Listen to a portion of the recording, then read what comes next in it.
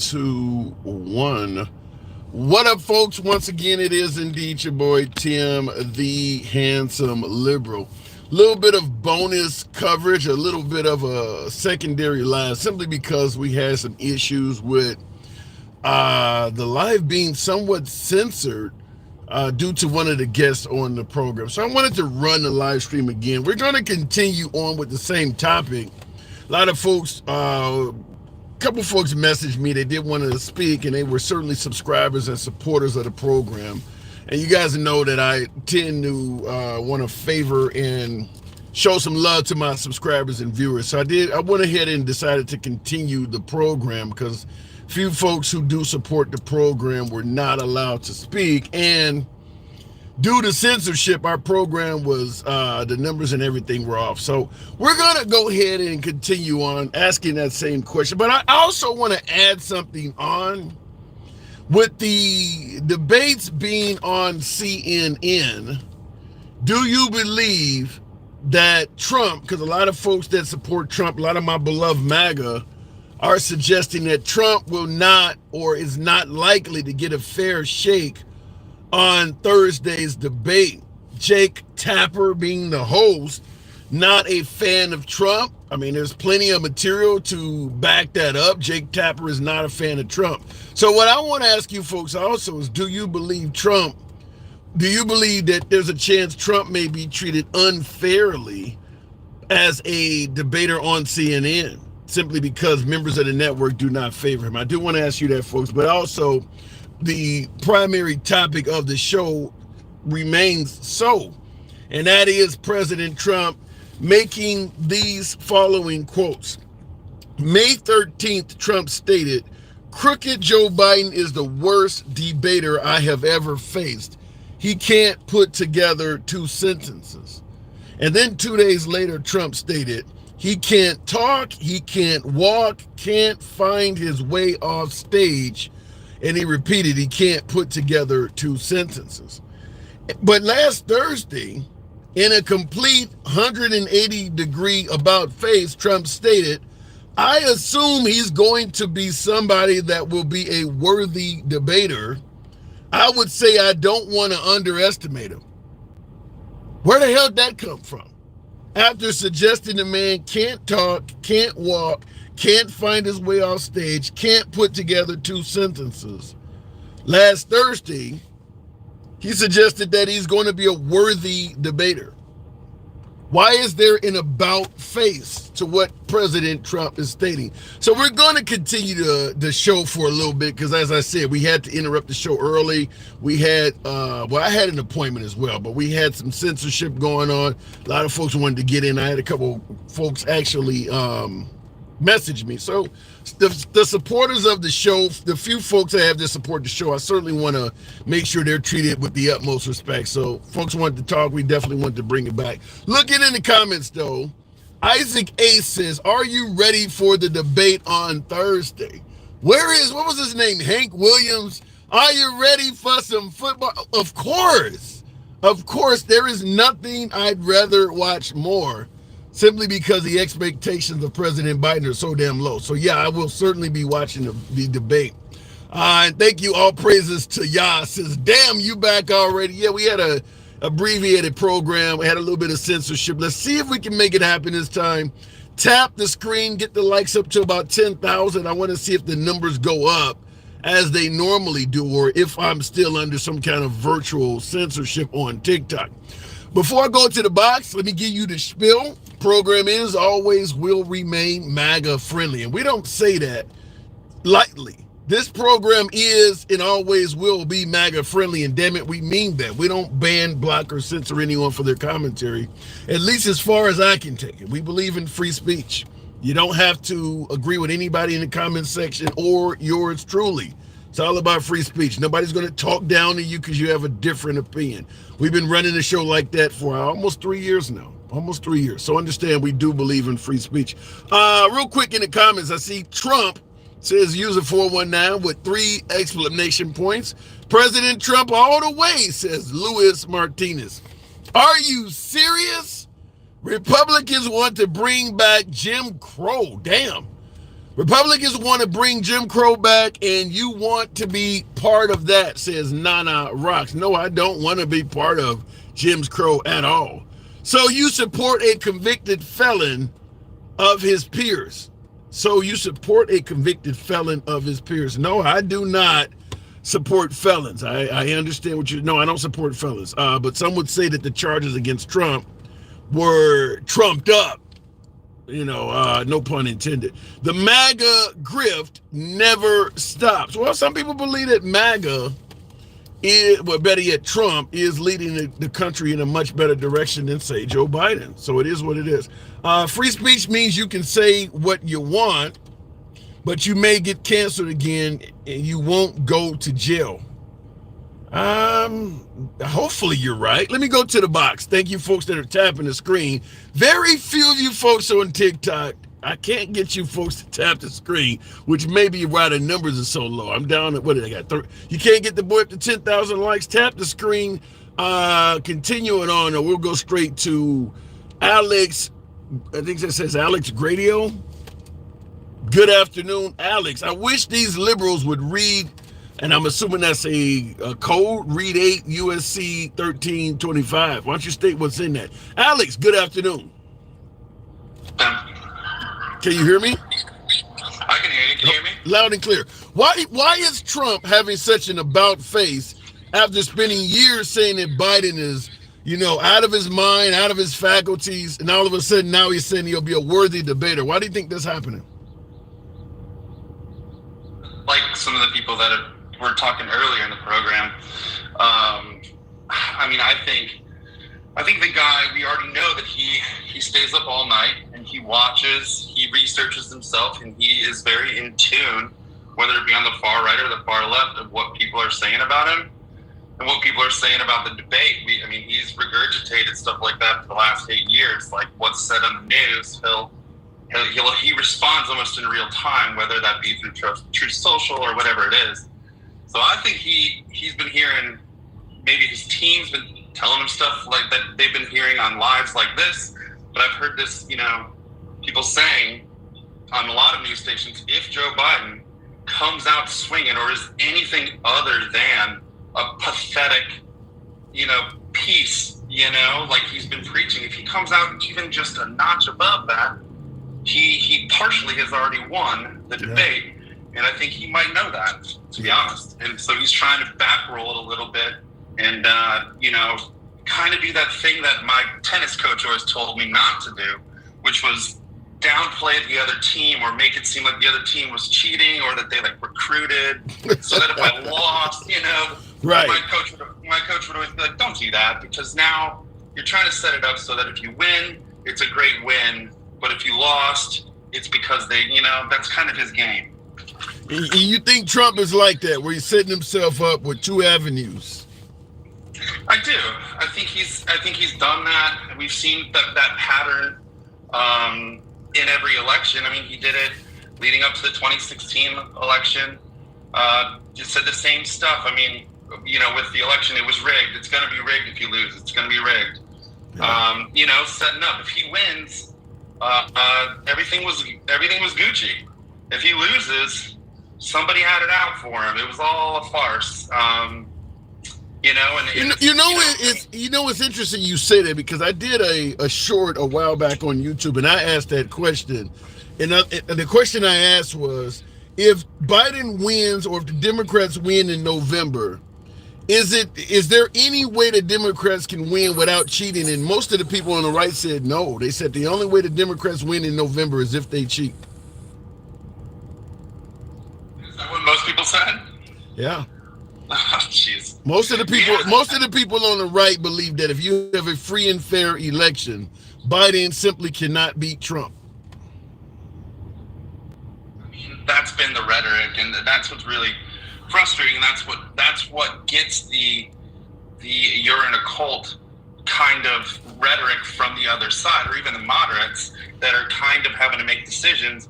It's that kind of lack of critical thinking or logic, that the voting machines are all good for all the primaries and every other form of office, but somehow, and just with Trump, and if it's negative against Trump, even though we have ample proof that the popular vote was on Hillary's side the first go around, and the popular vote was in Biden's side this time, we have that evidence. But if you say it loud enough and you believe in him loud enough, and it's been for a decade almost now, like, they're just not going to believe it. So you do see Trump followers, you're talking about MAGA, you do see them as like cult-like. You just, like, I feel like they almost have amnesia at times too. Like, he talks so much and he puts so much out there. Like you said, I listen to you all the time. Thank you. And you say of course, the reason that, when people are like, all you do is talk about Trump, you're like, well, the guy's you're always talking about him because he's always putting so much out in the atmosphere. Yeah. I mean, I just watched a video where, and was listening to you earlier about how, you quoted that line that he said about Hillary, which was almost verbatim what he's been doing, leading up. And I feel like, he's put out so much stuff out there that, like, people just don't remember that, or they didn't see that. And even earlier today, I watched an actual clip of, the Biden debate, where he was just talking over him the whole time, and they couldn't get him to stop talking over Biden, to the point where he basically just bullied the time out of the debate. And that was, like, I feel like that was a strategy. Yeah, it probably was. And by the way, this time Trump is not prepping for the debate, but last time he had the likes of Kellyanne Conway and Giuliani and Chris Christie. And Chris Christie stated that the moment Trump started, talking over people, he was like, man, he didn't get that from us because they were trying to tell him not to do that. So he improv'd and went off script and started doing that. This time he's not even prepping. And I guess we'll see. I'm like you, that I feel like this is Super Bowl worthy TV, and I don't know how that plays for him, but I think that there's a percentage that I think could be correct in him canceling last minute. But I think he shows, but I don't think what anybody's put out there, and I know that this is all hypothetical and who knows, but, like, I could see him showing up, kind of giving it a little bit of a try, but then kind of huffing and puffing and being like, this isn't fair, and leaving early. Okay, I do have to part ways with you, but you mentioned this isn't fair. Do you think there's a chance that CNN will not treat him fairly, considering Jake Tapper has said a lot of things negative about Trump? Or do you believe that there's a chance that maybe Trump would even blame CNN for not being fair? Yeah, I think he's going to do that. He's already been saying that. Yeah. I think Jake Tapper. I mean, I watched him all throughout COVID, and I know that CNN is biased and stuff like that, and it's just like Fox. But even though I'm left leaning, I feel like CNN gives more of a rounded out view of certain things than I think Fox does. So I don't know you're ever going to get you have to get somebody that's in tune with politics and knows and does this for a living and knows how to talk and moderate. And I don't know you're going to find anybody perfect for the job that doesn't have a political opinion. Fair enough. I kind of agree with that. Alex, I appreciate you coming on. Thank you for tuning in. Come on back anytime, man. The rest of the show. Thank you. And by the way, in regards to the CNN, will CNN treat Trump fairly, as my last caller said? I don't believe that Trump is going to view them as treating them fairly no matter what they do. I just don't. I mean, and by the way, we did have a debate. I believe Hillary Clinton? I don't remember. Trump was debating. I think Megyn Kelly hosted the debate. Was that a right wing? Was it a primary? I can't remember the one that the debate that Megyn Kelly hosted, but that's Fox News is clearly not a liberal network, and Trump didn't think that one was fair either. So it would surprise me. It would really, really surprise me if after the debate Trump had no complaints about CNN. That would really, really surprise me if that ended up happening. I personally don't believe that will take. I mean, they're going to do something he doesn't like. It would really surprise me, though. Nevertheless, folks, tap the screen, get the likes up to about 20,000. few more of you folks have come in here. Tap the screen, get the likes up to about 20,000. Thank you for those who are smashing that like button on YouTube. Archie lets you know, says 100%, the way America has been acting, we deserve another 4 more years of Joe Biden. Wow. I'd love to have you elaborate on that. How has America been acting to suggest that by our actions, we deserve another 4 years of Biden? I'd be curious to know where you're going with that one. Wow. I wonder if Biden would agree to a Tucker debate. Ha ha, never in a million years. Rate of gas, I'm gonna agree with you. I don't believe that Biden would agree to a Tucker debate. I just don't. But at the end of the day, but I'm going to point out that even Fox News stated in court that Tucker Carlson wasn't telling the truth and he was for entertainment purposes. There are other I want to say commentators or other contributors is what I'm looking for. Fox News contributors, Fox News hosts. I would say someone like Harris Faulkner. She's an African-American woman. She hosts Outnumbered. I think Biden would attend a debate. Damn, do I have dementia? Would attend a debate hosted by Harris Faulkner. Dana, the one who used to work for George W. Bush. Dana, about to say Dana White. I can't think of their names now all of a sudden. But I believe she's another that Biden would host a debate. I mean, there's plenty of Fox News personalities. Neil Cavuto, I think he would be okay with that. There are some Fox News personalities that are closer to the center. They all lean right, but some of them are way to the right, where they're just like bomb throwers. Just like the Rachel Maddows of the left, Fox News has the Sean Hannitys and Tucker Carlson's or the Judge Jeanine Pirro's, where everything they say is just very critical of the left. But there are people, Dana Perino's who I'm looking at. Yeah, the names are slipping the tongue today. But yeah, I think that Biden would attend some rallies. It's just Tucker Carlson is like a bomb thrower. Going back to the box. So it's ridiculous when Republicans talk about the border. No, and it won't be ridiculous when they talk about it on Thursday night. Biden has to answer for that. Now, an easy answer for Biden is going to be to bring up the fact that you have a Republican congressman, I think he was from Oklahoma, that stated he received a phone call and was told if you work with Biden on the border bill, your career's over with. I mean, there's no denying that there were members of the Republican Party willing to work with Biden on the border. And the primary reason that bill got squashed is Trump. We can talk about money to the Ukraine was in it, or the money for Israel, or any other pork people want to suggest to say it was a bad bill. But fact is, it was Trump. You got folks on the right admitting Trump shot that bill down. So that is an answer or a rebuttal for Biden, is that you can say what you want about the border, but he did have something shot down that he was part of with the right. That is going to come up. Looking in the comments, though, the border bill was 80% war funding and 20% for more asylum processing. The right agreed to the bill. I'm just going to put it that way. The right agreed to the damn bill.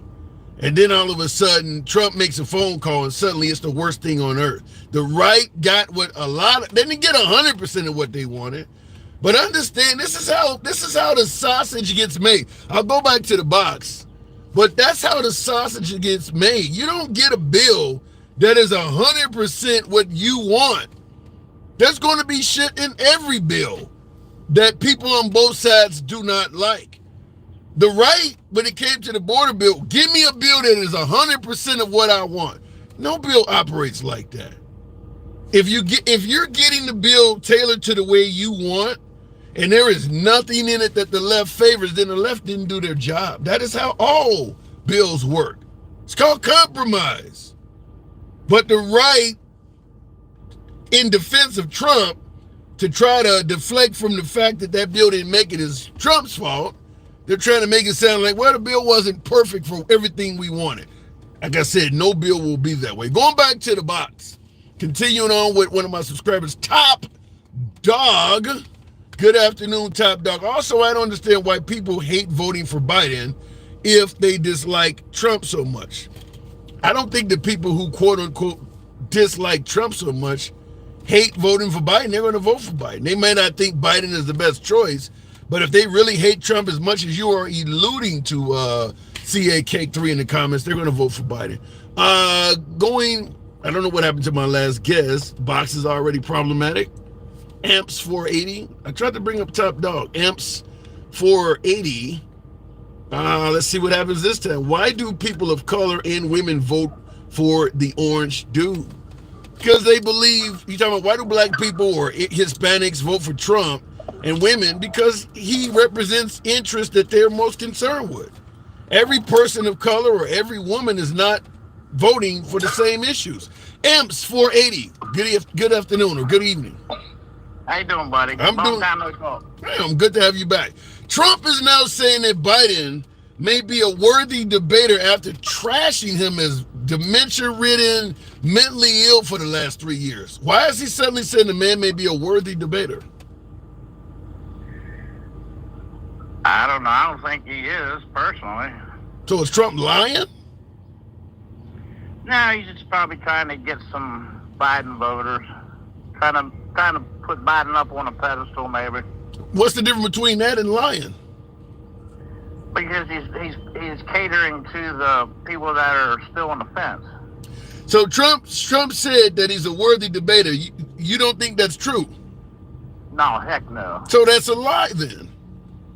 Well, not all the non-truths are a lie. Not all. Give me an example of something that is a non-truth, but is not a lie. You ever heard of white lies, right? I'm black. I don't believe in interracial lies. Explain what. Got nothing to do with race, man. White lie. White lie means you tell someone for their own good, not the truth. And that's not a lie. It's not a lie. That's what you teach your children. We teach them white lies. Has nothing to do with race. Okay. Adding the word white before lies doesn't change the fact that it is still a lie. It's just a Caucasian one.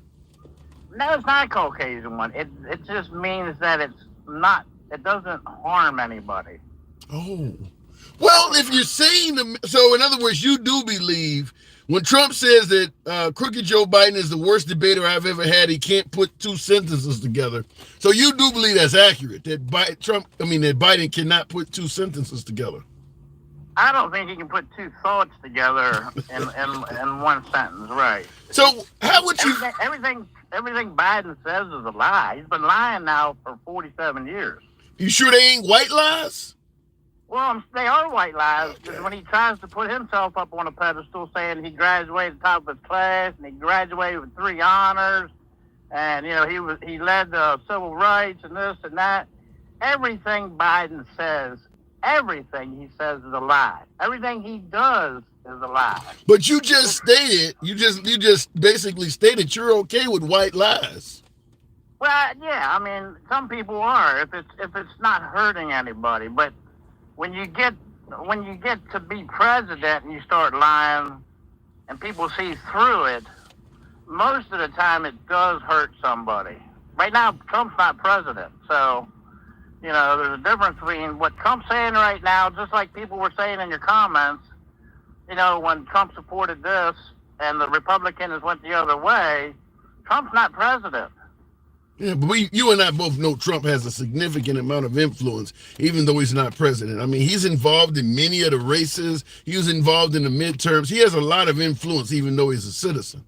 Well, he has a little bit. I don't think a little bit. Influence. You really think that? You really think out of every? Give me a Republican in this country right now, in your opinion, that has more influence in the Republican Party than Trump. That Matt guy, what's his name? Matt Gaetz? Yeah. You think Matt Gaetz has more influence in America in the Republican Party than Trump? And Jordan's got a lot. You gotta be kidding, right? No, I think they got a lot more influence than what you give them credit for. You think Matt Gaetz, Let's say, for instance, you had two candidates running for office in a heavily Republican area, Southern Alabama, rural Mississippi. Matt Gaetz was endorsing one of the candidates, and Trump was on the other side. You're telling me Matt Gaetz' candidate is likely to win? Depends on what city and state you're in. Just like a lot of people don't realize that, when you go to a red state, and people are like, I've heard this argument a million times. Oh, the red states get all the money from the government, and the red states have the lowest IQ, and the red states this and that. But they don't tell you that it's the blue cities that are the problems in these red states, and these blue cities are the ones that have the high crime rates and all that kind of stuff. Of course they have. Amps, of course the high crime is in blue cities. That's where the people are. You're not going to have as much crime in a town that has 10,000 compared to a town that has 2 million. All of the big cities, they're liberal. Right. There are no real big cities that are Republican run.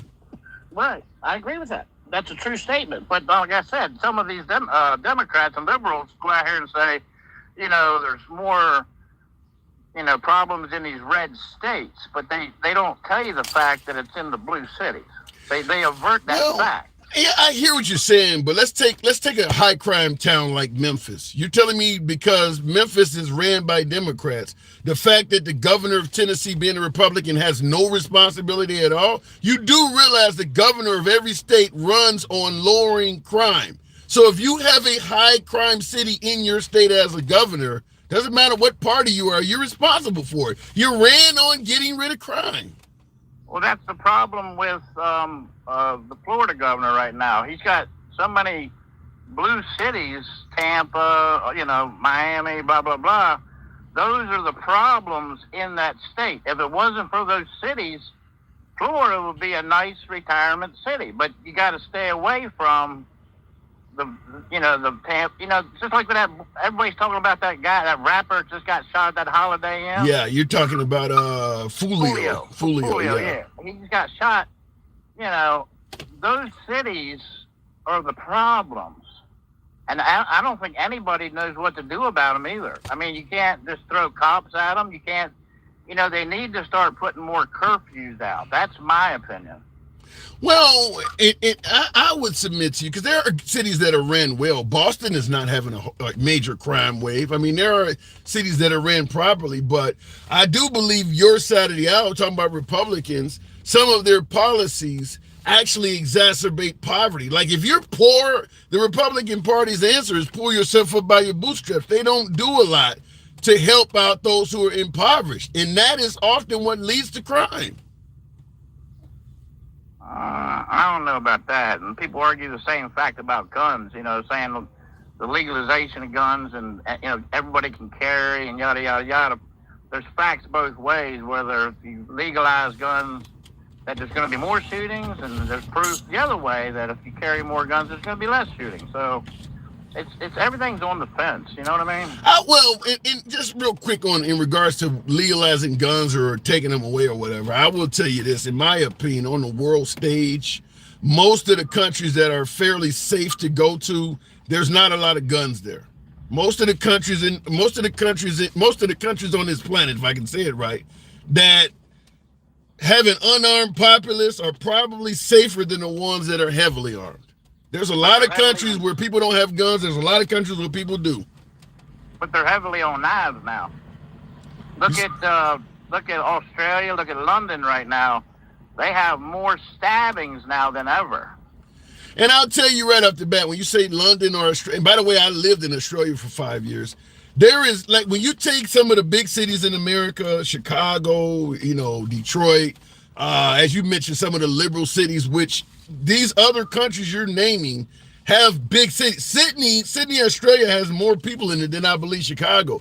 There was nowhere in Sydney that I felt concerned walking around. You talk about knives, it is nowhere near as violent as any of America's big cities. And I would say the same applies to most in Western Europe. There are people who get stabbed and they use other weapons, but compared to violent cities in America, those towns are way more safer.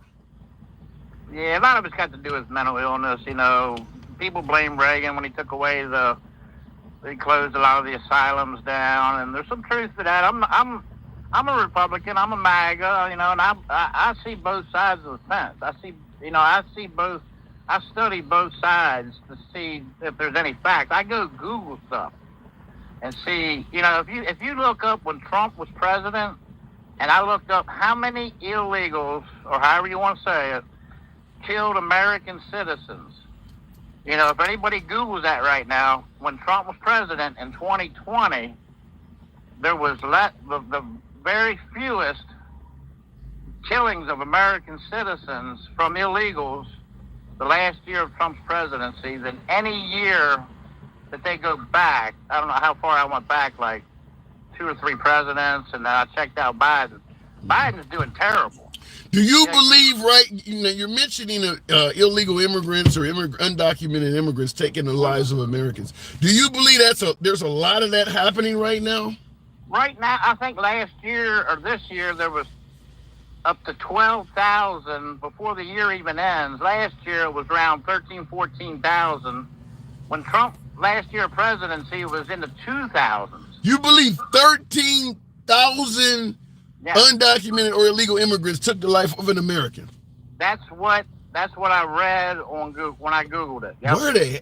Well, when you go to Google and you get your information, Google is pulling it up from another site. I'd love to see what site is telling you. That's insane. Yeah. That's not true. Either, but Biden I just wanted to know, because there's so many reports out there right now of illegals killing Americans. I'm like, well, how many?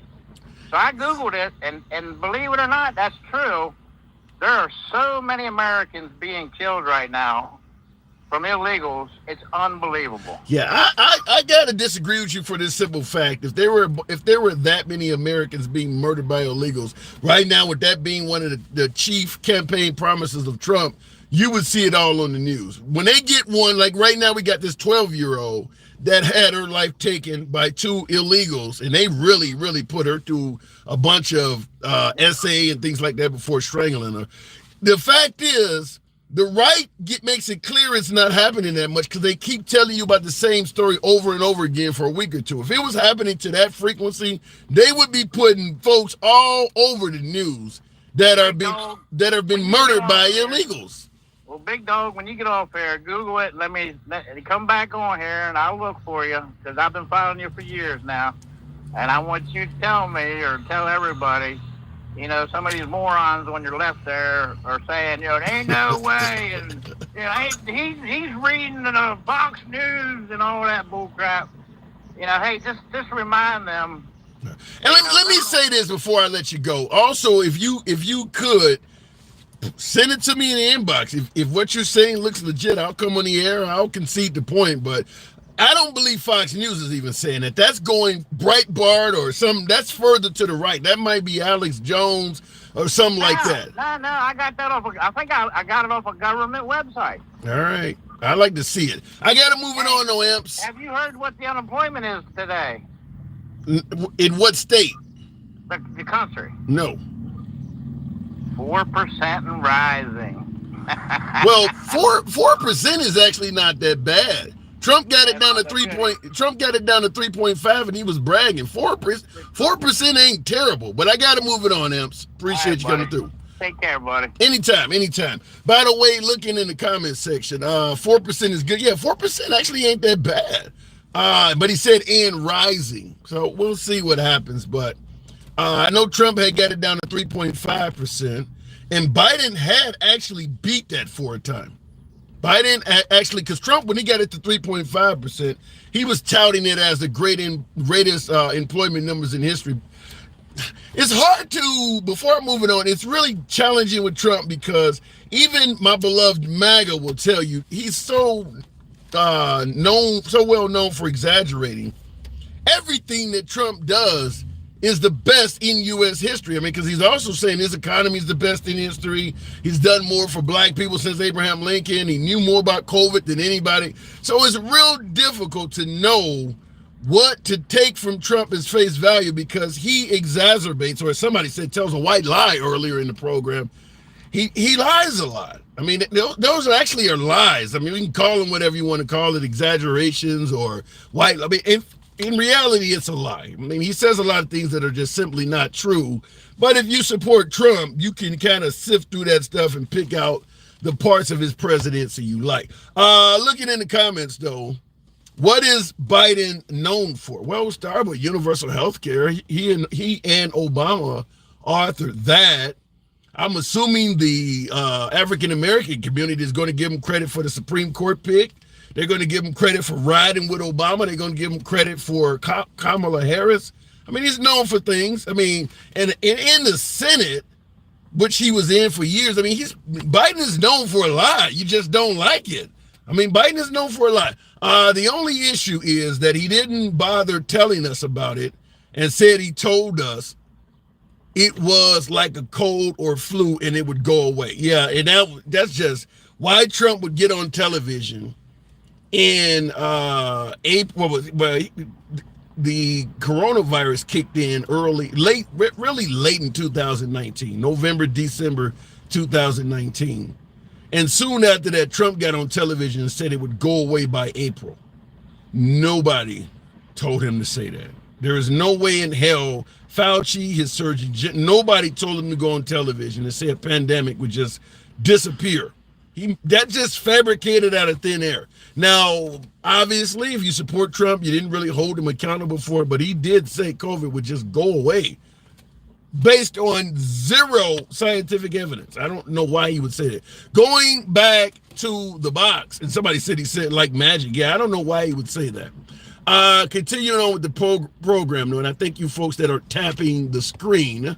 Get the likes on up to about 35,000. It is helping the numbers out. Appreciate that support. Same on YouTube. Feel free to smash that like button. Tommy Drake, good afternoon. Welcome to the program, Drake. Mr. Charlie, how did I do? Tommy Drake, good afternoon. Hey, man, good to see you. How are you? I'm doing good. Good to have you back on. Why do you think Trump is suddenly making it sound like Biden, as he put it, will be a worthy debater? Why is he changing his tune after saying the man is a bumbling buffoon for the last 3 years? I don't get that at all because, if you watch any of the things on the news or anywhere, Biden's not capable of making a speech. Maybe he just wants to have a good debate for the American people, maybe. I heard a thing on the radio this morning. They're saying that Biden is going to be pumped on drugs. They're going to get him pumped on drugs. That just shows what you can't believe what you hear on the radio. Do you think that's possible at all, that Biden may be on drugs? I'm talking about something to make him sound more, pumped up, ready to go. That would be drugs, right? I mean, he's not going to be pumped up for music. Something like that. I think it's crazy myself. I heard that on the radio going to work this morning. So what about yourself? Do you believe Biden has advanced dementia like Trump says? Nah, I like Biden. I was an Obama supporter. I was blue for years. And I just changed to Republican right before Trump. And I didn't agree with the whole Black Lives Matter thing. And it's not about that. I think it was portrayed more as a stunt. I have black friends. It wasn't about that. It's just the way they portrayed it. You never see the red side burn down buildings and stuff. And that was all, not just Biden, it was the whole left behind every bit of that, in my opinion. Well, in regards to Black Lives Matter, and you suggesting that you believe it was a stunt, what do you think that they were stating their mission was? Well, they were defund police. What would this country be without police? Don't you agree? I don't think the mission of Black Lives Matter was to defund the police. There were, as you mentioned, there were riots and cities getting burned. There were peaceful protests. I don't believe when you seen the town, most of them were not protesting on behalf of defunding the police. I agree. But there was a lot of that, though. I just thought there was other ways, and like when George Floyd passed away, that was wrong. But there was other ways to protest and set the streets on fire and all that kind of stuff. Give me some examples. Give me some examples of a protest, because you would admit setting streets on fire did get people to notice who the hell they were. Give me some examples of ways to protest. I agree with what you're saying. I'm just saying there are other ways to peaceful protest. Give me some examples. Give me some examples of how they should. I mean, if they want to protest, go protest. If you want to protest, you don't have to destroy people and property. You know what I mean? That's all I'm saying. I get that point, but give me some examples of ways they could have protested, in your opinion, that would have been more of the right way. You know, if they wanted to defund the police, go to the police station, have a peaceful protest. You know, not. I mean, I'm from small town USA. I joined this because you were talking about guns. I've never seen her live before till now, but you talking about guns. But I have a good friend, we're a small town cop. You know, he said if anybody's going to happen, if anybody's had anything to say about the police, you know, unfriend me now. Because we're a small town. I'm not from a big city like Chicago. I've been to Chicago places. But I mean, if you want to protest the police, just peacefully go protest the police department. Reach out to them. I never seen no reason to riot. You don't hold on. You don't think that they've been doing that? If the police are telling you we don't have a problem with racism, there's nothing going on, and you go and protest, they're just going to keep telling you you're here for no reason. You think the police are going to listen and do? I mean, they've been protesting and saying the police are mistreating them for generations, and it's not going away. What do they keep doing? The same thing over and over again? And I understand. Well, I understand your point. I really do. But I mean, there has to be a better way than all the violence that took place. Then give me an example of it. Well, I mean, I don't want to get overrated or overwhelmed up, but they just shouldn't have. All the stuff in the streets that happened when all that went down, and ever since then, and I could be wrong. I've been wrong before. Since then, all this stuff has escalated, got worse with the all the protests, and every time somebody does anything, they protest, and it's got worse everywhere you go. About everything. But tell me, notice the dialogue we're having here. You're talking about things that they did, Black Lives Matter did, setting towns on fire, and things you think that was wrong. But you're having a real difficult time coming up with what they should have did. You're constantly going back to what they did was wrong. But when I ask you, well, what should they have done? You're having a difficult time with that. Yeah, I get you. I get what you're saying. Yeah. Let me say this also. What did burning down towns accomplish? It got people arrested and got people prosecuted. For 4 days, they were on television showing you what happened to George Floyd, for instance. There was no. I got that. Okay, well, but here's the part I want you to get. Nothing was being done in regards to the death of George Floyd for 4 days, even though the guy was dying on television over and over again. The moment that Minnesota, or better yet, Minneapolis and the St. Paul area started having fires, suddenly somebody got charged with murder. That's what I'm talking about. I get that. Yeah. Protesting peacefully, Derek Chauvin would still be a Minneapolis police officer. Yeah. But he was in there trying to buy, illegal stuff with fake money. I mean, I don't agree. That ain't got nothing to do with that ain't got nothing to do with being on the neck of a handcuffed man for 9 minutes. I'm not saying Derek. Yeah, I agree with that. Yeah, I'm not. You're right. Yeah, I'm not saying that George Floyd was an angel by any means. I don't think he deserves statues and shit. But at the end of the day, his criminal record does not give you any reason to deflect from the fact the guy was handcuffed. And he remained on his neck for 9 minutes after that. There's just nothing explains that away. I don't care if he was a serial killer. You're right on all that 100%. I agree with you. Yeah. So I don't even know why they bring his record up in regards to what happened to him. It has what that guy did to that guy. Even his own fellow officers testified. That's not in our protocol anywhere, to just sit on somebody. The difference is, though, say that would have been a white man that done that. Would it have been on the news? That's an interesting. A white man that done the same identical thing, and they held a knee on his neck for 9 minutes. Would it have been on the news? You know, that's an interesting question. My response is this: it ain't like black people control the media. It ain't like white people don't have phones and the ability to protest. I see folks protesting statues being taken down all the time. If it was not covered, if it happened to a white man, I would suggest you talk to a white man as opposed to it out. Why? White people protest. So why ignore one of your own being taken out like that? That's a good point. I agree with that. Yeah. So, I mean, you can't blame the media because we don't own the media. It ain't a lot of black media outlets out there. So if white people ain't covering it, Fox News leans right. Yeah, they're right. Yeah. But, hey, man, I appreciate talking to you. You make some good points. I followed you. Hey, I appreciate you having me on. Thank you. Anytime. Appreciate it. All right, moving the program on. And TikTok, I don't know what's going on with the amount of censorship that comes from TikTok. It's gotten insane. YouTube is pretty free on that. In the comments, though, I did want to tackle one statement. Is it Jelliot? I don't want to get the name wrong, but Jelliot says you are objectively wrong. Look, I don't have any issue with criticism. I don't get it right all the time. That's why I enjoy talking to the folks. State your point, though. Because typing you're objectively wrong when you actually have the ability to type at least a paragraph. I'll tackle what you have to say. And if I am, I'll concede the point. By the way, tap the screen. This is free speech. It's how we do it all day, every day. Get the likes on up to about 40,000 on TikTok. Same on YouTube. Smash that like button. It probably would not have happened, period, says AC. Yeah, and some would say that he's saying that if George Floyd was white, it probably wouldn't have happened at all. I don't know, but I will say this, because Trump said the same thing, when more whites get murdered by cops and things like that. In my opinion, it doesn't make any sense if white people are being treated worse by police than blacks, that they're remaining silent about it.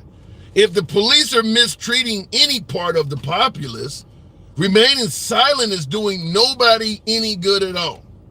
The fact that a lot of whites, I'm not saying all white people, but the fact that a lot of whites are more angry with Black Lives Matter for their belief of misappropriating the police than the police are actually committing the crimes doesn't make a lot of sense to me. Going to a Black Lives Matter rally and saying, well, white lives matter or all lives matter and the police actually treat us worse than you, why are you here? You should be down at the precinct with them. Why are you here bitching at these people? You're saying the police treat you worse than what they're complaining about. You're voicing your complaints to the wrong group. That makes no sense to me. Because I just like what I told my last caller, most of the media is not controlled by minorities. I've never met a white person that did not have a smartphone. They couldn't record their own issues just like you see the black community recording. Why would they remain silent on that? You're being mistreated. I hear folks speak out on statues coming down, gun bans. I mean, it's not like whites don't know how to protest just like blacks. Why would you ignore that? If they're treating you wrong, show up. Hell, Black Lives Matter will probably stand beside you. But actually remaining silent and instead deciding to criticize Black Lives Matter doesn't really forward anything. That makes no sense to me. Going back to the box, continuing on with Top Dog. We tried Top Dog last time. I don't know what's going on. We'll try it this time. Top Dog, good afternoon. What's going on, Handsome? Not much at all. Trump is starting to suggest that Biden may actually be a worthy adversary. Why do you think he's changing his mind so much? Well, the standards were they think the standards so low for Joe, so he's trying to, if Joe go there and shine and do what he's supposed to, Trump will say, well, I knew he was good, I knew he was decent. He's just trying to cover up for what he's been saying. So in other words, Trump would be admitting that he's been lying about Biden's cognitive state the whole time? Well, admit it, but it'll show what he's talking is a bunch of bull. He's not going to admit that, no matter if Biden go in there and speak the best we ever heard in the world. Trump's never going to admit that, but that's what's going on right here. Yeah. Well, let's take the flip side. Let's say Biden goes on stage and he does sound like a bumbling buffoon. Do you think Biden should step down? I mean, honestly, I feel like it's too late. I can't see nobody that can come in there right now in four months and I can see him winning the election. I don't see it. You think Michelle Obama couldn't do that? Nah, not even Michelle Obama. Really? They think Obama's running things. They think Obama's is running things right now anyway. So I don't see that. Not right now. I gotta disagree with you. I think most folks that will vote for Biden in November would definitely rather vote for Michelle. I think probably I would say something as high as 85 to 90% of Biden supporters would rather be voting for Michelle than Biden. That's my opinion, because I believe that most Biden supporters are really never Trumpers. I don't think there's a lot of love for Biden. Well, I mean, yeah, of course, the diehard Democrats are going to go, for Michelle. But I'm thinking about more like the independents, people that's on the wall. You know what I mean? Yeah. That feel like the Obamas already had their time. That some people feel like they still pulling the strings right now, which is not true. But that's how some feel. So, yeah, I mean, of course, the Democrats, diehard Democrats, are going to get out and go for Michelle. But when it come down to the election and starting over with a new candidate and going through the whole process, I see it as a losing failure. Okay. So where are you leaning towards in this election? I mean, I'm definitely rolling with Biden. If you personally had the choice between making Biden our president in November or Michelle Obama, what would you vote in? Well, I would have to go after the strategy. I just don't see no new candidate. I'm talking about you. If you were able to appoint one of them and they were guaranteed to win, which one would you go with? I mean, I definitely go with Michelle. All right. And I think that's what most liberals are just like you.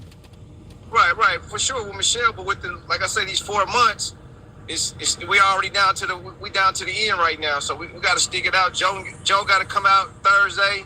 And he got to go. He got to set the bar real high. Yeah. I mean, even with the likes of Governor Gretchen Whitmer from Michigan or Gavin Newsom from California, I'll tell you, I disagree with you on it's only 4 months. You can do a lot in 4 months. I mean, Biden hasn't been really holding a lot of rallies or anything. He hasn't. There's not a lot of advertising in a lot of states. You could really flood the market and make sure your name is out there in 4 months. I mean, Obama could do rallies. I really disagree with you because Biden hasn't done a lot. People know he's president, but he ain't been out there like Trump. Okay, well, we know Michelle's not going to run, so who you think that can come and replace him? That you have to give us a good chance of winning. I just mentioned we know Michelle's not going to run.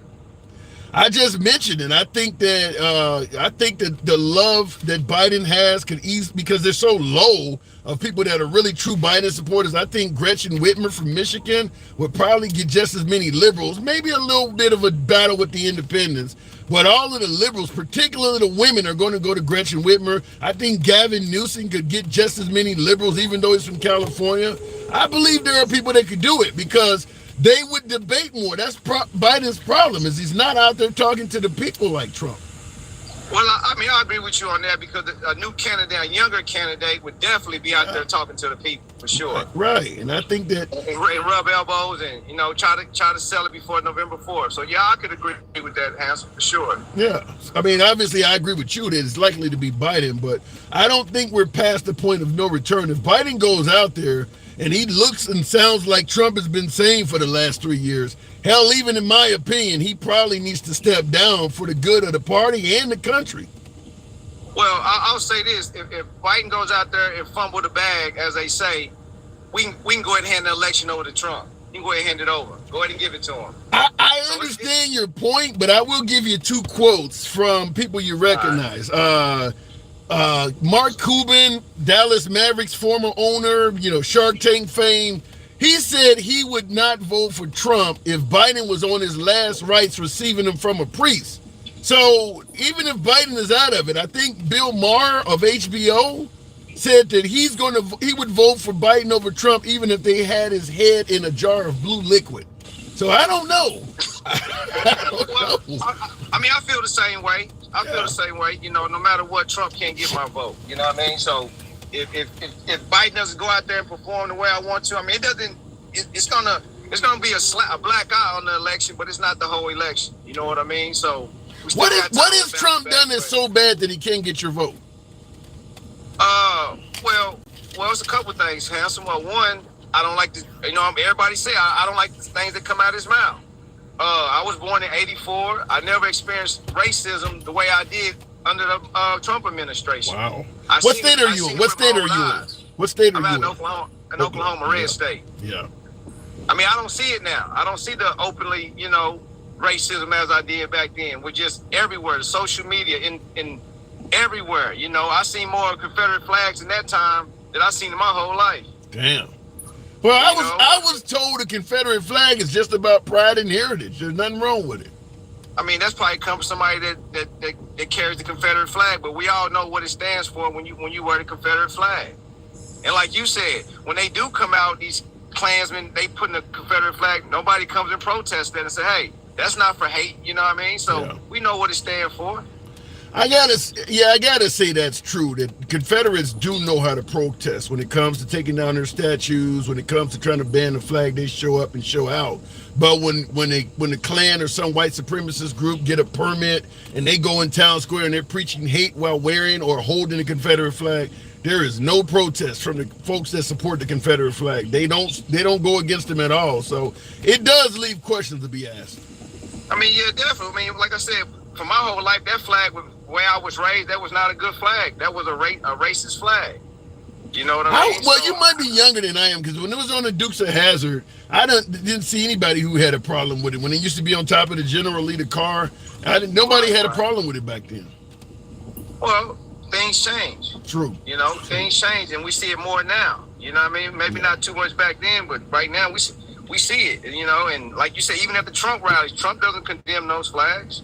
No, he don't. He doesn't say, "Hey, I don't like them here." You know what I mean? That's a little bit of racism. So, you know, that's one of my reasons why I just can't vote for Trump. He's not morally, you know, to me, a good person. Wow. You know, he's the leader of the country. You know, and I feel he should. You know, I'm a military guy, so he sets the tone, and he doesn't set the tone. You know what I mean? He was more, to me, my opinion, he was more divisive than uniting the country. You know? Yeah, you're talking about military. I think General Milley said the same thing. I got to move it on, but he did, you know, General Milley said the same thing, that Trump was just trying to divide everybody. I think General Petraeus had some similar words to say, but appreciate you coming on, Top Dog. Doors always open to you. I appreciate it, Tim. Thank you. Anytime. Wow. There you go. There are folks who do believe that Trump is not the best leader for this country. There was one we just talked to. I don't know. Some people blame Jews. Is that who you are referring to, says Jelliot. I don't think we've mentioned anything about the Jewish people, so I don't know where you're getting that from. So no call-in number, just some feature on TikTok, but I've never used it. So Luna, what does that say? Luna, don't know how it works. We're trying, for my YouTube audience, I'm trying to come up with ways for it, because I get a lot of MAGA I enjoy talking to on YouTube. Certainly trying to find some kind of way for YouTubers to be able to call in as well, because I do got a really passionate audience on YouTube as well. But at the end of the day, I mean, I hate to say it this way, but I get a lot of viewers, you know, a lot of folks who enjoy the content, but well over 99% of my viewers do not support the program. So the only way I can do this is go out and buy another device and all of that. And look, I'm a working man just like everybody else, but I would enjoy being able to let everybody call in, but I don't get a lot of support on the program to make it happen. And you know, it is what it is. I don't know how, because I'm on a mobile phone, latest and greatest smartphone for the TikTok version, and we're on a tablet for the YouTube version. I don't know how to make it so the YouTube viewers can call in, other than going out and buying another device or something. Anyway, looking in the comments, I'm educated on why Trump is a far better choice, and policy will speak for why, says Veritas Del. Well, I'll go back to the box. But in regards to you being educated on why Trump is a far better choice in policy being, I'll just be honest with you. When it comes to Trump and folks who are not in favor of Trump being elected, policy is not why they're making their decision. If a person tells you they don't favor Trump for the tweets, the insults, and you come back with policy, you guys are not even on the same page. Folks who support Trump are basically saying, let him insult and say whatever the hell he wants about anybody he wants. Focus on the policy. People who do not like Trump are focusing on those insults. So if you want Trump back in office, you're telling other voters to ignore what they're concerned with. I don't know how to make that work. I mean, what a president says is also important. And that's been a challenge of MAGA the entire time Trump has been in office, is the notion that you should pay attention to what he does and not what he says. Just let him talk and ignore it. Doesn't work that way. People pay attention to what you're saying. So going only to policy is not going to work. The liberals that have a problem with Trump, his detractors that have a problem with Trump, they're not bitching about $2 gas or good economy or good job numbers. They're bitching about what he was tweeting and what he was saying. And the answer from MAGA to people who do bitch about the tweets or what Trump is saying is, fuck your feelings. Well, you're not going to get those people. I mean, any voter you tell fuck you, then you're not going to get that voter. That voter's gone when you talk to him like that. So I want to point that out. Going back to the box, there are no liberals in America. Stop lying, says Rep. All right, then tell Trump that, because he certainly points him out like crazy. Going back to the box, we'll keep it going with Judo Guido. Good afternoon, Judo Guido. Who blamed Jewish people for all the German problems? We know what happened eventually. Who was blaming immigrants for all the American problems? Critical thinking.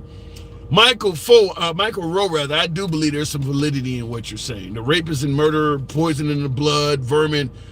He is doing similar things. Judo Guido, good evening. Welcome to the program. Hey, Tim, appreciate you having me back. Fourth time on in the box, so it's honored to have it. I guess I made a good impression the first 3 times around, and I get a 4th time. So, good to have you back. Thanks for the support of the program. What do you think? President Trump's now saying that Biden would be a worthy debater. He's been saying the guy is completely out of his mind, and now all of a sudden he's taking a 180-degree approach. Why do you think he's doing that? So he don't look like even more of a fool than he already is. I mean, when you drop the bar so low, and if the guy just stands up straight, then and looks at the camera with a straight eye, he already is above the level that Trump has chopped him down at, for the last 6 years. Yeah. Look at the rhetoric. He can't coherent statement. He, cognitive tests. Just kept chopping. And then finally, when he agreed to his debate, he was like, "Oh man, if this guy stands up straight and at least shakes my hand, I'm already in the hole I can't degrade the guy." Well, but Trump is suggesting that if Biden comes out there and he looks dignified, he's probably on drugs. Oh, of course. He's going to come up with one excuse after another. Let's put it there. I mean, he's the excuse in chief, right? I mean, it's just what he is. He'll try to BS his way through any scenario he possibly can, and then he probably sat on his golden toilet, staring at all those boxes that used to have classified documents, his reading material, and sat there and probably came up with a thought and said, "You know what? If this guy does this, I'm going to look like a fool. So I got to at least give this guy some credit. I got to start changing that tone a little bit. So when he walks in the stage, if he walks straight in a straight line, I'm shit out of luck off Jump Street." Wow. So what about yourself? Do you believe that Biden has dementia? No, not at all. Not at all. I mean, no, I don't see an issue with him at all. He's, he can still have a conversation. He can still talk. He can still put together sentences, to me, I think it's just a BS excuse to try it again to degrade him, to make it seem like that he's worse than what he is now. Yes. And there's no doubt that, I do believe Trump overstated. I want to answer this question real quick. This is a little bit off topic what we were discussing earlier. You can certainly chime in on this. Mark Connor on YouTube said, "I've been asking this question for an half hour now." By the way, I don't get a lot of super chats, but one way to guarantee your questions are discussed on YouTube, I don't care if it's 99 cents, any super chat, it makes your question turn a different color, and I'll absolutely answer every one of those. Mark Connor says, "I've been asking this question for over a half hour now and couldn't get an answer." Well, because I didn't see it, by the way.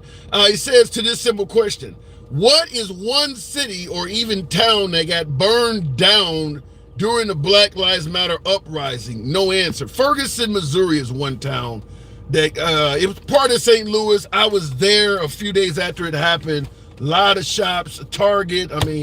But in terms of a town being burned down, Chicago fire of 1871's town, none of them. No town lost every damn structure. It's not Tokyo 1946 or 45. Wasn't that bad, but there were a lot of fires. So Judo Guido, though. So at the end of the day, You think you see Biden is coming out dignified? You think he may win the debate? Yeah, I think. I mean, look. I said this. You picked it up when you're before the last guy decided to vape his entire session out with you and get your live all censored up. By the way, if you all come in the box, don't be vaping. Yeah. On TikTok Live. Jesus, well, and that's mercy. DJ Julio is definitely a huge supporter of the program. I talk about 99% of my supporters not doing it. DJ Right. Julio is a big supporter, but yeah, I didn't know if you vape while you actually on the program, TikTok would do that. So I don't have any problem with DJ Julio, but yeah, I don't think he even knew they were going to catch him with that. That's insane, though. Their algorithms, their AI, they just pick up anything. You could be eating an orange, and it's ridiculous. That's why you turn your camera off. Wow. But anyway, to the question that you brought up, look, I said it earlier I was on your YouTube channel, trying to get that helping out a little bit, and I was like, look, the only thing, Trump's policies was less effective than a good case of herpes breakout in Washington, D.C. All right? Look, at the end of the day, this guy's he's done. All right? The polls are shifting. Independents are finally starting to express their voices. And the remaining parts of the Republican Party that don't want to deal with them are starting to come out and to say, you know what, I don't want to deal with them. All right? And this debate, win, lose, or draw, at the end of the day, it's not going to change nothing. And why it's not going to change something is because Trump is a 34-time convicted felon. He is held liable for SA-ing a woman, and he's ran his business into the ground to where now you interfered with an election, and now you just done, right? Done. I mean, the polls are starting to catch up. Even Fox is starting to change the polls. And that's why, I saw that. why, I did see that. Fox News. Yeah, I was surprised. Yeah, no, I'm not surprised because at some point in time, a little bit of truth is going to come out. That's why he's bashing Fox right now on the little bit of truth social as that stock starts to decline. So you start that smoldering dumpster fire is starting to spread, and people are starting to see it as it gets louder, it gets bigger and bigger. I think honestly, this debate is going to end up the way it should have ended up to begin with. He's going to be embarrassed. He didn't want to take on a woman. Oh, Lord, let's not take on a woman. I ain't going to want to do all that. I ain't got the balls for that. But I'm going to take on a guy that I've been chopping down in the kneecaps for the last 6 years. And then it was like, oh, wait a minute. Maybe this guy is not a bad debater. Maybe he's all right. Now, when you say he didn't want to take on a woman, you're referring to Nikki Haley. Oh, yeah, absolutely. Yeah. I was a staunch Nikki Haley supporter. She would have just mowed him down like there was no tomorrow. She knows where all the skeletons are hidden, and he didn't want to take that on. So, yeah, I think Biden will walk out of here. It may not be clean, but I don't think Trump is get past the seven statements that he'll say. I'm the greatest. I win. The election was stolen. All those little statements. Get them out of the way. There's going to be nothing left. He won't be able to have a social policy. He won't have an economic policy. He won't have, God help him if he even says international, because he's not even allowed to enter. He didn't do any debate prep, but I really hope Trump does not come out there tonight talking about the 2020 election. That would be a clear. Will. Yeah, that would he be. Will. That's a loser. I'll call it right now on your show. I will come back Friday. I guarantee you. Look for Judo Guido, and I'm going to sit there and say, "What did I say?" I gotta write it down. So you think Trump is going to bring up the 2020 election on Thursday? Absolutely guaranteed. Wow. Guaranteed. I don't got a crystal ball. I don't have any psychic cards, nothing. But he can't help himself because that's just who he is. I think that's a loser. Every rally has been, we won the election. The election was stolen. Every rally, that statement's come out. You don't think he's not going to get a chance to come in and say, Joe, you stole the election from me? In my opinion, I've covered it on this show dozens of times. In my opinion, that's a loser. I got to move it on, no Judo. I'm writing that down. I'm writing that down. Tim. All right. I'm going to see you on Friday, my man. Take care, guys. Sounds good.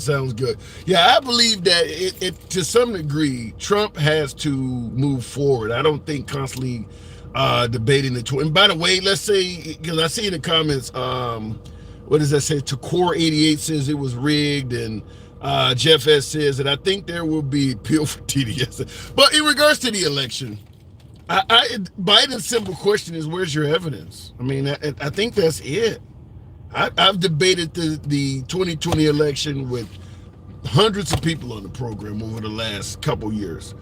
The evidence is just not there that the election was stolen from Trump by the Democrats and that Biden had a hand in it. There's no evidence of that. There's just no evidence of that. And I think at the end of the day, it would be a losing battle for Trump to bring that up. And I see in the comments, people were saying things like Georgia and Arizona. There's no evidence, though. The governor of Georgia is saying it's bullshit. Not to mention all of the Republicans in that state that have pled guilty to actively trying to cheat on the election on behalf of Trump. I mean, we're going to bring up Georgia and any alleged Democratic fraud that happened in Georgia, but we ignore Sidney Powell pleading guilty to actually doing it, Trump's lawyer, those 9 folks that Giuliani's part of that group. We just ignore all of the Republicans that were involved, just only focus on anything that comes out that makes the Democrats look suspicious when you got Republicans pleading guilty in the state of Georgia. And that makes sense to some people. Looking in the comments, if it was rigged, why did his VP not act? And that's an excellent question as well. The only way they can explain that away is to say somehow Mike Pence was working with Biden to actually destroy his own vice presidential aspirations, which just doesn't make any sense at all without any serious evidence. Trump put Mike Pence in as VP, and somehow he's a double agent for the liberals that don't want to be reelected and destroyed his own entire political career. And no evidence is required to believe that. And people actually, okay, that sounds good. Mike Pence is... I don't know where to go with that. I suggest you stop digging Gen X. Gen X was a friend of the program. His vice president is not even supporting him. That is true, Michael Rowe. I don't know how many members. I think Attorney General Barr supports Trump, his top cop. But most of Trump's administration that served with him while he was president, yeah, they are not supporting him. Even his own daughter Ivanka, who I do believe will vote for him, she's not out publicly campaigning for her dad. She stated, I want to get out of politics. Her own dad. And she worked in the White House with her husband, Jared Kushner. They're not even promoting Trump. Spicer, Scaramucci, Omarosa, none of those folks. Ambassador Bolton was part of Trump's administration. I don't think hardly anybody that was part of his administration is actively supporting him for president other than, I believe, Attorney General Barr. And I see in the comments, Alicia says they're testifying against him. Yeah, that is actually happening. Going on to the box, though. There are no liberals in America. Rep, I get your statement. All I can tell you is go tell that to Trump and MAGA. MAGA and Trump are bashing liberals all day long. If you're saying there are no liberals in America, instead of repeating there's no liberals in America, how about you explain why Trump keeps blaming liberals for stuff? Liberal cities, liberal this, liberal that, liberal schools. If there are no liberals in America, Rep is in the comments often. No problem with him being there. I don't mind the criticism. But statewide, the right keeps bringing up the word liberal in America. If there's no liberals. Feel free to state that in the comments, other than just typing in there's no liberals. Going back to the box, the one and only Snuggles. Snuggles is a friend. Snuggles have his own. I like Snuggles lives. Good afternoon. Yeah, definitely. We're gonna do it right. He's gonna be president of the United States. I don't want to disappoint the people in the comment section. You're talking about Trump. What? You're talking about Trump. Absolutely. I wouldn't be talking about Biden for sure. So why is Trump now suggesting that Biden will be a worthy debater after saying he's got dementia for the last 3 years? I think he's just being nice. By lying? Kill him with kindness. You know what I'm saying? No, this is killing them with lies. You're saying that Trump is just telling a bold-faced lie. Is that correct? Why does he want him drug tested? Do you think that's nice? Why does Trump want Biden drug tested? Yeah, so obviously that's just saying he's going to be drugged up before the debate. Yeah. Let me read a quote to you. I want to get your opinion. Feel free to say whatever you want. We don't censor. This is an actual quote. Athletes, they make them take a drug test. We should take a drug test prior to the debate, because I don't know what's going on with her, but at the beginning of the last debate, she was all pumped up at the beginning. And at the end, she could barely reach her car. That is President Trump, October 15, 2016, in regards to debating Hillary Clinton. Does that sound familiar at all? I'd have to look into that, to be honest. That's a quote. Every piece of that, everything I read to you is an actual quote. Does it sound familiar? So she started out energized until Trump ripped her apart during the debate and whipped her ass at the debate. He said we should take a drug. No, none of that applies. He said we should take a drug test prior to the debate, because I don't know what's going on with her. But at the beginning of the last debate, she was all pumped up at the beginning. At the end, she could barely make it to her car. Right. Well, she was having health issues, wasn't she, back then too? I don't believe so. It's kind of gazing off into the, and making weird faces. Don't you remember that a couple times? And so she just healed right after the election? I don't know. She was acting up a little bit before the elections as well. Maybe right. She was acting up, and it just healed right after the election. Bill, maybe. I don't know. Probably Bill Clinton. I mean, he was going to be the first man, wasn't he? And he's got a lot of issues, so that probably was stressful for her. Is it possible that maybe it's in Trump's mentality to accuse his adversaries of being on drugs? Everybody has it's a freedom of speech. You guys make opinions on Trump every day. Everybody makes opinions on Trump. Is it okay for everybody to be against him and talk about him? No, it's totally okay. I agree with you. I agree with you. Hold on. Both ways, bro. Hold on. You're right. It works both ways. I agree with you on free speech, but I'm asking you. I'm asking you. I agree with you. It's free speech, but what I'm asking you is that what he does in terms of free speech? Is just make up stuff that my adversaries on drugs. It's okay to speculate, because Biden can't make it to a helicopter and salute military men, but then he's going to come here and he goes to the what was that one where he was where they think he was drugged up? Was it the State of the Union? Yeah, he was a totally different person. The guy barely can walk around, but when it comes to downright pressure, he's damn well drugged up. Yeah, I think the reason why it appears that Biden, during the State of the Union address, as you say, was a totally different person, because you're comparing him to the person that Trump is portraying him as. Remember, Biden got on television with the dark red background with the Marines and really criticized MAGA. He wasn't stuttering then either. Well, I think he was drugged up there too as well. Okay, so every time he's on TV sounding okay, he's drugged up.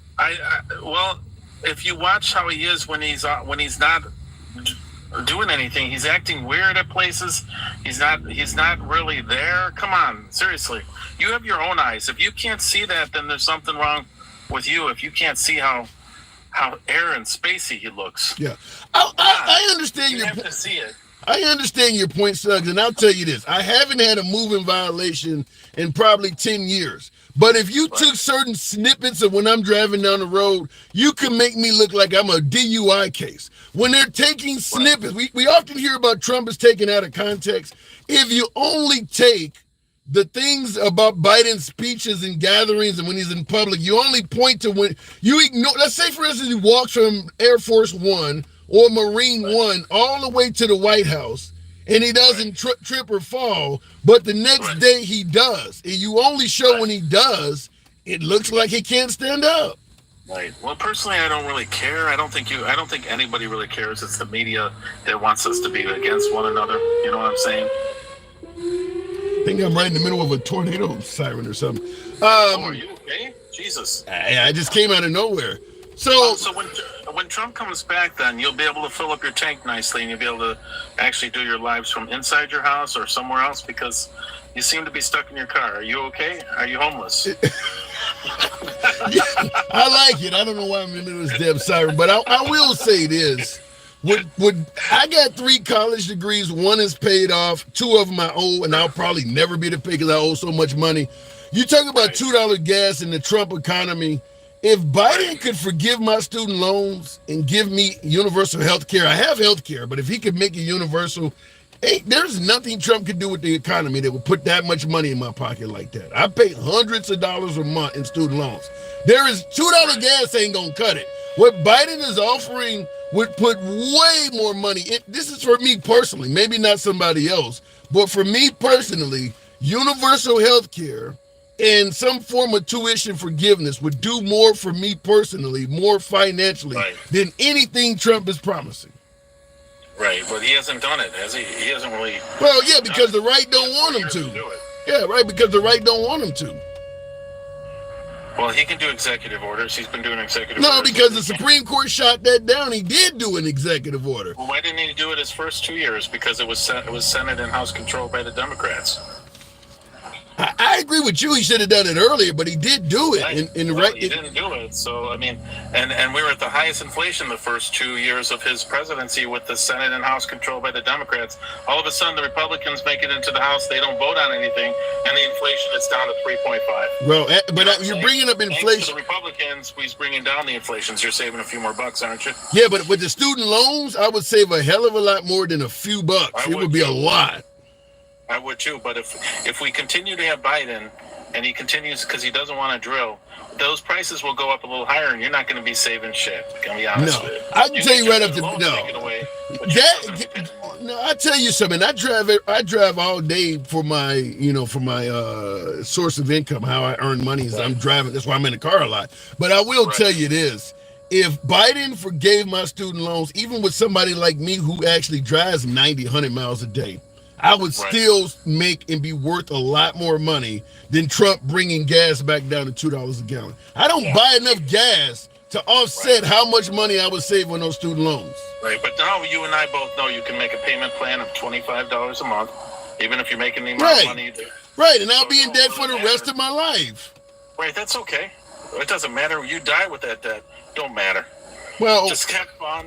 Pay your $25 a month. I'm paying $5 a month. I'm still saving my money. It's okay.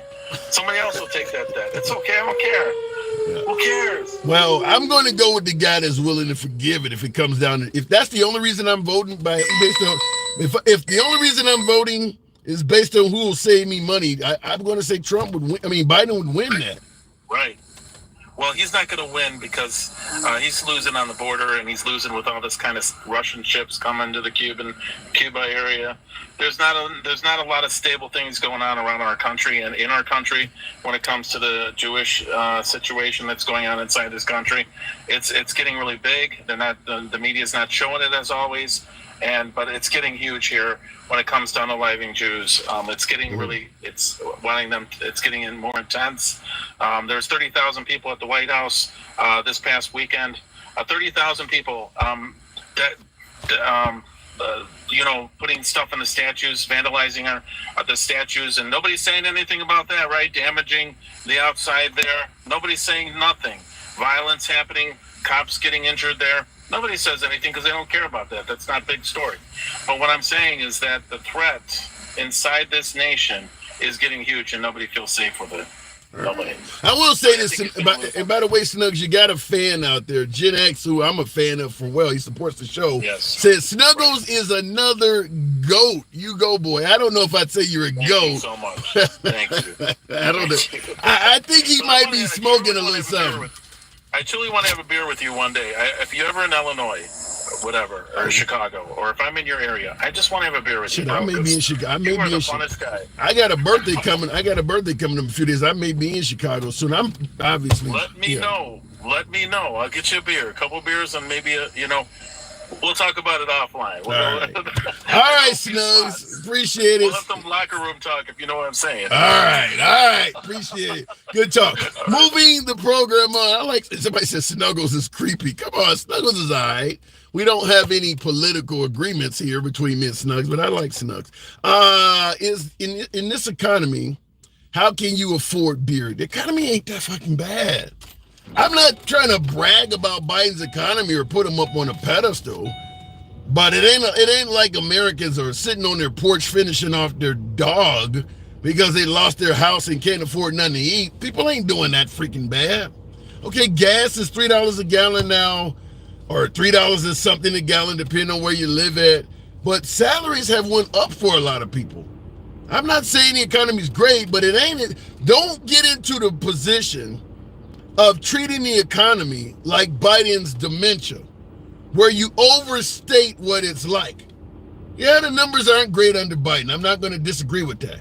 But making it sound like it's the Great Depression, just like saying Biden got dementia, he's going to look like and sound like Ozzy Osbourne and come out walking like Michael J. Fox, and then he comes out there looking dignified. You can overstate it.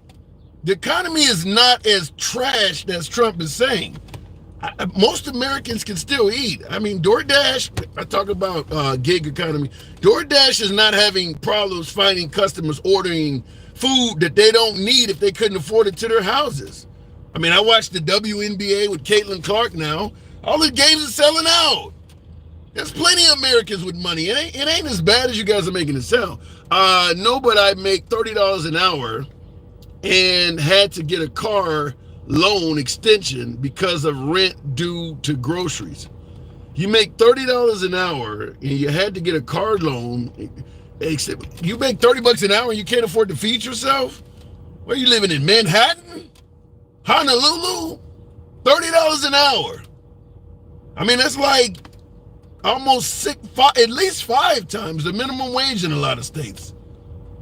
I'm not saying $30 an hour is a mint, but if your only goal is eating, I don't see why that's such a big $30 an hour and you can't eat. Huh? All right, look at it. Somebody said they need to call a credit counselor. Yeah, that sounds a bit, that's a bit rough. I don't know if that makes sense. Alter ego. Thank you. Just made my day with that galaxy. Thank you, Alter Ego. Some of you folks could certainly tap the screen as well. Get the likes up to about 60,000. Alter Ego, I do appreciate that. Thank you. Sounds like a money management project. $30 an hour and you can't eat? Really? Yeah, that sounds kind of rough. I don't get that one. Going back to the box, we'll keep it going with Gerald MC. Good afternoon, Gerald. Welcome to the program. Welcome back. Maybe that person needs to rearrange their priorities. Yeah, I think everybody in the crowd believes that $30 an hour complaining that you can't buy groceries sounds a bit exaggerated.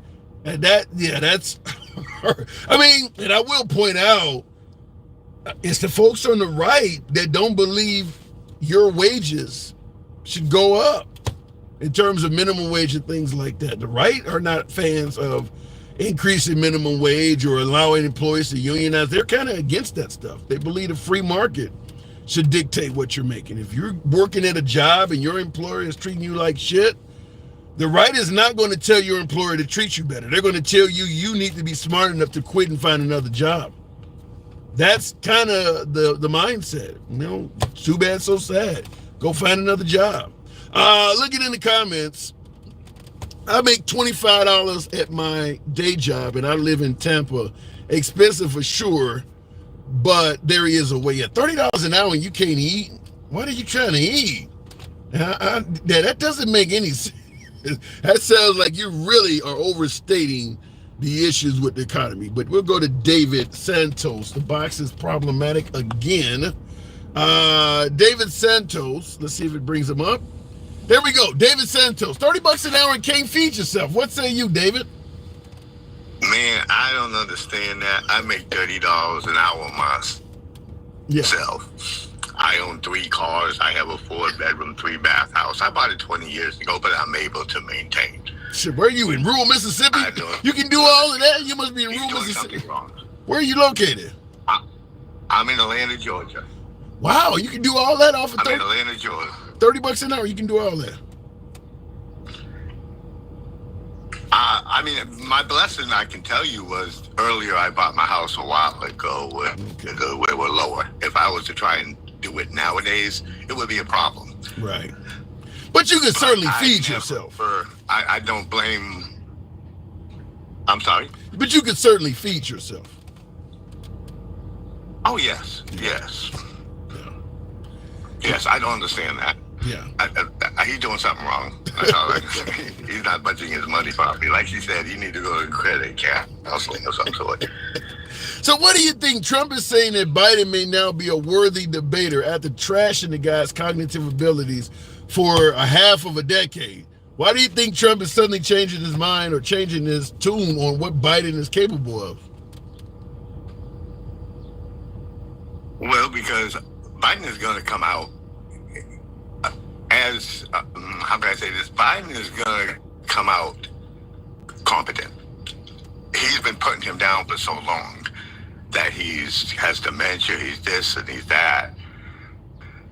So now he's trying to even the playing field by saying he's a competent person, because if he goes in there saying he's incompetent and then Trump comes out on the lower end of that stick, that's going to make Trump look even more incompetent. Yeah.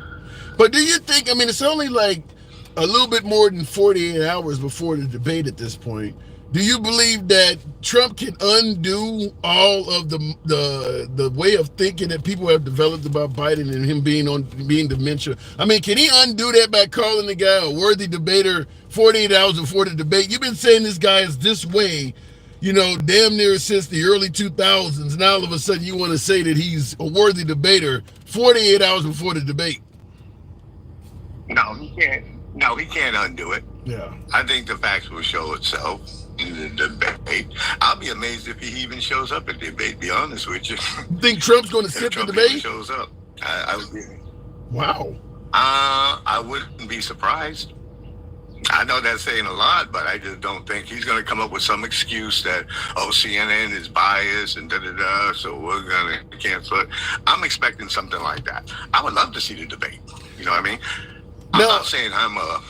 Now, Lisa in the comments said that Trump is scared silly. You think that there's any fear that Trump has about Biden, maybe being fearful that Biden's going to come out there and do well? Yes. Really? Yes. Wow. I think Trump is very scared right now. He's talked so much crap for so long, and now this is going to be his moment to Trump to prove himself, and he will not be able to do that. Wow. I don't feel he'll be able to do that. I think Biden's going to have a strong performance. But you believe there's a chance Trump may not even show up? Yes. I would be surprised if he does. He says he's going to do a lot of things. He's going to testify in the trial. He's going to do this. He's going to do that. And he never does for some reason. You know, I get a funny feeling he's going to bail out of this by some reason. And his followers will not have anything bad to say about it, but agree with whatever he says. Yeah, and I mean, you're right about the testifying thing. I mean, all of the talking heads, the legal eagles, for lack of a better term, even on Fox News, when both Trump and his attorney Elena Hobbit or whatever her name is was saying that he's going to testify, even Fox News had lawyers in there like, that's bullshit, that ain't gonna happen. They knew from day one, the minute he said that, it is not in his best interest. No lawyer's going to let him do it. He is not going to testify. And Trump kept saying he was going to testify the whole time, even though everybody knew it was not true. He knew he wasn't. Yeah. That would have been the stew. He would have been slaughtered up there. Yeah. He would have been found guilty on 50 charges, even though he got convicted of 34. He would have put himself in deeper trouble. Yeah. Yeah, I mean, it would open up it would open up the door to a Pandora's box, because he has said a lot of things, like we're pointing out, that did not pan out. They would have been able to question him and examine him on some of everything. So, yeah, there was never any chance he was going to testify. But I do got to move it on, David, because your signal's a bit harsh there, a little in and out. You're always welcome back, though, man. Appreciate the conversation. Oh, I apologize. Hopefully next time I will have a better signal. But I just wanted to say before I leave, I watched your show many times. Thank you. I've disagreed with a lot of things that you've had to say, but I must say, I appreciate your rationality. Appreciate that's all that matters. You don't have to agree with me. You don't have to disagree with me. It's about free speech. I appreciate your rationality. You know what I'm saying? Thank you. Thanks for your support. I respect that.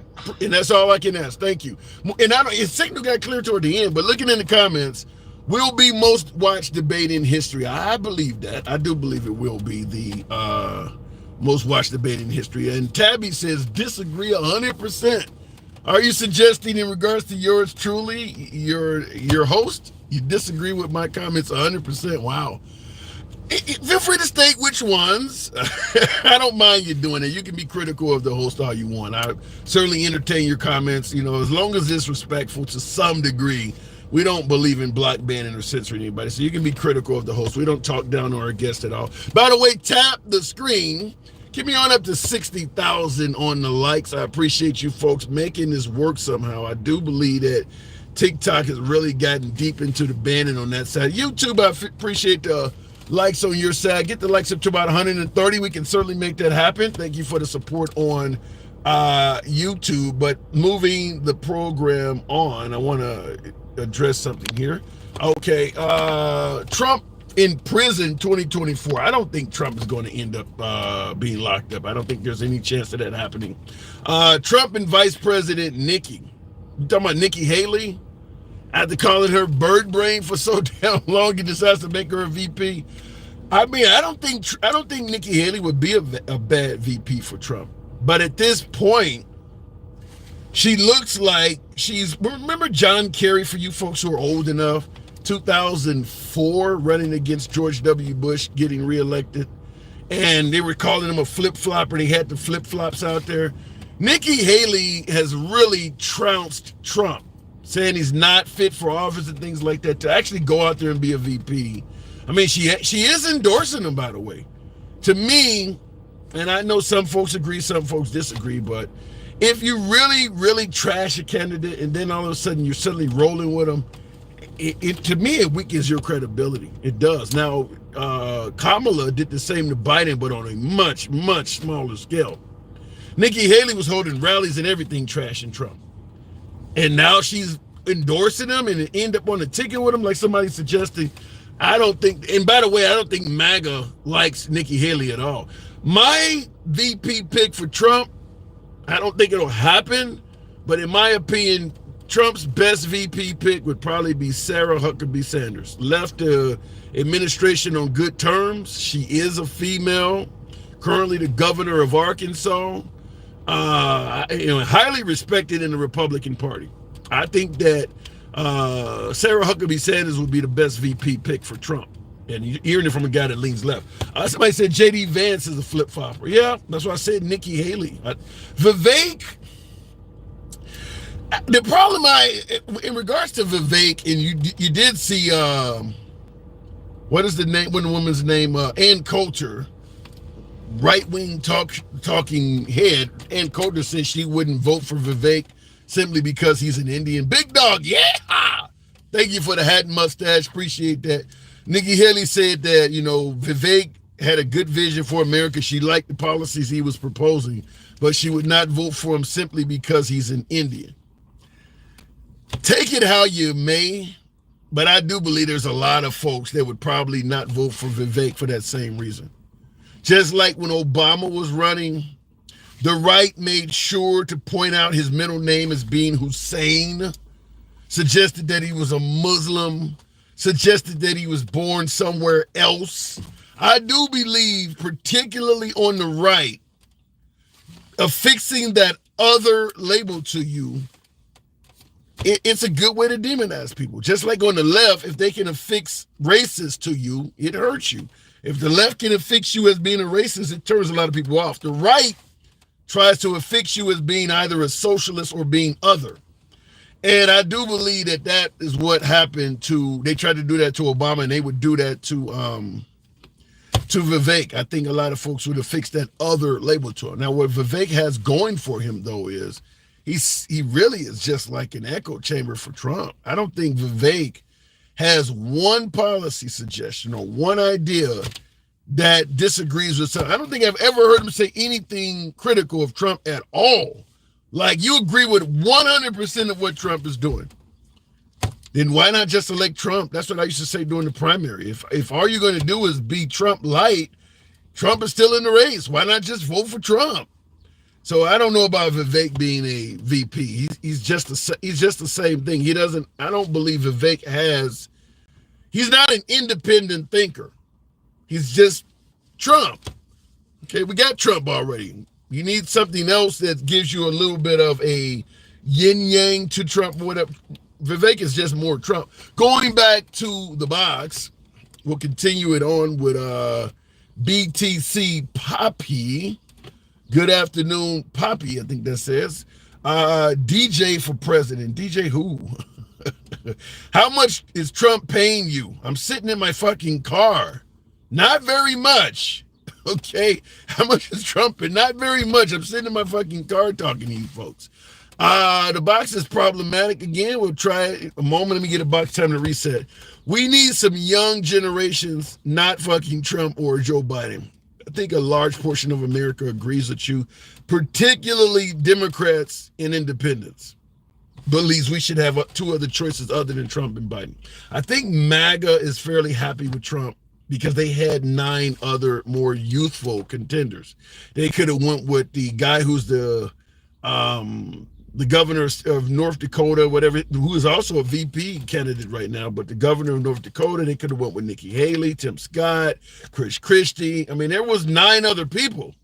So clearly MAGA doesn't give a damn about Trump's age. It's the Democrats and the independents that want younger new blood. Trump isn't a public parasite. Trump is not a public parasite. He wants to serve his country, but get rich off of us. Then that sounds like a public parasite. Sounds like you're kind of contradicting yourself. If Trump wants to serve his country, but get rich off of us, that sounds parasitic to me, if that's what your opinion is. Hawk Tour 2024. Now that's a campaign I can get behind and in front of. A lot. Appreciate the comment. Why do you think subsections of the Republican Party, specifically recently in New Hampshire and Oklahoma, have actively fought for exceptions in child marriage laws? Damn. In New Hampshire, Republicans voted against banning child marriages.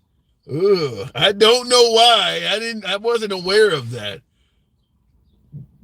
They're against banning child marriages, Republicans. I have not heard that. And Eric B, shout out to Rakim saying that Eric B says he gave up his salary. The president makes, I think, about $500,000 annually. Trump didn't give up shit. Okay, he gives up the $500,000, but he's allowing dignitaries to stay at his golf courses, or stay at his hotels, play on his golf courses. He's charging them a premium fee. In fact, he was doing it so much they had to tell him about the emoluments clause, which doesn't allow him to do that. He wasn't losing money. Trump was not losing money while he's president. And that, to me, anybody who believes that, that's crazy. He was not losing money.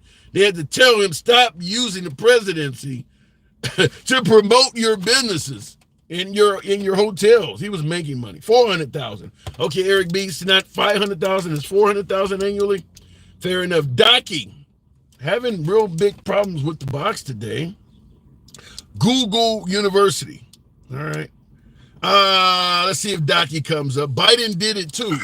Biden, you MAGA truth, you're saying Biden had folks staying at his hotels? I didn't know Biden had all of that. Docky, good afternoon. Docky, are you there? Okay, apparently he's not. We'll keep going, and I don't know what just happened there, but we'll keep it going with Walter White. Good afternoon. Get used to it. Get used to what? Trump advertised Goyo brand. He did do that. I remember that. Walter White, good afternoon. Hey, good afternoon. How you doing? I'm doing good. I'm hearing Biden is doing much better also. He's turning into suddenly a worthy debater, says Trump. Why do you think he's changing his mind? I think, I've heard a couple good answers that he's just covering his ass, in case he doesn't do well. I looked up, the past debates that they had. They had 2 debates for 2020. The first one was in front of a live audience with that, mics were not being cut, and he came off like an asshole, as he is, and he was looked at as losing that debate badly because he did not come off presidential. He didn't really talk about his vision. The second debate was just like this upcoming one. They cut the mics. It was not in front of an audience, and he talked about policies and what he, his vision and so forth. Didn't lose his cool. And he was looked at as winning that debate. So if he's, getting good advice, which I'm sure he is, I don't think he's going to be mouthing off and all of that. I think he's just going to be talking about, hammering, the points that are, a problem for Biden. Economy, the border, those things. And we'll just see how it goes. But if he goes off the rail, if Biden can trip him up or, make him mad, who knows what could happen. But I think this is looking probably like Trump is going to take this thing. I don't know. You think Trump's going to win the debate? I think he will likely. The thing with Biden, everybody talking about his dementia. It's not dementia. He's an old man. Right. And, when he's tired, my dad's about the same age. And, sometimes they flip words or say, call somebody by the wrong name, that kind of thing. That's not dementia. That's just an old man who's tired. So if he's getting his rest and prepping, he might do well, and I hope he does do well. But from the polls I'm looking at, it's not looking great. So, well, are you talking about the election or the debate? No, I'm talking about the debate. But how is that going to relate to the trajectory? Are they going to do better or worse? That kind of thing. If Biden stumbles and is feeble, What if Biden comes out there and he's looking dignified? Do you think that helps him toward winning the debate at all? Oh yeah, no, he got a huge bump when they did the State of the Union. Right. He, does the similar kind of job. I think he will get a bump, but he's an old man, so he might just might make a mistake, and and they're gonna blow it all out of proportion if he does. Well, let me ask it to you this way, because this is coming from YouTube. AJ Jackson on YouTube in cap says, "Thank you, Duke." Referring to you, he says, because that man ain't making it 4 more years. Do you have any concerns about whether Biden will even be alive 4 years from now? I mean, it's definitely going through my head, and how is it not? The issue is, I'm okay with Kamala over Trump. Oh, she's not my first pick. Biden's not my first pick, but over Trump, I mean, this is serious. So if it came down to Kamala versus Trump, you would vote for Kamala? Oh, absolutely. Wow. Okay, but think about the threat to the Supreme Court. If he gets another 2, which he probably will, especially if he wins, that's it. That's 40 years of conservatism that we will never come out of. And I agree with you on that point. I've said before, and you said he probably. I think it's a virtual guarantee that if Trump wins in November, he will replace Alito and Clarence Thomas, because those 2 men favor Trump. They're very favorable to Trump, and Trump would easily be able to convince them to step down for the good of the party and allow him to appoint younger people. Clarence Thomas is 75. He's pretty damn old himself, and Alito is only 74. So, I mean, Sotomayor and Justice Roberts are 69. But with Alito being 74 and Clarence Thomas being 75, and they both clearly like Trump in the Republican Party, I think it would be easy for Trump to convince them to step down, to not die in office like Ruth Bader Ginsburg, and for the good of the party, step down and allow him to appoint somebody in their late 40s or 50s. So I agree with you. If Trump gets elected, we talking about $2 gas in the economy, you'll be dealing with those Supreme Court justices for probably 20 years. Biden's gas prices will be irrelevant 10, 15 years from now. Yeah, well, gas prices are, commodity. That has nothing to do with who's president. So, regardless, I hate hearing that. Oh, he's going to get $2. We will never ever see $2. I agree with you to some degree, but I'm bringing it up because people say that Biden's responsible for the economy, inflation, and gas prices. And what I'm saying is, 10 years from now, Biden's inflation rate and his economy and the gas prices will be irrelevant 10 years, but you will still be dealing with those Supreme Court picks. Oh, yeah. No, we're going to have white supremacists, not white nationalists, agenda. And that's, when you have a Supreme Court that's going to go with that, that's the game over, Yeah. All right, well, I gotta move it on. But Tabby in the comments says that if you vote for Biden, you shouldn't be allowed any benefits from Trump. A united America. What do you think, Mr. Walton? I mean, that's fucking ridiculous. Are you kidding me? Fuck out of here. Bullshit. I gotta go. Appreciate you coming on. And I do agree that when folks are talking about uniting America and never giving Trump a chance from day one, talk like that is what orchestrates that. I mean, that's about as divisive as you can get. If you don't vote for Trump and he gets in office, he should be able to shun you as an American. As he say, don't give him any benefits. You voted for Biden, so no benefits for you. How divisive is that? Wow. Looking at the comments, the New Hampshire Republican politician literally said his reason he disapproved was because teens were ripe and fertile. Damn. They voted against banning marrying juveniles because I gotta look that up. Wow. I haven't heard any of this. Ripe and fertile. Yikes. Oh my God, that's gross. Which is why we always discuss, when we're discussing racial shit like slavery and stuff, I always say they don't bring up how much raping happened during that time. I mean, because obviously if you're in the field getting fit, doing labor, you're very ripe, fertile, and probably attractive. You're out there working like that. Going in the box though, except that's exactly what Biden has done, says Cody. It'll show evidence. The coup with an immigrant being first lady. Who is the immigrant being first lady? What do you mean by that? Oh, you talking about Melania Trump? Okay. The extra boosted don't think like Americans, but have changed to Chinamen. Makes no sense at all. Bro, nobody said that in the context. You're making it up. I don't know what your comment is there. Elaborate on that, and I'll let you know what you're talking about. Let me move the program on, though. DJ Julio has been holding there. I think we've already talked about this, Julio, but we can rehash it to some degree. Because you're not on the camera, so that's a good thing. I want to get any more restrictions. But how would you react, Julio, if Biden gets out there and he sounds dignified?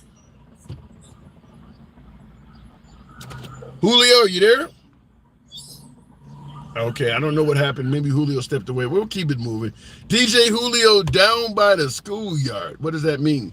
Can Daddy Trump give us another stimulus check if he gets elected? The answer is probably no. That's why we have multiple colors.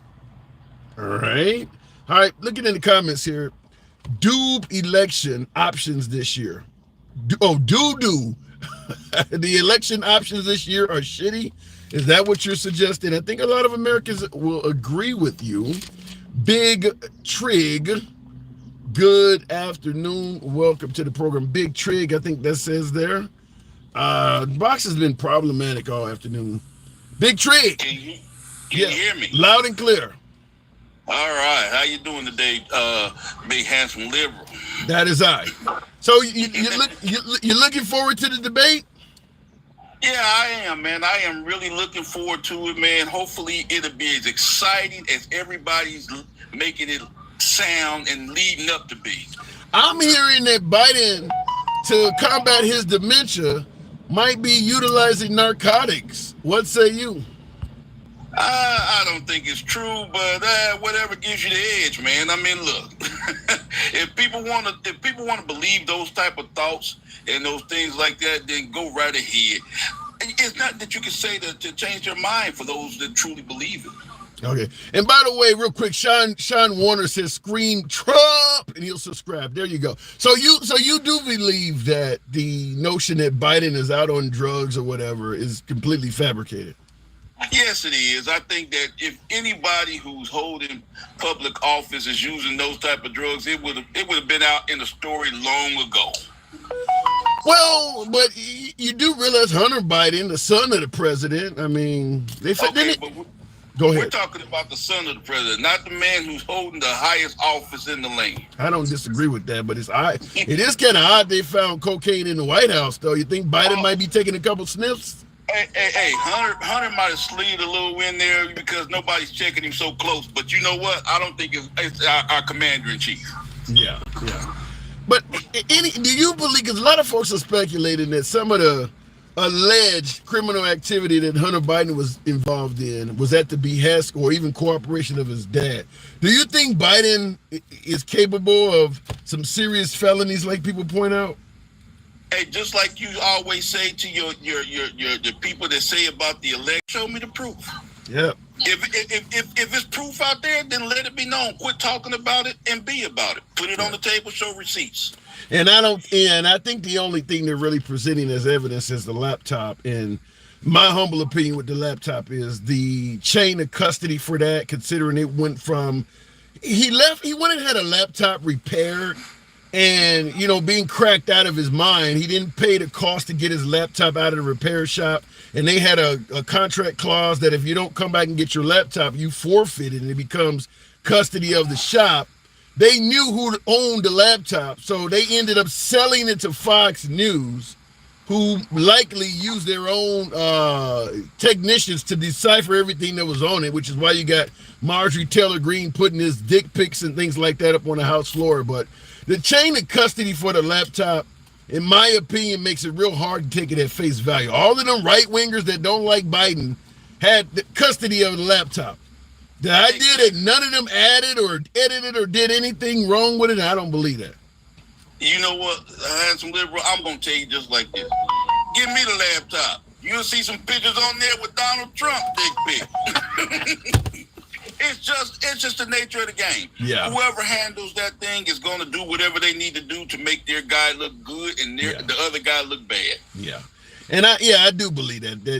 That laptop went through the hands of Fox News. We know Rudolph Giuliani is not exactly honest. The courts are saying that he had access to the laptop. So yeah, we know Rudolph Giuliani wanted Trump to win that election at all costs. So, and I don't care what nobody say. And just humor me on this, liberal. Doesn't Rudy Giuliani look like that little minion in one of those movies, the sidekick guy, the little guy that's always saying yes? He might even remind me of an old show long ago called Fantasy Island, the plane. Oh my God! The little guy who's always the yes man, right? Regardless, and guess what? He is becoming what used to be a hero mayor to a zero individual. Yeah. I don't know if I would agree that Rudolph Giuliani looks like those characters you mentioned, but I do agree he's destroyed his legacy. And I don't think he will be able to repair that. Obviously, with the amount of money he owes Ruby Freeman, that mom-daughter team, he's going to basically pass away in debt. I don't think he'll ever be able to cover all that. So Rudolph Giuliani has destroyed his legacy. I think the MyPillow guy, Mike Lindell, hurt himself significantly bad like that as well. A lot of folks that were pro-Trump has thrown a lot of weight in defense of him. It's hard to explain it, but a lot of folks have lost some big fortunes, and some of them lost their freedom, and a couple have lost their lives. I don't understand it. That's the scary part. Now, that has to make people wonder. If you're willing to give it all away, if you're willing just for what you think and believe in this one man, isn't some type of ideology that thought process that has to be a little off, where if we talk about Guyana and people like Jim Jones, and he had masses follow him and take their own lives because he said that is the right thing to do. It is crazy how blindly people follow individuals into the abyss. And I think a lot of people, without giving you certain situations, it's crazy how they will come back and tell you everything he's saying is right. They make every excuse for him. Even when our eyes don't lie, our ears don't lie, we see what he says, we see what he does, but they'll justify it and make it something that is not. And that's crazy that they will believe that strongly in doing that. Well, there's a lot of love for Trump. I do got to move it on, but Big Stick, there's a lot of folks that favor Trump, believe he has the best vision for America. That love is strong, man. Well, I'll tell you what.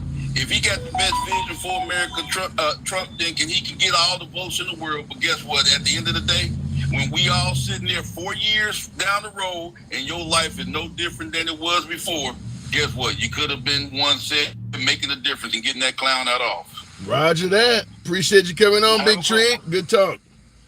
And looking in the comments on YouTube, Chris what does that says? Maxley, maybe I can't even see what that says. Maxie, Crix Maxie says, nice to see you voting for the party that started the KKK. When did the KKK originate?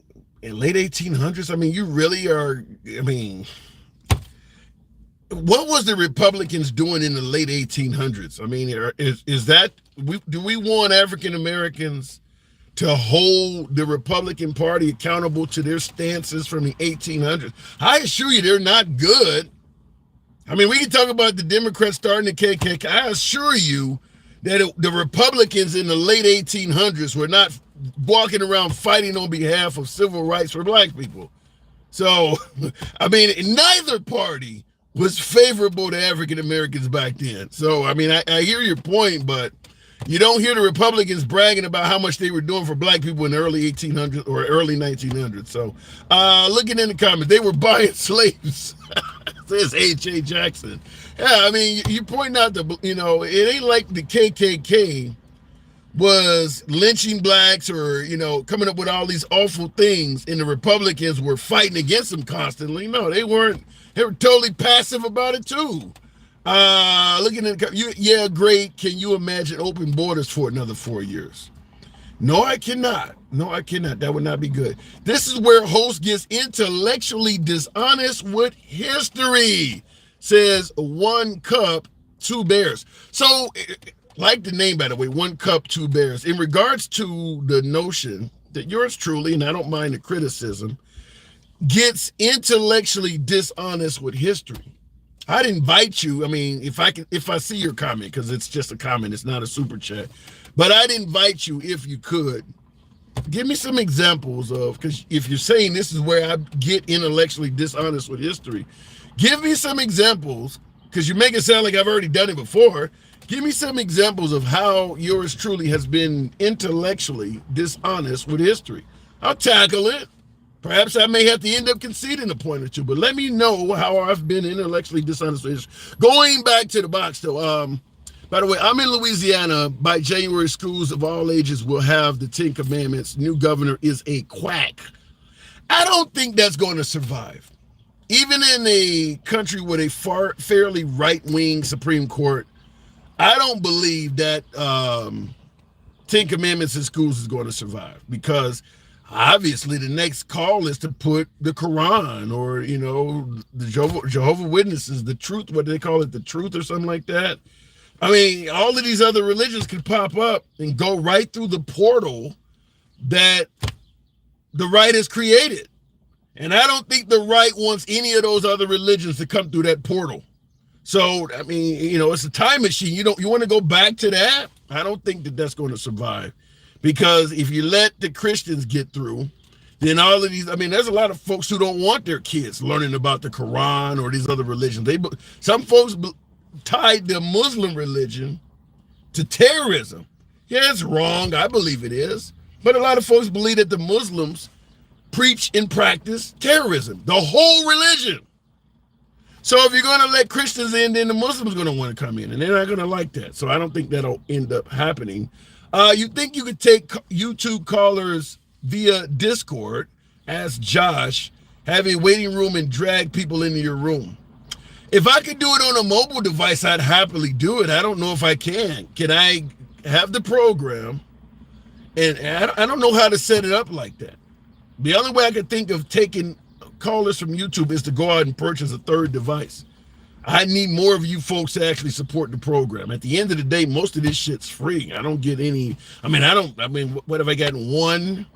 One super chat the whole time we've been on here for about 2 hours. So it's not gonna happen like that. And I do have a job. I have a day job I gotta go to. Looking in the comments though, Democrats fought the Civil War to save slavery. The Democrats blocked Reconstruction. The Democrats authored Jim Crow laws all the way up to the 1960s. All of that is factual. And all of the states that were in favor of that awful treatment those Democrats were doing to black people, they all vote Republican now. Care to explain that? All of the Republican states now were on the Democrat side, fighting to maintain slavery, fighting to keep blacks under Jim Crow oppression. They're all Republican states now. Care to explain what happened? What made them switch over to the Republican Party? And they're all endorsing the oppressors. The Confederate flag, the statues of the folks who are fighting to keep oppressing the black people. All of the Republican states now are the ones that support all those folks. Got any answer for that? By the way, thank you for that super chat there, Cal Jr. Thank you. Here you go, brother. I appreciate the discourse. Thank you, Cal Jr. for that super chat. Appreciate that. Like I said, your super chats light the screen up and certainly will get addressed every time. Philip Robertson, good afternoon. No, the Democrats fought the war in the South to slow down industrialization to punish the Republicans for great big. Hold on a second. Hang on a second, Philip. Real quick to that comment, Mr. McKinnon says, no, the Democrats fought the war in the South to slow down industrialization to punish the Republicans for the great big land purchases that they had made. Say what you want, they were treating black people like crap in the South. I don't give a damn what you want to say the Civil War was for. It's pretty obvious that folks in the South did not have the best interests of black people at heart. Even after the Civil War, they continued treating them like shit. That's a historical fact. There's no denying. Philip, good afternoon. Philip, are you there? All right. Another one is apparently was waiting and didn't hear him. But yeah, that's a historical fact, is that the South clearly did not have the best interests of African Americans at heart. You can talk about the parties. I'm talking about that part of the country that now all votes Republican. You can claim whatever reason you want for why the Civil War took place. If it wasn't for slavery, you can go with that. I'm not even going to debate it. I think slavery was a big part of it, but if you disagree, you're entitled to that. What you can't deny is the South really did not like black people. That is undeniable. They really did not like black people. And that's about all you can say for it. We can talk about what this was, that party or that party. There were not a bunch of Republicans in the South fighting on behalf of African Americans. The whole area was bad. Looking in the comments, though. Obviously, the reason you just stated, because the Democrat Party treated them so bad, isn't it obvious? I don't see, you're talking about 100 years of Jim Crow. I don't see all of these Republicans looking out for black people. You're pointing out the Democrats versus slavery or the Democrats. What were the Republicans doing that time? No Republican slave owners? No Republicans benefiting from Jim Crow? They just all were fighting on behalf of freeing black people, and they finally succeeded after about 200 years of a true hardcore fight on behalf of blacks. And none of them really have any names that are well known. I don't think either party was very beneficial to African Americans. I mean, I know that Abraham Lincoln did his thing, and even he admitted he was only doing it to end the Civil War. We talk about Lyndon B. Johnson. He states he only did it to have blacks voting Republican or Democrat.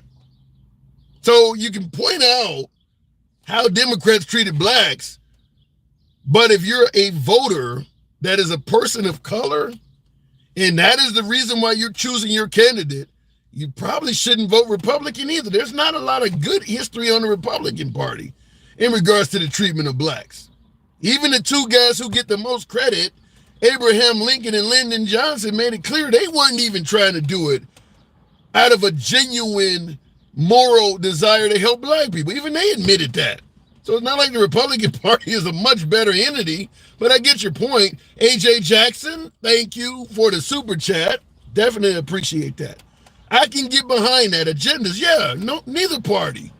You're not making the Democratic Party look bad by saying that they were the party of slavery or mistreating blacks when there was really no Republican to fill in the blank that they were doing great. Both sides were involved in it. I mean, slavery was happening down south. It's not like there was all kinds of Republican protests to free people. They were down with it too. Looking in the comments. I still don't understand why people turn a blind eye to racist comments Joe has made. They're not turning a blind eye. Oftentimes people favor it. I mean, I've mentioned before, Confederate supporters protest the statues coming down, protest people banning the Confederate flag. But when white supremacists put it on their outfits or they wave it around while preaching hate, they don't protest. They're not turning a blind eye. It's kind of a pseudo agreement. You know what I care about. You know what I'm willing to protest. If you mess with one of these statues or try to ban the flag, I'm going to show up and fight against you. But if you wear the flag and you preach hate, I'm not. I think it's kind of obvious. Look at it in the comments. You guys turned this into a racial conversation. My YouTube audience turned this into a racial conversation. But funny, Jim Crow ended around the time the South started voting Republican. Say what you want. The Republicans in the South don't have a lengthy history on record of defending black people. They just don't. Otherwise, you would be throwing names at me of all of the great Republicans that either died or got voted in office fighting on behalf of blacks. There's no love from Republicans either. It literally was a case of jumping out of the frying pan and into the fire. Maybe the Democrats were the fire and the Republicans were the frying pan, but it's not like there was a lot of love from Republicans during that era either. Look at it. Slavery's still in the Middle East and Africa. Okay. That's the left turning shit into racial conversations. No, these are folks on the right that are saying it right now, Damien. I hear your point. That's usually who it is the left. But this is coming from, these are some right-wingers in this audience. Anytime you hear the Democratic Party was the party of slavery, that ain't coming from a liberal. I can tell you that. Or as Sandra pointed out, there is still slavery in other countries. Anytime you're discussing slavery and somebody brings up there were blacks who owned slaves, or it happens in other, that ain't a liberal doing that. I've been doing this long enough to tell you what side people are on when they make comments. That ain't a liberal doing that, but I understand I appreciate your point. I need a slave. My floors need a good cleaning, says Sandra. A woman, female slave owner. Shout out to you. Yikes. This dude is living on easy mode. Who is this dude? Abraham Lincoln was the first Republican.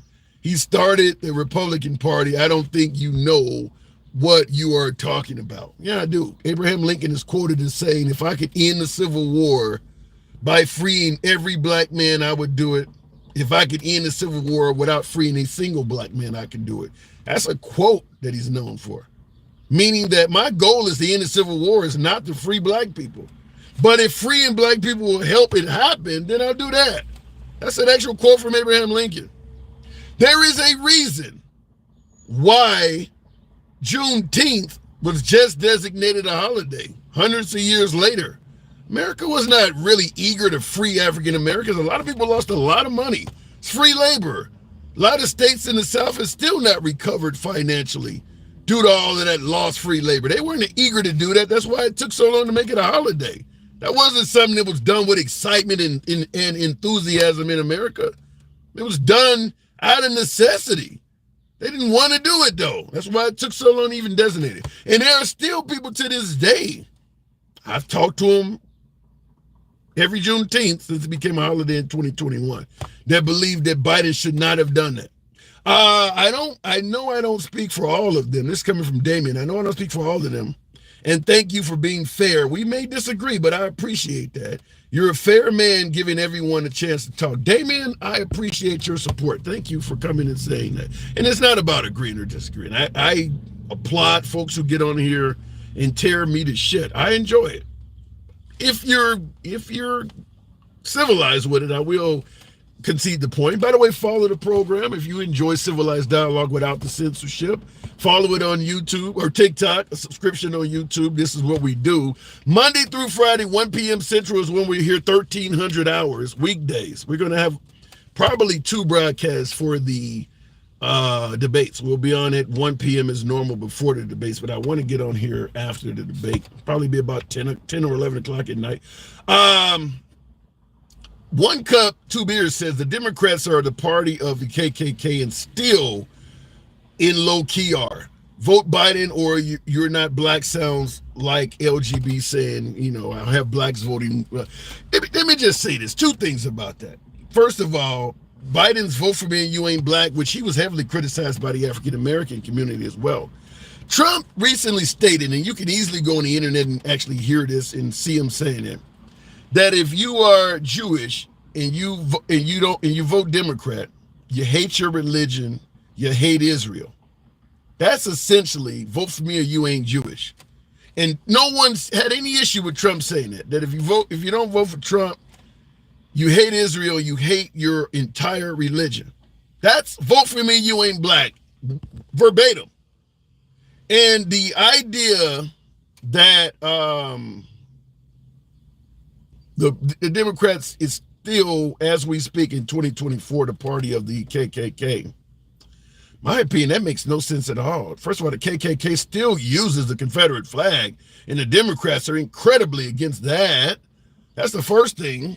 Second thing is, what KKK member is in favor of biological males using female bathrooms, in favor of DEI and CRT in schools, is in favor of an African-American vice president? What KKK member would be okay with an African-American on the Supreme Court, an African-American VP, voting in Barack Obama, an African-American president? That's the party of the KKK? I'm just going to tell you, even if what you're saying is true, it doesn't make sense for what your eyes are seeing. I've been to a couple Trump rallies. There's very little diversity there. I didn't have a problem. I had a decent time there. The people were nice to me. But there's very little diversity at Trump gatherings. Biden, the few gatherings he have with all 10 people there, Muslims, Hispanics, people who are openly gay out in the open, women are celebrating. But the KKK loves that crowd. That makes sense to people. I mean, I will just tell you this. If you want to state that Trump is a better president for this country, and I can totally understand why people would vote for Trump. There are legitimate reasons to vote for Trump. There are legitimate reasons to vote for Biden. But the notion of telling, let's say, people of color, African Americans in particular, that you should vote for Republican Party because the Democratic Party, as we speak, is the party of KKK. In my opinion, that's nothing short of stupid. I mean, you can see, if you know what the KKK stands for, and you go to any Democratic gathering, you go hang around the Squad or some of these Democrat or Black Lives Matter gatherings, which a lot of folks there support the Democratic Party. And this is the people the KKK likes. KKK loves Colin Kaepernick that takes a knee. They like these kind of people. The KKK would love to be at a Black Lives Matter rally protesting the police right alongside BLM. I mean, it makes absolutely no sense at all. Stick with the gas prices. Stick with the very few global wars that were going on during Trump. Stick with the inflation rate. But this notion that the Democrats are the KKK and the Republican Party is the party of diversity, I'm just going to tell you, people can see. People can actually see that doesn't make any sense. Based on people, you go to a Democratic gathering, people got blue hair. You know, dudes are painting their fingernails and shit. This is what the Democratic Party is now. A lot of progressives. That's the KKK party. I mean, that's just asinine. Look at in the comments, though. I mean, that is about as much of a lie as you can come up with. Years ago, liberals were the Republicans. Yeah, that is true. When the Democratic Party, this is what they don't tell you. Democratic Party was the party of slavery. That is a fact. Republicans under Abraham Lincoln freed the slaves. That is a fact. What they don't tell you, they'll tell you Democrat versus Republican in that era. They don't tell you liberals, progressives versus conservatives. Because when the Republicans freed the slaves, they were called progressives back then. Traditional America was pro-slavery. Evolving away from slavery is a progressive idea. There is stationary papers and news publications from that era that even calls the people in the Republican side of the aisle that was fighting to abolish slavery. They called them progressives. They were called progressives back then. You don't hear the Republicans referring to that now. The Democrats are the party of slavery, the Republicans freedom. Yeah, but they were progressives back then. You don't hear that. And by the way, the Democratic Party, they were called conservatives. They were called conservatives.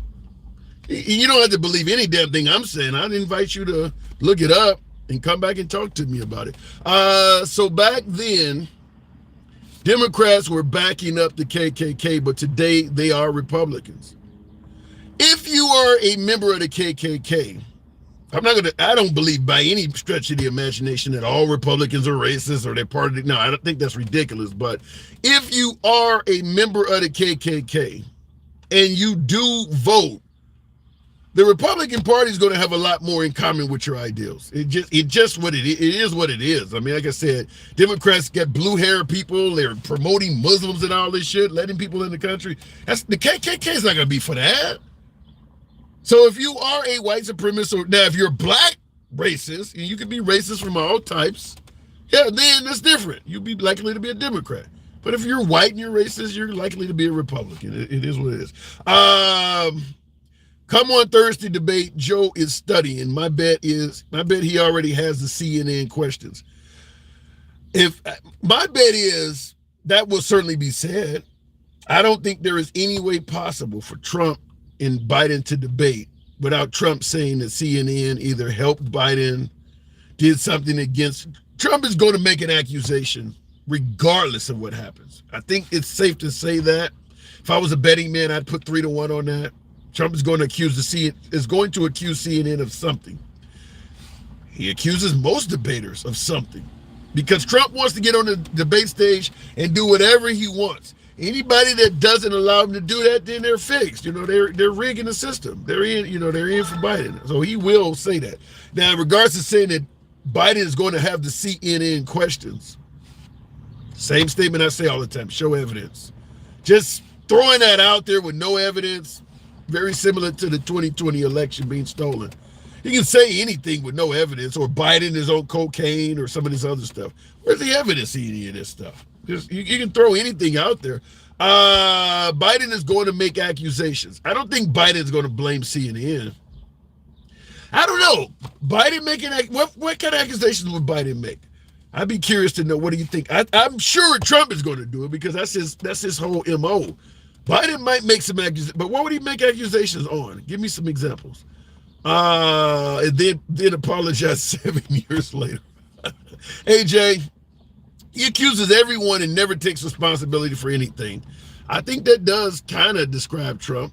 Let me go back to the box. I seen Twin Mom. I don't know if the box has been so problematic on the program. Twin Mom. So back then, Democrat, looking in the comments here, and it's playing games again on the box. For a black person to vote blue is insane. Why?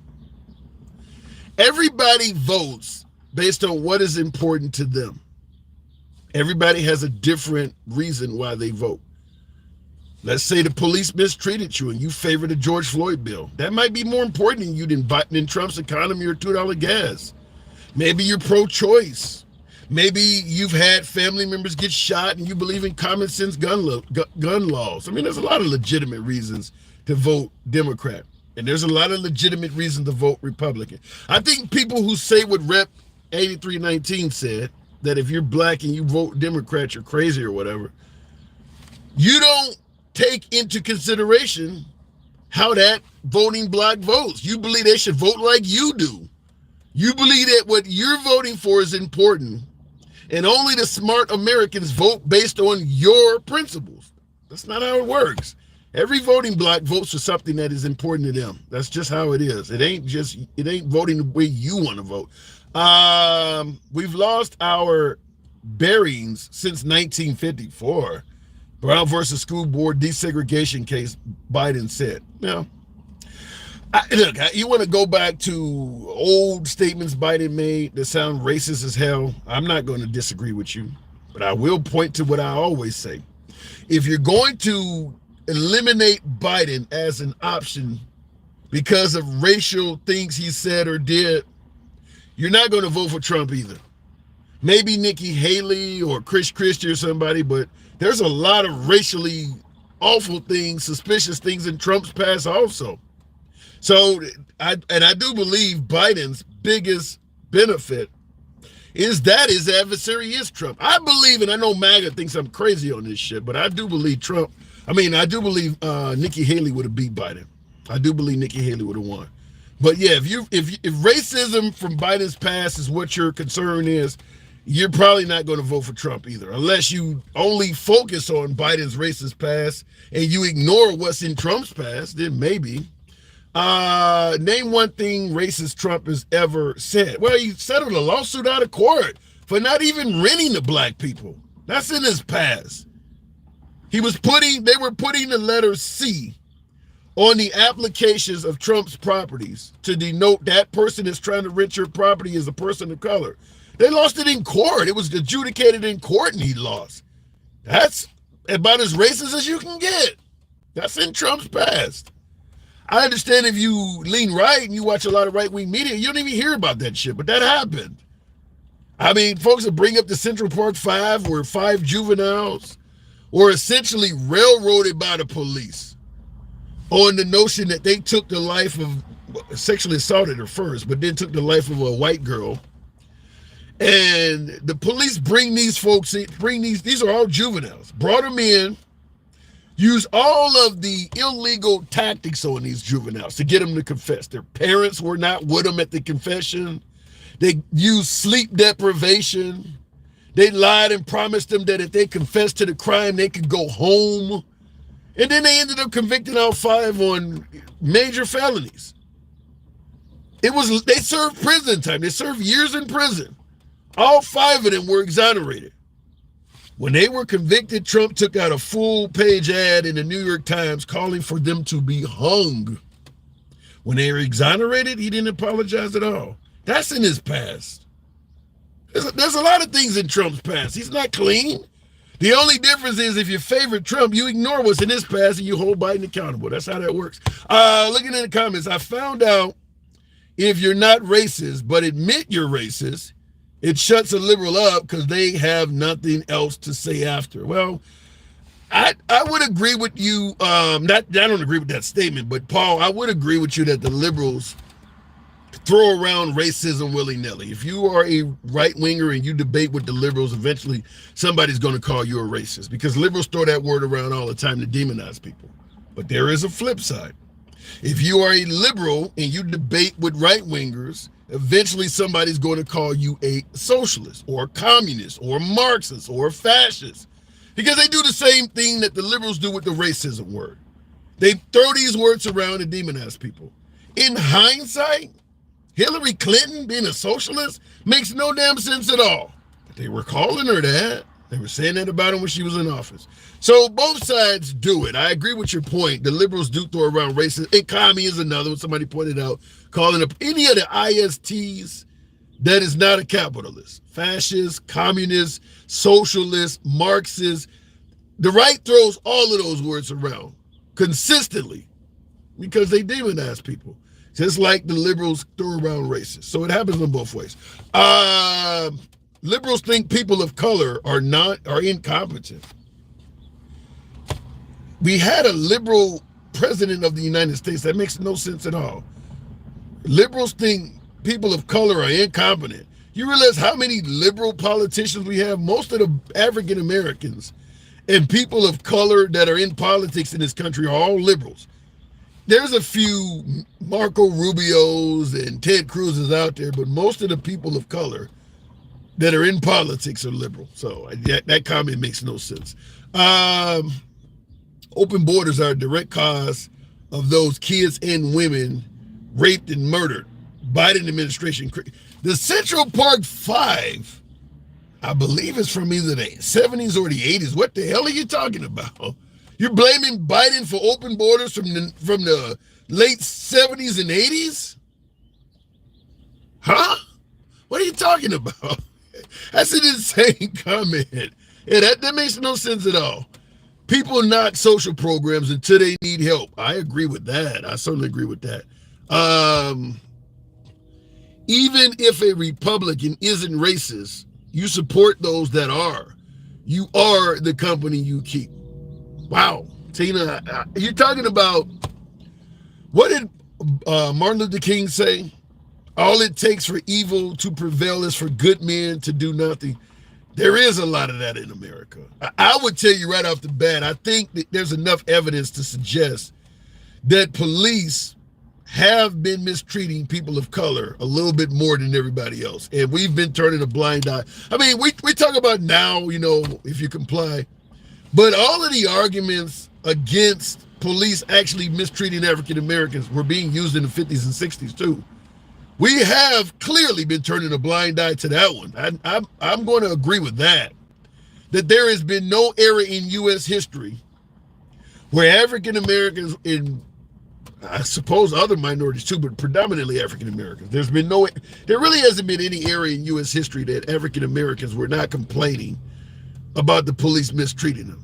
And there is no era in U.S. history where there is not a lot of folks that are white that was saying, I don't know what the hell you're talking about.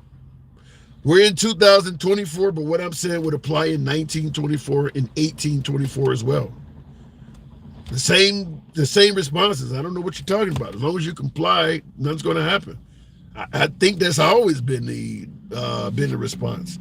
Donald Trump can't tell people what to think. That's our job. I like that. Mika Brzezinski, Morning Joe, daughter to the Trilateral Commission.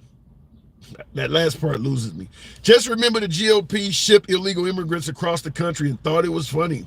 That's a fact. That is a fact. There are millions doing nothing about the evil MAGA cult, and they are all complicit, says Mandy's Candy. Evil MAGA cult. Damn. Looking in the comments, Republicans are racist. I don't buy that. I don't believe all Republicans are racist. Like I said, there are a ton of legitimate reasons to vote for Trump and vote for Republicans in office. There's a lot of legitimate reasons for that. Lisa, thank you for the support. Thank you for the heart. Like I said, the box is having problems. The immigrants were shipped out of Texas, which was full of millions of immigrants. Well, migrants. Well, the point being made is this. Governor Abbott of Texas, and to a lesser degree, Ron DeSantis of Florida, claimed that the liberals were ignoring the problems at the border. I don't totally disagree with them on that part. However, because their claim was, well, since they're going to ignore it, we're going to ship these immigrants to liberal areas. Okay, fine. I don't totally have a problem yet, but then what Governor Abbott in particular did is he wasn't just trying to send the liberals, or better yet, send the immigrants to liberal cities to let the liberals take the burden for the immigrants.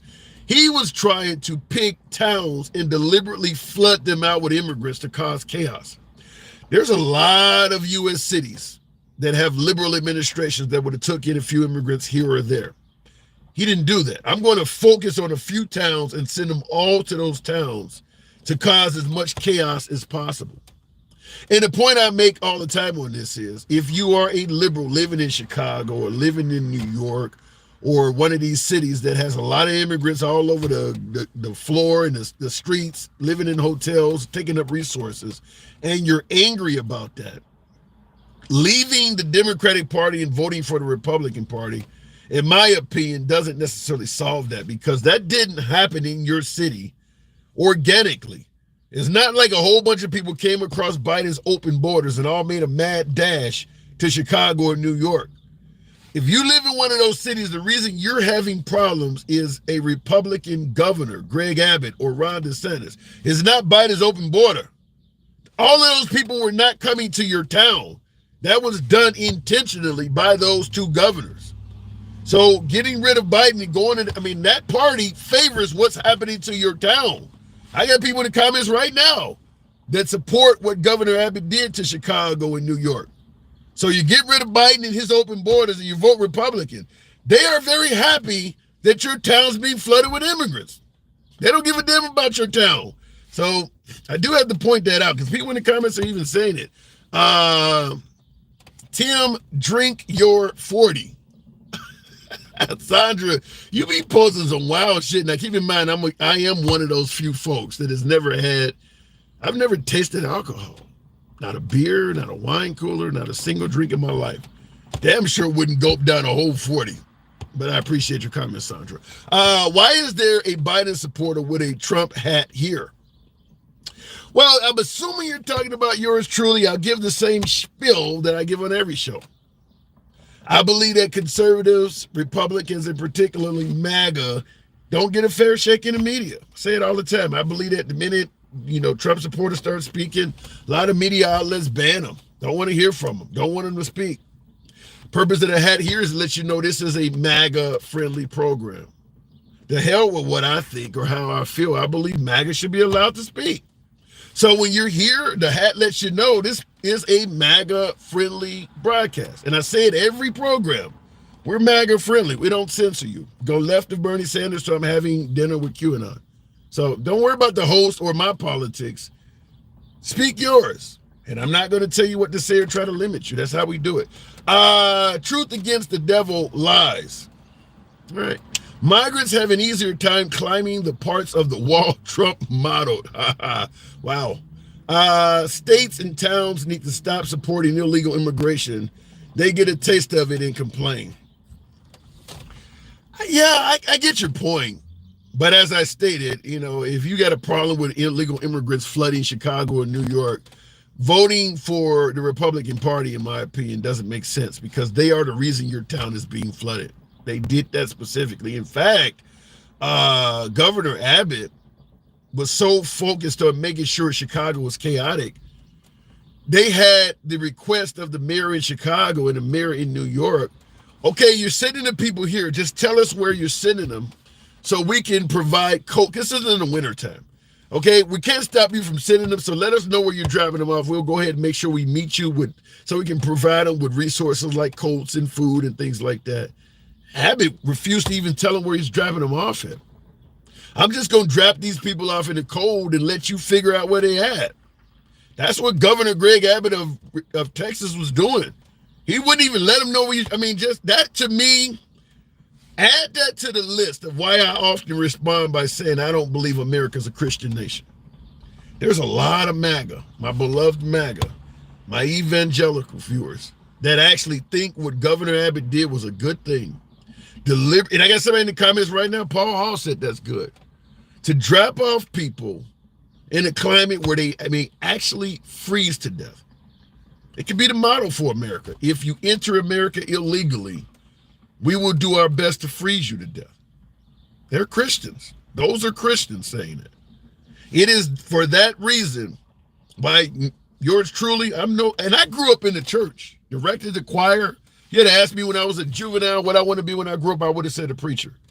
The more I became an adult and started asking questions and seeing stuff like that, coming from people who are calling themselves predominantly Christian and evangelicals, if you're okay with deliberately dropping somebody off in conditions where they may freeze to death, I can't. You calling yourself Christian? I don't know if I want to be one. I don't know if I want to be one. You don't want a child to have free lunch in school, even though they don't have food at home. This is what we get on the program from people who admit they're Christian. And I see in the comments, not a coat. That's a hell of a name to have. Not a coat says stop twisting it around. How is it twisting it around? Show me some Republicans that were upset with Governor Greg Abbott doing that. It's an actual fact that he was driving them off in the cold. Tell me what part am I twisted? Show me all of the conservatives that were like, no, you can't drop people off where they may freeze to death. Show me where it's at. Abbott doesn't control the international border. Take them into your house so they don't freeze. Then, all right. And that's what Not Sure says. Governor Abbott doesn't control the international border. Take them into your house so they don't freeze there. That's the point I'm making, is that I'm okay with an illegal immigrant freezing to death, but if you're not, you take them in your house. Fair, fine. That's the point I'm making, is that the right is saying that. I'm okay if they freeze to death. They came in the country illegally. If they die, even though I'm living in a warm house, I'm okay with that. They should have thought about that before coming here. I don't believe a Christian would say that. That's just my opinion. Maybe you guys have a different opinion, but I do believe if you're okay with that, well, America is the wealthiest country on earth, by the way. If you're okay with people coming here and having a governor deliberately move them to a climate where they could lose their lives, and you're okay with that because they came to a wealthier nation, you're okay with them potentially dying. I don't see the Christianity. Like I said, a lot of you folks see that. Maybe you think that's what God would do. Maybe I'm wrong. But that is why my faith is no longer there for stuff like that. An evangelical base, okay with people freezing to death. And I'll bring up other shit such as, you often have these folks go out and commit a heinous crime. Let's say you don't murder somebody. The prison gives you a life sentence. And you all of a sudden get these folks on the right saying, why should we have to feed and house this person for the next 20 years? Why not execute them? In other words, let's execute somebody to save money. That's just not Christian to me. Like I said, I'm confused with the stuff I hear. You actually want to execute somebody to save money. I get that on the program all the time too. What Abbott did is a great thing. This is coming from Gen X. Fuck around and find out. Thank you for the super chat. Gen X says, what Abbott did is a great thing. It made the issue of illegal immigration equally important to both sides. At least the left acknowledges the problem now. And from that aspect, and by the way, it did do that. It did make illegal immigration a major issue on both sides. But you were willing to kill people to do that. Like I said, I'm not a fan of it from that aspect, but I get the point that I want the border control to the point where I'm willing to deliberately take lives of people to get people to focus on this. I get your point, but I don't believe it. Like I said, that goes against the Christian belief that I was taught. And if Christians are saying that's okay, I'm kind of done with the religion based on that. It's not Christian to expect border towns to support criminals. I haven't seen the evidence that most of the folks coming here illegally, undocumented, are just coming here to commit all kinds of crimes. I haven't seen the evidence of that yet. I know Trump says they're vermin and they're poisoning the blood and they're here to rape and murder everybody. I don't have the evidence of that. I mean, whatever happened to the part where somebody reached out for help and God actually helped them? I mean, if you reach out to the Lord, does he say, come to my house the legal way? I don't know. I don't know how that works. Even though the legal way might take 20 years, and it's coming from the wealthiest country on earth. I just see America as a very selfish country. I love America, but I don't deny that we are wealthy and selfish. And I'm not talking about just for people that don't live here either. Don't get, as they say, don't get it twisted. We don't want to give Americans health care or education either. So folks who say, well, we need to take care of our own first, we're not interested in doing that shit either. Pull yourself up by your bootstraps and take care of yourself. Ain't nobody looking to help you out. That's the American way. That doesn't fit Christianity to me. G. Callie says bye-bye. Free speech, I understand. This is not what some people want to hear. I get people in the comments going all against me. It is what it is, but I can't make folks say what you want to hear. You don't get wealth by giving things away for free. No, you don't. I think Jesus could have had a hell of a lot more bread if he didn't give it away at the Last Supper. That's what I mentioned in greed. You're right. You're 100% right. You don't get wealthier by giving things away for free. 100% correct. That's greed. That's what greed is about. By the way, when we put the 10 Commandments in schools, do they cover that? Being greedy, is that not part of Christianity? Gluttony and things like, I think that's in the 10 Commandments. Is it not? God does say the legal way through Christ. That's a good answer, Gen X. I'll concede that. I'll concede that point. And I see you lost me, buddy, says Josh G. State how? What did I say that was wrong? I'll take the answer. What did I say wrong? Then the rich right shouldn't take tax breaks. That's free money. You make a point, but they're going to say the money was theirs. And I mean, I do believe the right side of the aisle. If you're wealthy and your primary reason for voting is the economy and maintaining and keeping your wealth, you have no business voting Democrat. So when folks, why the hell would anybody vote Republican? I'm giving you a reason. If you are wealthy, or if you have this, you're not going to be wealthy. You can be well off, small business. If your primary reason for voting is keeping your wealth and not being forced to share it with others in socialist policies and things like, you should vote Republican. Maybe you got a small business with 15 employees and you don't want the government forcing you to increase minimum wage or force you to give them health care. You absolutely should vote Republican. It makes sense. I don't disagree with that. I mean, there are places where it makes more sense to vote Republican. And I believe in terms of if you have wealth, it makes more sense to vote Republican. I just do. How can Pelosi make that much money? I thought they worked for us, not personal interests. I don't think anybody can be in Washington as long as Nancy Pelosi and not be rich. I mean, in regards to your statement, the politicians work for us, how are they getting rich? I mean, Joel Osteen apparently works for his parishioners and people that come to his church. He's still getting rich. If you got a whole bunch of people that you have power over that look up to you, you're going to get wealthy, even if you truly are doing what's right by them. I would submit that Martin Luther King certainly was looking out for a lot of people. He still wasn't broke. Money will find you if you got that kind of power. Nancy Pelosi's been in politics for decades. You expect her to be broke? Really? As a business-minded individual, we can all achieve amazing things without victim mentality. Everybody has victim mentality. I know we pointed out a little bit more when people of color bring up slavery or some of the shit of the past or police brutality. But understand, Trump just said last month that America has an anti-white sentiment and the country is becoming biased against white people. That's victim mentality. If the blacks say that police are biased against blacks, that's victim mentality. So if Trump says it's happening to whites, isn't that not the same? Other than the fact, maybe you agree with Trump and disagree with the blacks, but it's the same thing. Everybody has victim mentality.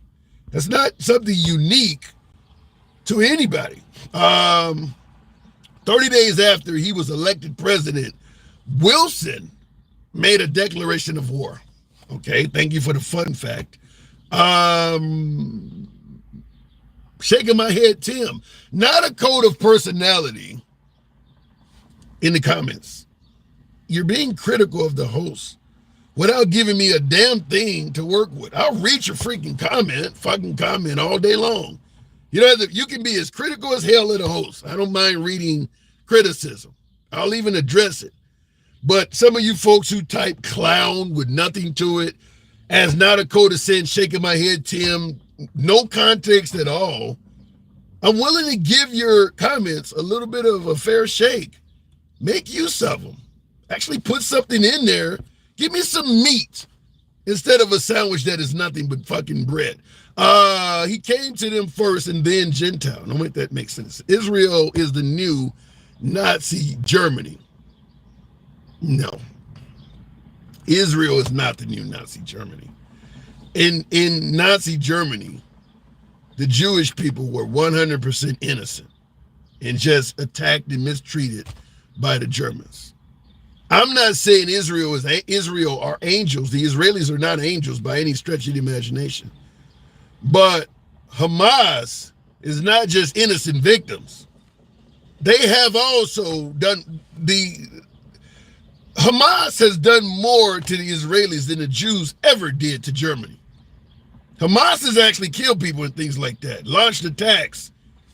The Jews were truly innocent in Germany, so I don't put them on the same playing field. I understand your point, but I think you're stretching it a bit.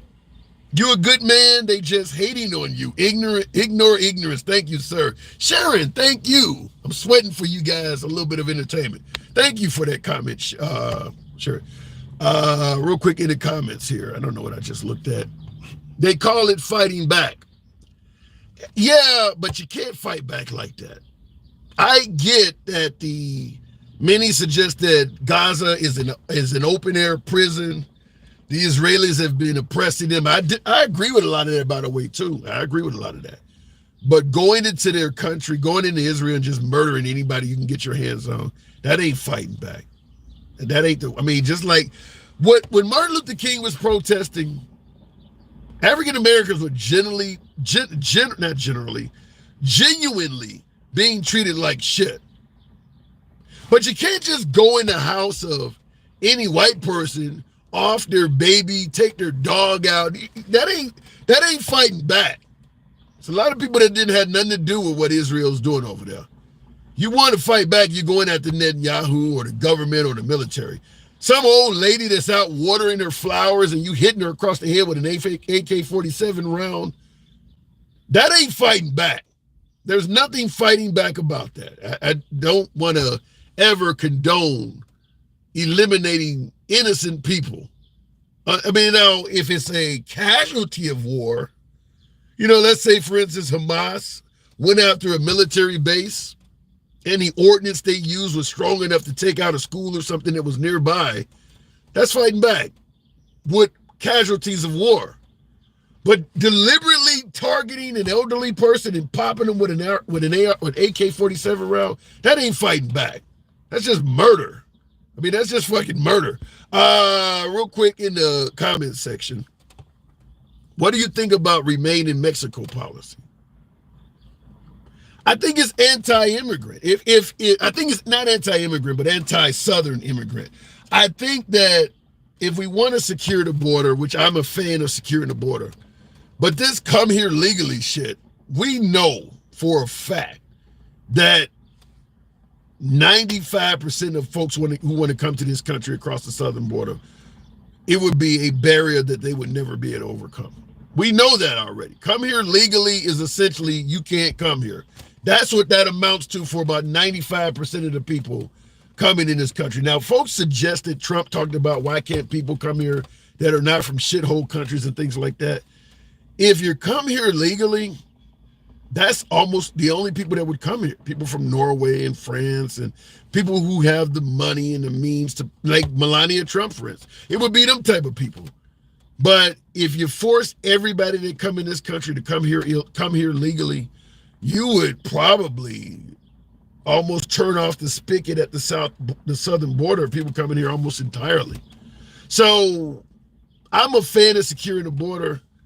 But the draconian immigration policies we have now, I don't believe are the solution either. But I do believe there's a lot of anti-immigrant people that want it that way. Secure the border and make the legal entry as difficult as possible. There's a lot of people who favor that. Do you even know where Melania is from Pendejo? Well, the Pendejo part kind of erases any credibility you have. You could have asked the question, but I'm going to deliberately call you a pendejo. At that point, your entire conversation loses credibility. But thank you for the input. Moving on, the charitable organizations in this community exposed themselves, looking for donations and asking for interpreters to speak up to 140 languages. Damn. Okay. We should unite with Mexico and Canada and become a superpower. Maybe Canada, I don't think this country will want to unite with Mexico. Maybe even Puerto Rico, which is a U.S. territory that essentially is being taxed without representation because they don't have any senators. That's a perfect example of taxation without representation. America doesn't even want to make Puerto Rico a state. I personally believe because we know how the voting block is probably going to be, but Puerto Rico should probably be a U.S. state. They're literally being taxed without representation. But there's a lot of Americans that don't want that. You don't get to be $36 trillion in debt and call yourself the richest country in the world at the same time. That just doesn't work. Name me another country. There's a lot of countries that are less than $36 trillion in debt. But the average citizen in that country doesn't live anywhere near as well as Americans do. I stand by the statement, America's the wealthiest country on earth. When you look at how much money we spend on military, no other country comes close to that. When you look at how much we spend on fast food, education, healthcare, every area of life, Americans find a way to come up with the money to spend on all of this stuff. Even buying your kids Christmas gifts, going to sports events. America leads all of that. But yet we're not the richest country. Give me an example of what other country has the average citizen doing better than in America? I would love to hear your example. And by the way, hit that like button. Feel free to smash that on TikTok as well. Tap the screen. Get the boy likes on up to about 90,000. I don't know if it's possible on TikTok. They've been censoring the program so much that I've kind of went around to YouTube now. But and by the way, a few answers to my question. Name countries where the people are doing better than America's come in. I see Pep brought up the UK. People in the UK are not doing financially better than America. I totally disagree with that. In terms of, like I said, personal wealth, how they're living, the size of their homes and property is much smaller. The size of their cars are much smaller. We live a lavish life. And I would also disagree particularly with Dogfish on YouTube, bringing up New Zealand and Australia, for the simple fact that I've lived in both of those countries. I've actually lived in Australia and when I moved to Australia in 2006, 2005, most homes did not even have cable TV. In fact, I had to tell my roommate, I think it was called Foxtel at the time, if anybody's watching from Australia. Like, you got to go and order cable. You actually using an antenna on your TV? Say what? In 2005, most Australians were still using what they called aerials, an antenna, to watch free air TV. We long had got off of that in America. Everybody had, even the poor people in America had cable in 2005. So Australians are not as wealthy as America. They're just not. A lot of them still hang their clothes up to dry. They don't have dryers and things like that. Lived in Brisbane, Coorparoo, Highgate Hill, Kangaroo Point. For folks who know Australia, in Queensland, lived in Mount Annan in New South Wales. I'm giving you places so to let you know I lived there. It's not as wealthy in Australia, I'll tell you that. Israel, Switzerland, and Canada. Switzerland, I don't know enough about Switzerland to speak on it. You're saying the average citizen in Switzerland is wealthier than the average citizen in America? Israel, I don't buy that, but once again, I'm going to plead ignorance. Canada, you think the average citizen, I don't believe that. The average citizen in Canada is wealthier than the average citizen in America. That I don't believe. But okay, all right, you guys did give a few cities though. That was an all-black Congress. All Republicans, then blacks, started voting Democrat. Don't know what that means. Don't know what you're referring to. Real quick in the comments. Rep 319, you really busy tonight. The UK pays a lot more for fuel, a lot more for housing, a lot more for food. You talk about the cost of inflation under Biden. Most countries in the free world, the inflation is worse, which is why you hear Biden constantly talking about America's inflation rates are the envy of the world. You pay less for all of that stuff under even Biden's economy. You don't want to go to England or anywhere in Europe and have to put gas in the car. That's why they don't drive big-ass vehicles. It costs too much to fill them up. When I left Australia, 2010, 2011, at that time, they were paying $1.61 per liter. 3 point some odd liters to a gallon of gas. And that was during a time when gas was pretty cheap in this country, like $2 a gallon in a lot of places. They were paying $1.61 per liter and there's about 3 point some odd liters to a gallon. Way more than what we pay in America.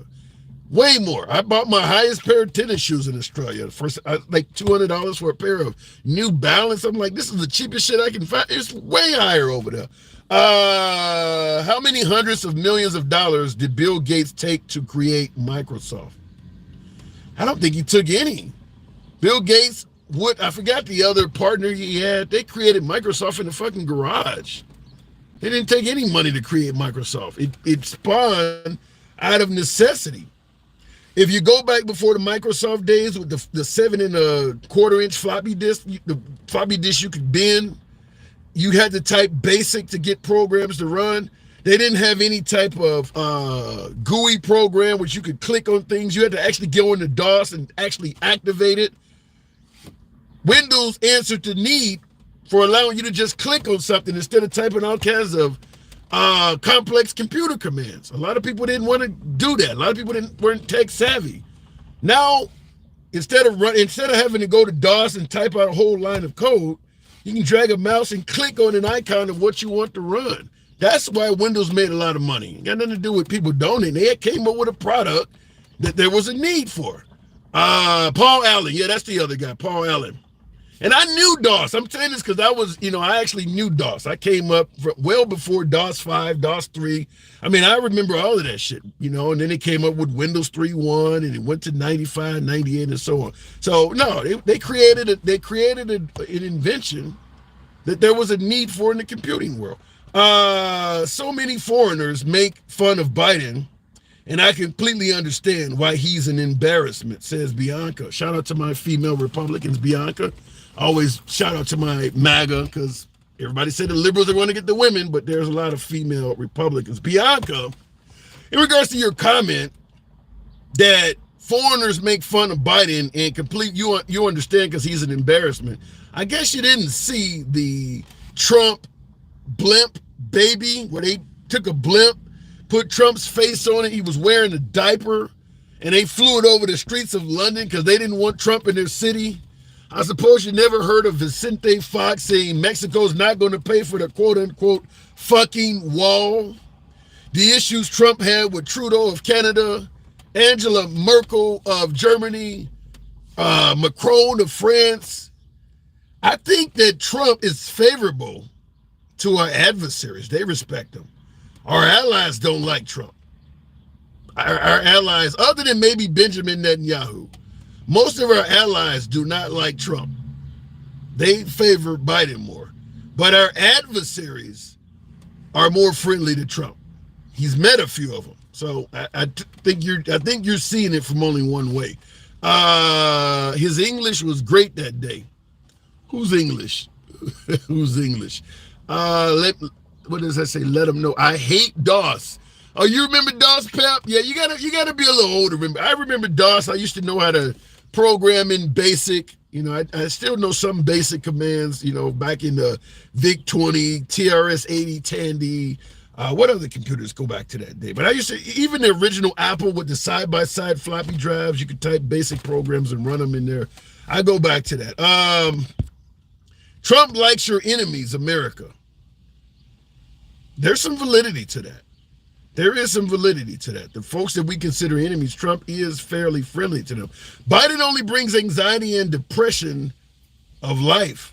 Trump at least cared about my gas tank. Well, some people suggest that the president doesn't control gas prices, but I get your point. I mean, but in regards to the notion that Trump cares about your gas tank, how do you respond to folks who might say Biden cares about their uterus? Depends on what you're focused on. Everybody's not voting to reduce the price of gas. Everybody has a different reason for why they're voting. That's why I say there's a legitimate reason to vote right and left. Everybody's not voting to bring gas down. Some people only drive 5 or 10 miles a week, or they're not suffering under Biden's economy like some people are. That's not hurting everybody. Always during election years, the price of gas drops. I've seen some of that. This fool, says Mr. Howard with no context to it. When Chairman Mayo was criticized for politicizing children's education, he said they need to know what they will be fighting for. We go a lot of different directions with that. Trump cannot bring gas down, says OE, that's all. I don't agree with that. I think that Trump is so anti-alternative energy that he could meet with OPEC nations and things like that and tell them the writing is on the wall. Fossil fuel is going to take a back seat to alternative energy soon. But if you can lower gas prices a little bit so that it helps my administration, I'll stall it for at least the time I'm in office. That way I get to say I brought down gas prices and you get to keep selling gas for a little bit longer. I'll make sure every proposal for the promotion of solar panels, windmills, electric cars, I'll stall or delay or deny or veto all of that stuff. I think it would work. Because you can make billions of dollars. If I give you 4 more years to sell fossil fuels because I'm stalling everything else, that's your time to cash in. I just need you to bring gas down about 40 cents a gallon. I think it would work. I think Trump could easily bring down fuel. Now, I'm not saying that's a good thing to do, but I believe he would do it. Just like I also believe he could end the Ukraine-Russian war fairly quickly by similar tactics. I don't believe that war would have started under Trump. I believe Trump would have went to Putin and told him, I have a second election coming up. I need to look good. Whatever you got planned for the Ukraine, I need you to hold off on it a little bit. I'll make sure you can still export all of your natural gas throughout Western Europe. I'll make sure that Ukraine has 0 chance of ever joining NATO while I'm in office. I won't advance their weapons programs one bit. I'll essentially leave them on a golf tee for you. You can do what you want to do now. I just need you to wait for 8 years. By then, you'll be stronger because you're making money off of your exports. You can build up your military machine. And I'm making it so that Ukraine is not getting any stronger at all. Not only are we not going to provide them with a damn thing, we'll propose sanctions on anybody else that helps the Ukraine. I just need you to wait a few years. And I think Putin would have fell for that. And as Trump says, that war would have never happened while he was in office. And I believe that. Why did he not tell them that? He didn't tell them that because he didn't stay in office. That war did not happen while Trump was in office. It didn't happen. Once Trump lost, Putin had no reason to hold back anymore. Trump can't do nothing for him right now. But if Trump was in office, that war wouldn't be happening. I do believe that's what he would have did. Just hold up. Putin is in power until he dies. He was elected, but he was able to change the rules. So essentially, nobody else is going to ever surpass him. He can wait for 8 years. You're not leaving. Just hold off. Your country's going to get rich. You're going to get more powerful with your import-export going. You can build up your military might and military complex. And I'm going to make sure Ukraine doesn't gain any strength. They're not going to be part of NATO under my watch. In fact, I'll do whatever I can to help weaken them. And then when I'm gone, you got a pretty weak adversary. Just go in and run over him. And I believe he would have did that. And I see in the comments, Gen X is saying Big Tim conspiracy theories. Gen X is a friend of the program and he's MAGA. It's funny to have MAGA suggesting that somebody's coming up with conspiracy theories. I guess Hillary Clinton drinking baby's blood and Hunter Biden's Biden's daughter's diary and Pizzagate. Now you're hearing conspiracies? All right. Wow. So you're saying Trump would strengthen our enemies for votes? Yeah. I'm not saying the Democrats are above doing that either. I mean, you had Reagan, Iran-Contra. He's giving both sides. I mean, yeah, I think they would do it for votes. I mean, yeah. I mean, look what Biden did. People bring up the crime bill. Biden hurt a lot of African Americans for votes. The crime bill hurt a lot of African Americans. A lot of those 3-strike laws, Kamala Harris in California, for votes. Our system is designed that way. Yeah, I believe that. I believe Trump would strengthen Russia for votes. Yeah, I believe that. But like I said, I don't believe the liberals are above doing it either. Hopefully when Trump is out of office, his VP can be next president. Says Tristan, Trump first got to get in office. Obama loves Al-Qaeda, says Eric B. Oddly enough, what was Rush Limbaugh calling Trump or calling Obama? Because Obama was droning everybody. You're saying Obama loved Al-Qaeda. But when he was in office, the Republicans were accusing him of droning every damn body. So what you're saying kind of goes against what the Republican Party said. It's kind of like when Obama took office, they were accusing Obama of being for open borders. Obama, not Biden. Obama was for open borders, letting everybody in, they were telling you. Then all of a sudden, when Trump got in office and folks started criticizing him for separating families at the border, well, Obama was doing it too. The guy you were saying was for open borders was actually protecting the border, huh? So sometimes people say things to actually fit the narrative of what they want to have going on. Kamala Harris didn't do nothing for the United States. Says, well, what did Mike Pence do? What did Dick Cheney do? In fact, Trump says what the Bushes did is the worst mistake in U.S. history with the Iraq War. So you want to talk about useless vice presidents? You guys wanted to hang Mike Pence. At least we're letting Kamala live. You're going to point out that Kamala didn't do nothing. We're not trying to murder her. That's funny, though. You guys want to hang your guy. I don't think Kamala did anything worthy enough for the liberals to show up with a guillotine or whatever you call that, a hangman's noose. So it looks funny to have you talking about Kamala when you literally wanted to take the life of your own vice president. Plus, Trump had no exit plan for our soldiers after putting 500 Taliban onto our soldiers. You blaming Trump for the botched evacuation? I don't know about that one. Biden took a lot of credit for that. Looking in the comments, the Gallows, yeah, showed up on January 6th with Gallows, wanting to take the life of Vice President Pence. And you want to talk about Kamala didn't do anything. Okay, all right. People were saying losing too many soldiers, then droning too much. Yeah, Obama faced. I'm not talking about Biden, but talking about Barack Obama. He was in a lose-lose situation for his detractors. You know when folks say, well, they never gave Trump a chance from day one. Trump could cure cancer and they wouldn't like him. Obama was dealing with that. Obama, as president, they look back, well, he didn't do nothing for black people. He didn't do nothing for the city of Chicago. Knowing damn well that if Obama was president, got in the White House and started doing a bunch of shit for Chicago and black people, the outcry would be, we didn't elect the president of Chicago. We did not elect the president of black people. That's racist. But because he didn't do it, they're also going to criticize him, knowing that they would have hammered the guy if he did do it as well. So talk about the notion that you could cure cancer and they still wouldn't like you, or they didn't give you a chance from day one. That's a perfect example of that. He got in office and all he did was look out for black people. He gave black people privilege. He didn't do that for white people. Look how he did this or that for black people. He didn't do that for whites.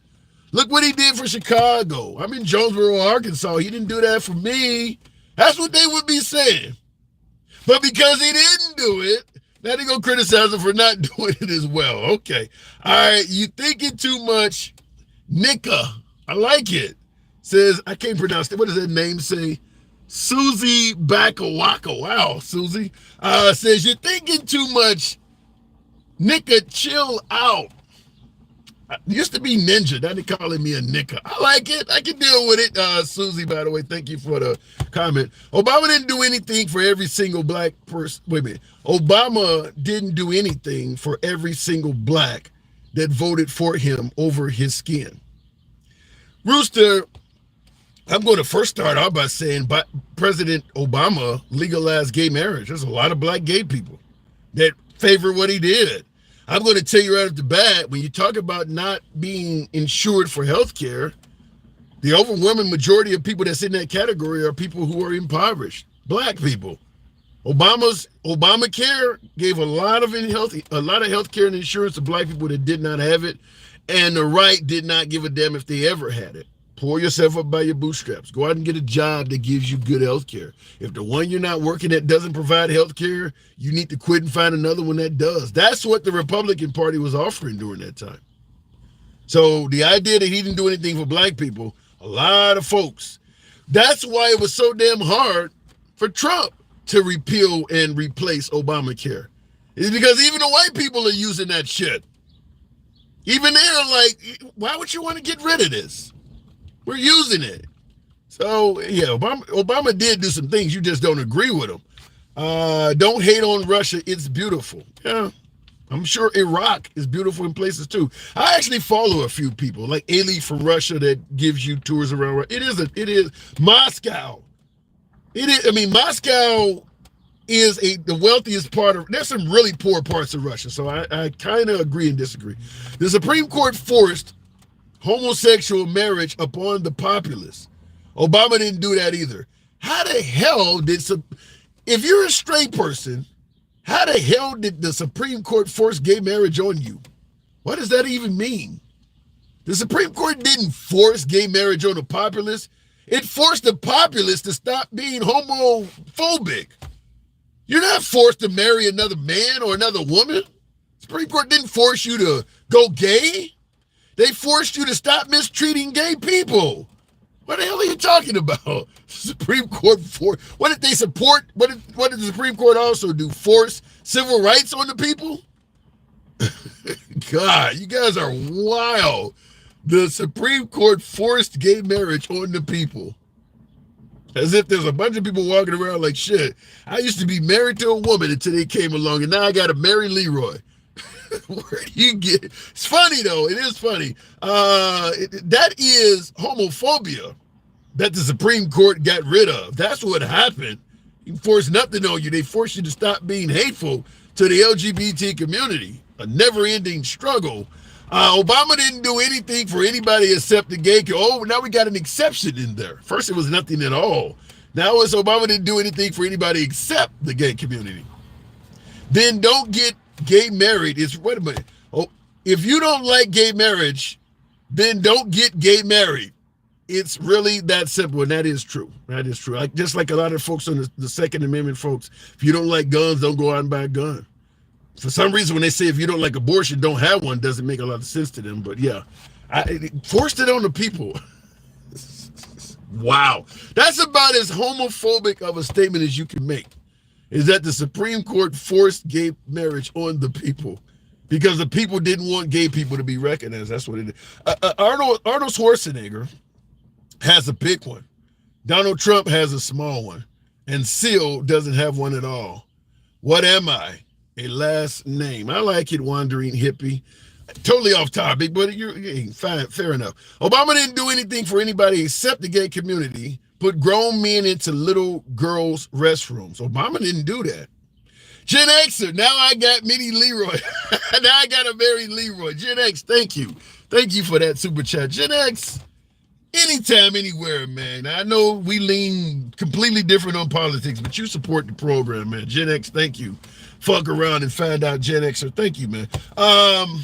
The problem with The problem with gay marriage is they're pushing it in schools now, but it's whatever. Well, I in regards to indoctrinating children and pushing things on our kids, the right is against that. You know, kids should be able to wait till they're 18 to make a decision on sexuality and things like that. To me, it's a real good example of hypocrisy. If I'm a child and you want to fight for my right to wait till I'm 18 to make some type of major decision, why can't I wait till 18 to decide what God I want to believe in? Why are you forcing that on me? That's a major decision too, is it not? Picking what God you want to believe in, what religion you want to follow. The right doesn't have any problem with indoctrinating religion into children, forcing it on children. And I will tell you this, go to any church in America, and look around at the folks that are there that are under 12. Tell me they actually want to be there. I know, because I was a child that went to church. They would have rather been outside playing ball, playing tag, playing strikeout, whatever we were doing back in the day. Catch a girl, kiss a girl, you name it. I didn't want to be there either. So we talk about we don't want things forced on kids. No, we do want to force things on. We want to force shit on kids. We just want to force on them what we agree with, and we don't want to force on them what we disagree with.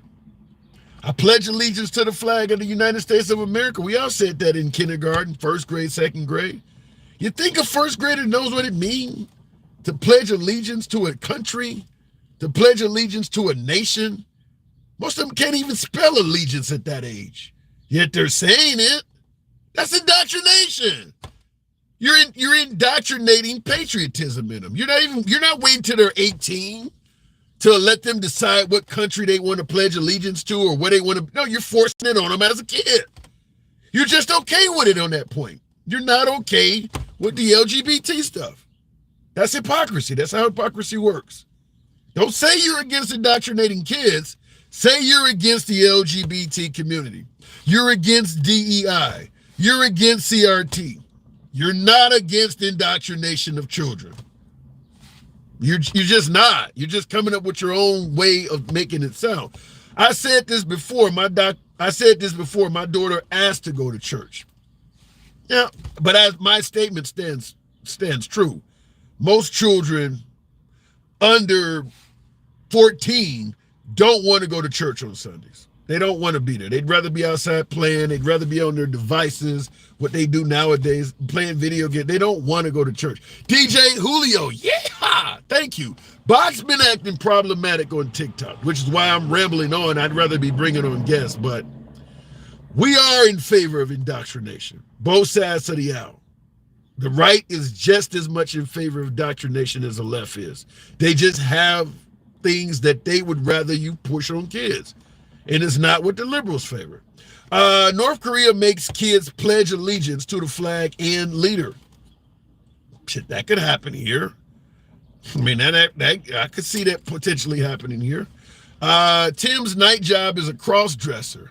Bird dog. I'd be an ugly-ass cross-dresser. His point is that it's hypocritical because they frame the issue as the other side wants to indoctrinate. Yep. When they just disagree and want their own indoctrination to be had. That is well stated, Jelliot. That is 100% the way. You said it better than I did. That both sides are in favor of indoctrination. It's hypocritical for the right to pretend like they're not. When I just gave you a couple examples. The Ten Commandments in schools now that they're promoting is another perfect example. Folks say, well, there's nothing wrong with having the Ten Commandments in schools. It's just promoting morality. Thou shalt have no other God before me. I think the first commandment talks about, God being the one and true only God. That's not morality. That's religion. Does a kindergartner or a first grader in school need to be told not to commit adultery? I mean, I'm in first grade. You're telling me not to cheat on my wife? What the fuck is that about? It ain't morality. It's religion. It's religion. You're being indoctrinated. Trump never locked anybody down. You crazy liberals did. What do you mean by locked anybody down? G. Kelly, how did any other liberal lock some? Oh, you're talking about the vaccine? Is that what you're talking about? Here's what I find really strange. Everything that happened during the pandemic, while Trump was actually in office, that is favorable to the right, Trump gets credit for.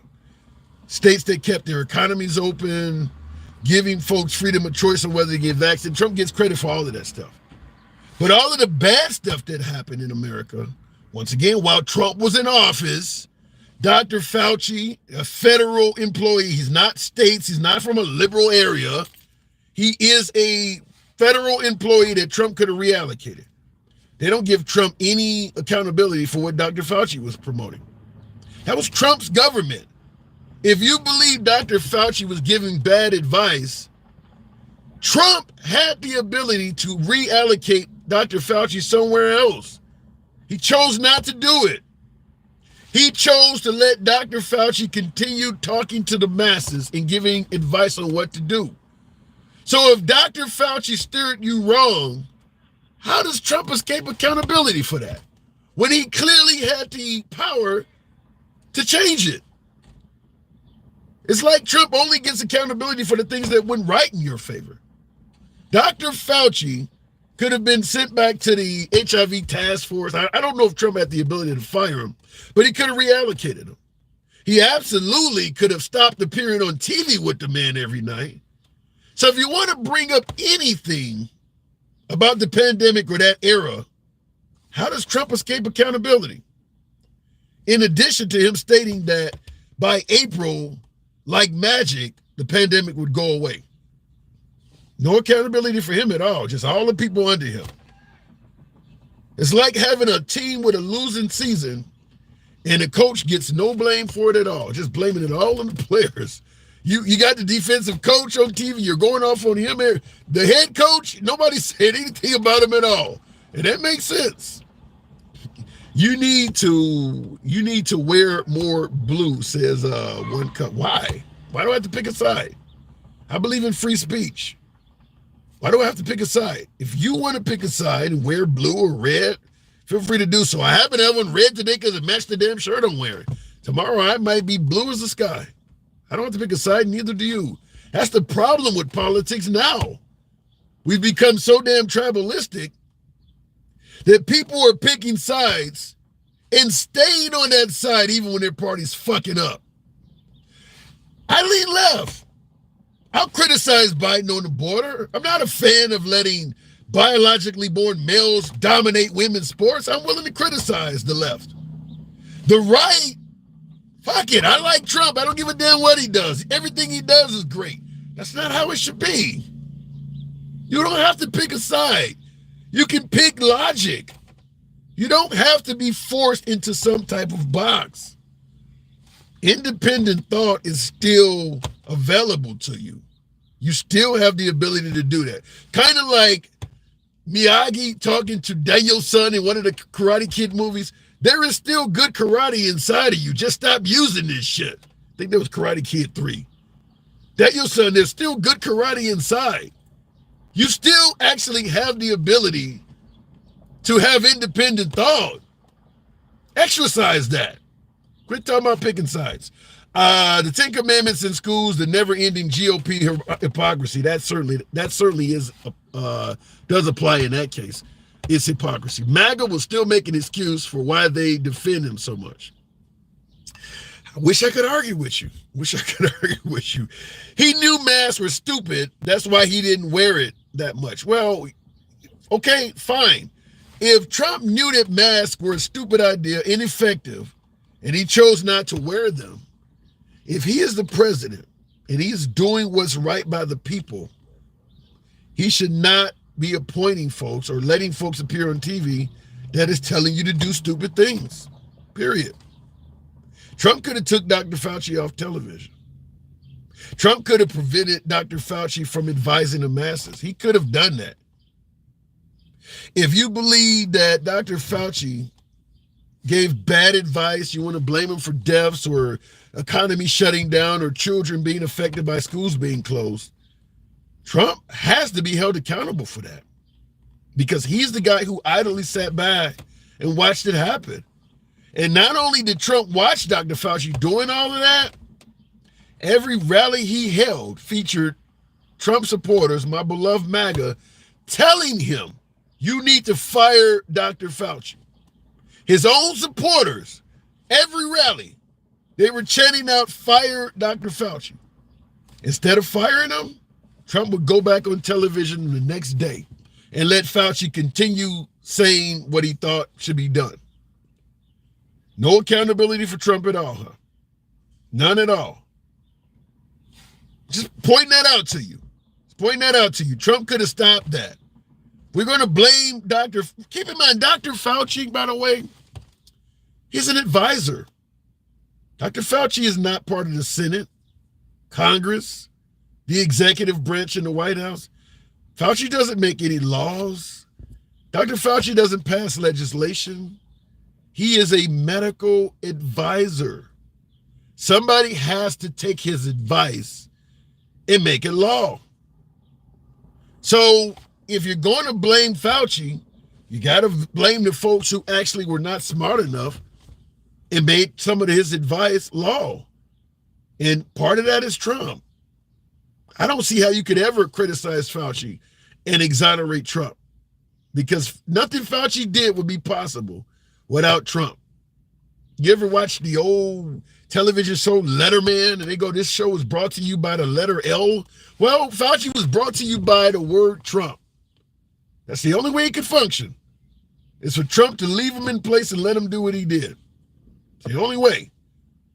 Trump could have easily gotten him out of office. So if you're going to hold Fauci accountable without Trump, you're kind of deliberately helping Trump avoid accountability, which makes no sense to me. Let's all just get along like the Get Along gang. All right. You would defend him, says G. Cali. I'm telling you, if I thought Fauci was doing the wrong thing, I'm going to go to the people that's taking his advice. Fauci's the messenger. That's all Fauci is. He is the messenger. Trump is the one that makes Dr. Fauci's recommendations come true at the federal level. Trump is the one that's doing that. Trump is the one that is responsible for the vaccine that you guys are suggesting that's killing everybody. That doesn't come without Trump. Operation Warp Speed, by the way, Trump is holding rallies, and he has taken credit for Operation Warp Speed. Whatever you think about the vaccine, that didn't come from Biden. It came from Trump. He's taking credit for it. I really think that you can like Trump or like Biden, like whoever you want, but deliberately avoiding accountability for some of this stuff doesn't make sense to me. The vaccine came from Trump. He's on video saying, take the vaccine before Biden became president. It came from him. If you think the vaccine has taken lives, but you're saying that you're not going to hold a guy accountable that gave it to you, you're biased. Trump is on video saying take it. Said it works. I've asked this to a number of folks. You're telling me the vaccine is unalived a bunch of people. You're telling me the vaccine is poisonous. And you're telling me you voting for Trump. And every time I ask the same question, how do you feel voting for somebody that you're suggesting killed millions of people? They don't have an answer for that. Maybe it's $2 gas. I'll forgive a few million murders if you can get gas down to $2. I don't know. Biden mandated the experimental injections, Tim. Okay, but that's after Trump saying take the vaccine. That's after that. You're holding Biden accountable for a vaccine that he didn't bring to the people. Trump ain't in this nowhere. It came from Trump. I don't care if Biden told you to put it in a 40-ounce drug and drink it, or jug and drink it. It came from Trump. No credit at all for that, huh? Wow. Looking in the comments. Eric, you should study how vaccines work, and they're not bad for you. I believe that, but I'm just simply saying for people who believe the vaccine, because I've been vaccinated, I've been boosted, I've taken everything they recommended. And for the folks who are saying it's so deadly, that is my comeback. This came from Trump. I was vaccinated during the Trump presidency, not Biden. Biden wasn't even in office when I got vaccinated. How is he getting a pass? I don't know why the lighting on the TikTok side is so damn bad. I guess the sun is coming in. But I don't understand how he gets a pass for that. What's up, my nigga? Niga. Okay, fair enough. Telling people what they should wear. Wow. I don't know where that's coming from. The difference is that Trump did not mandate the vaccine. That's all it takes for you to... Trump, if you believe the vax was poisonous, Trump told you to take it. Okay, I'll give Trump a pass for promoting poison because he didn't force me to take it. He just promoted poison onto the people. But because he didn't force you to take it, I'll give him a pass. I'm just telling you, if you believe that stuff is poison, Trump has to get accountability. You're excusing it, well, but he didn't force it down my throat. What? He's on television telling you to take it, telling you it works. You believe it's poison. He don't get held accountable for that at all. All right. Being Native American, y'all crazy for trusting vaccines. Fuck warp drive, Trump didn't know.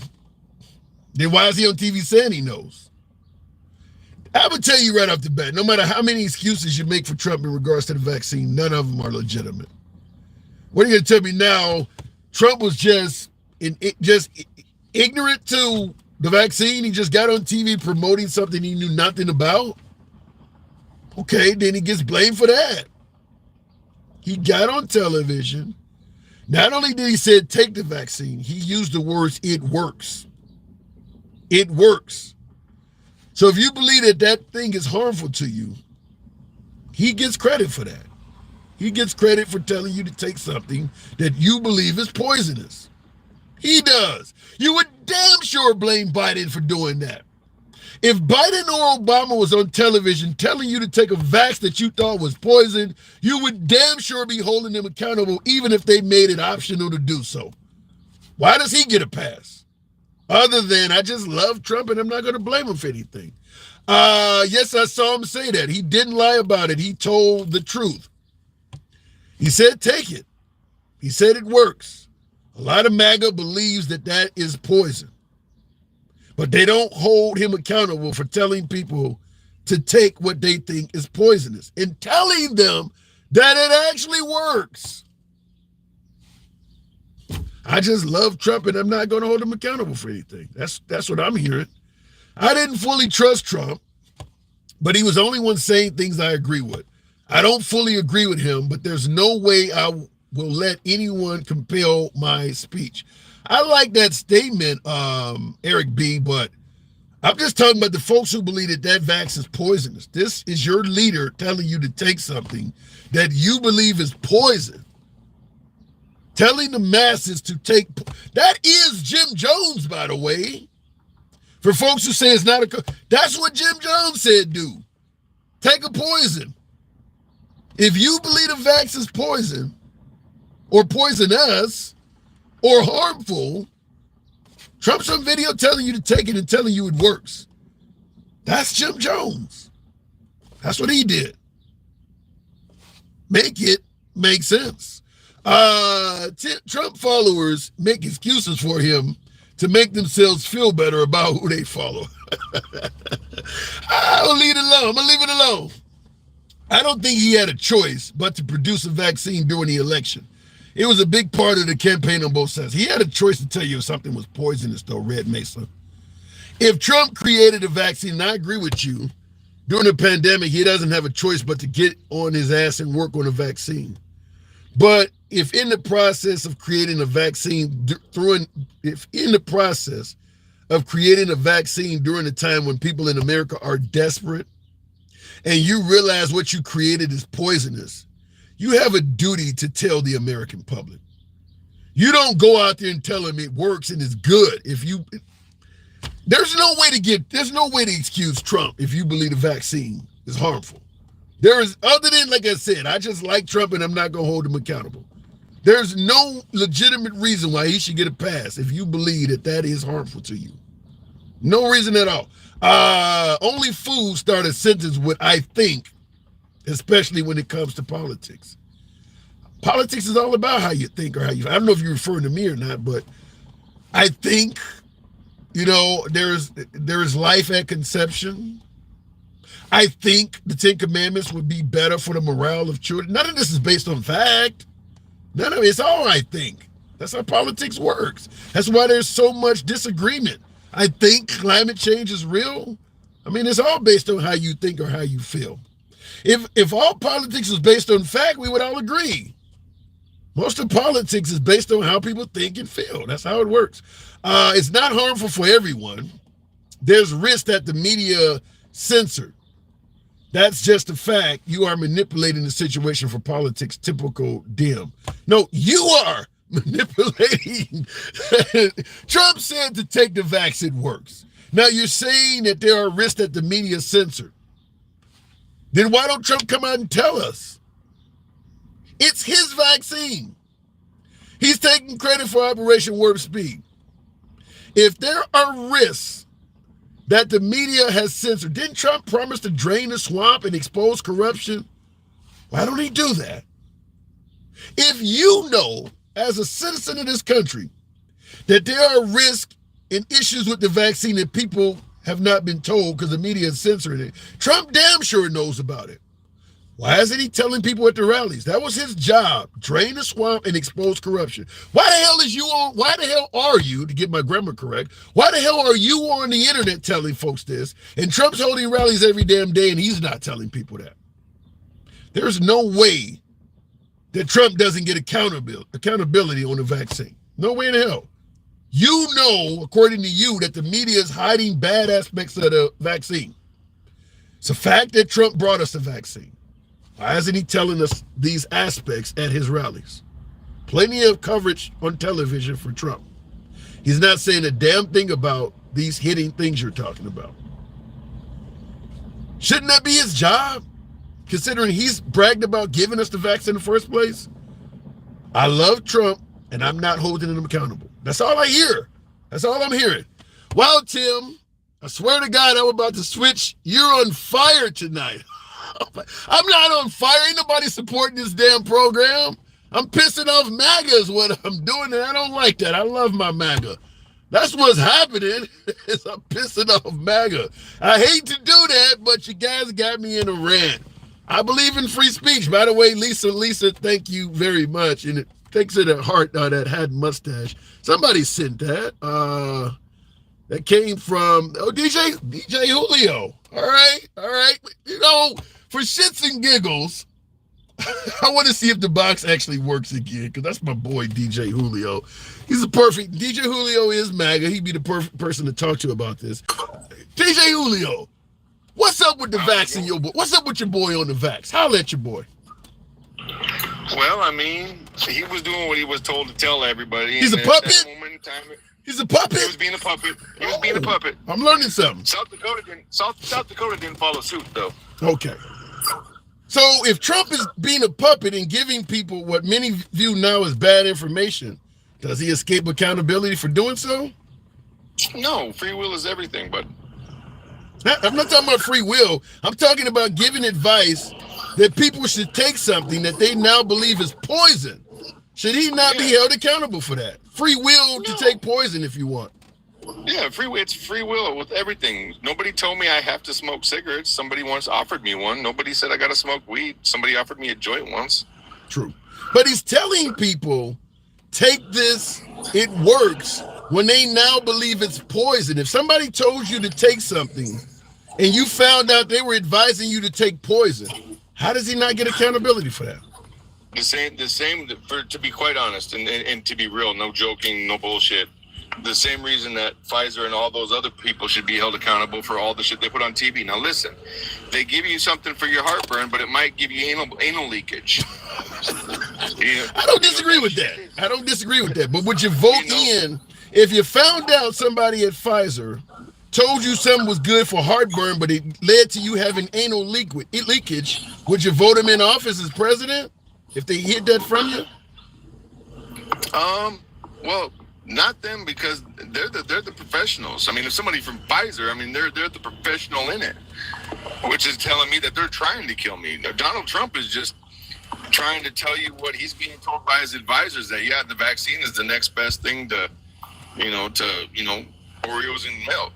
Well, you do understand Trump told us that the vaccine would leave by April like magic. You think his advisors were telling him that? I'm sure that's what he was hoping. And I'm sure, someone was speaking in his ear. I mean, Donald talks a lot of shit. But the stuff when it comes to the medical stuff, I don't believe for a second. And I could be completely wrong. But I don't, in my heart of hearts, I don't believe for a second that anything to do with the vaccine was brought to him, through his own mind. I think that was brought to him by somebody else's mind. I mean, you could be right, Julio, but at the end of the day, like I say, if the team wins or loses and you're the coach, you get credit. If you are the coach of a football team and some kid in his stands tell you to run a play and it results in an interception, you don't get to blame the kid. You called that play. Trump, regardless of who told Trump what to do, he went out and told the people he was told. I mean, he gets the blame for that because if they had gave him good advice, he'd be taking credit for it. Well, and I don't disagree that he should have done his research to make sure he knew what he was talking about. But what it comes down to for me with that whole, I ran to the tattoo shop and went and saw the wife for a little bit, and I'm heading back home and got back on the live, and I got to hear this part of it, and it all come the entire time I'm screaming at nobody in my car. Everybody had a choice to take that damn vaccine. Everybody had a choice. I had a choice. I chose not to. My father-in-law did. I said, if you die because of it, that's your fault. Well, everybody has a choice whether to marry a gay person or not, and you guys didn't have the same opinion on that. Nobody's... I do too. I have the same exact opinion because I married a woman. But I'm talking about your side of the aisle. They're anti-gay marriage, even though you have a choice on that as well. Well, we only have a choice on that now because it got voted that they could get married. And again, I don't care about that. Me personally, I don't care about that. That's your life. Live it. So you are saying, everybody, I guess, in every aspect of it, live your freaking life. There's people in here bickering and backering and not getting along in the chat, and I'm laughing at them. It's like you guys are arguing over bullshit that doesn't even matter today. No, not you personally, but people in the chat. Well, I don't know if I would say it doesn't matter to them. I mean, everybody vote for different reasons, Julio. I mean, what may be completely irrelevant to you might be important to them. I guess to an extent, but we're past that. We can't change anything about that, Tim. I can't change anything about the vaccine. I was never going to work for a company that would mandate it. I was never going to live in a state that would mandate it. Well, I do want to know, though, is it harmful or not? I mean, I got MAGA telling me all the time that the vax is harmful, but their leader in regards to President Trump is telling people they should take it. I mean, you don't see mixed message? It's absolutely dangerous. It's dangerous for Trump. It's dangerous for Biden. It's dangerous for everybody. I mean, if you're getting information from supposed advisors and people in the autoimmune and vaccine world that, hey, you need to push this because it's going to work and it's going to stop this thing. And then you go on TV and say, hey guys, get your boosters. We're going to be out of the woods in no time, because that's what I've been told is what he should have said. That's where he made his mistake. But you're telling me in 2024 that you're certain it's dangerous. Trump is holding rallies every day. Why the hell isn't he telling us? It came from him. Why isn't he trying to, if Trump cares about the people, he wants to drain the swamp, he wants to expose corruption, why isn't he telling people that? He should be. I mean, I would be if I was him, I guess. But there again, yes, in 2024, I don't have evidence, sitting in front of me. I have no personal experience. I've not lost anybody to COVID. I've not lost anybody. Then where are you getting your belief that it's harmful? Well, just seeing, young people on the football field, that guy from the Bills that dropped. What they didn't tell you about that is he had slimy shit. Oh my God. DJ Julio, based on what you said, I could say it's harmful to fuck. People drop dead while fucking. I mean, if you pick out random people here and there, every damn thing is harmful. Yeah, no, 100%. So there again, I go back to free will. You have a choice in life. You have a choice to be a follower or be a leader or be in the middle somewhere. But I still want to hear the evidence that it's harmful. You're pointing to a few people that drop out on fields. I mean, I could point to guys who pass out and drop dead on top of a hooker. That don't mean sex is dead. And before I said any of that, Tim, I said I don't know. I don't have any real evidence that it is. Okay. But seeing these things makes it scary. Makes me wonder. Makes me question it. Will I ever get it? Absolutely not. Okay. All right. But I will agree with DJ Julio. Come on. Why they don't like you, man? Man, I don't know what in the heck. You one of my best guests, man. Every time you come on, I get warned of violations, man. Me too. I'm over here looking at this thing, flagged for misinformation. I didn't share no misinformation. I mean, I'm serious. I get a lot of MAGA. I get liberals. You're MAGA and you support the program like no other. So I hate that they want to ban you all the time. I will move it on. But go ahead. What you say? But, and that's the thing. I look at the top of the screen. They took off Julio?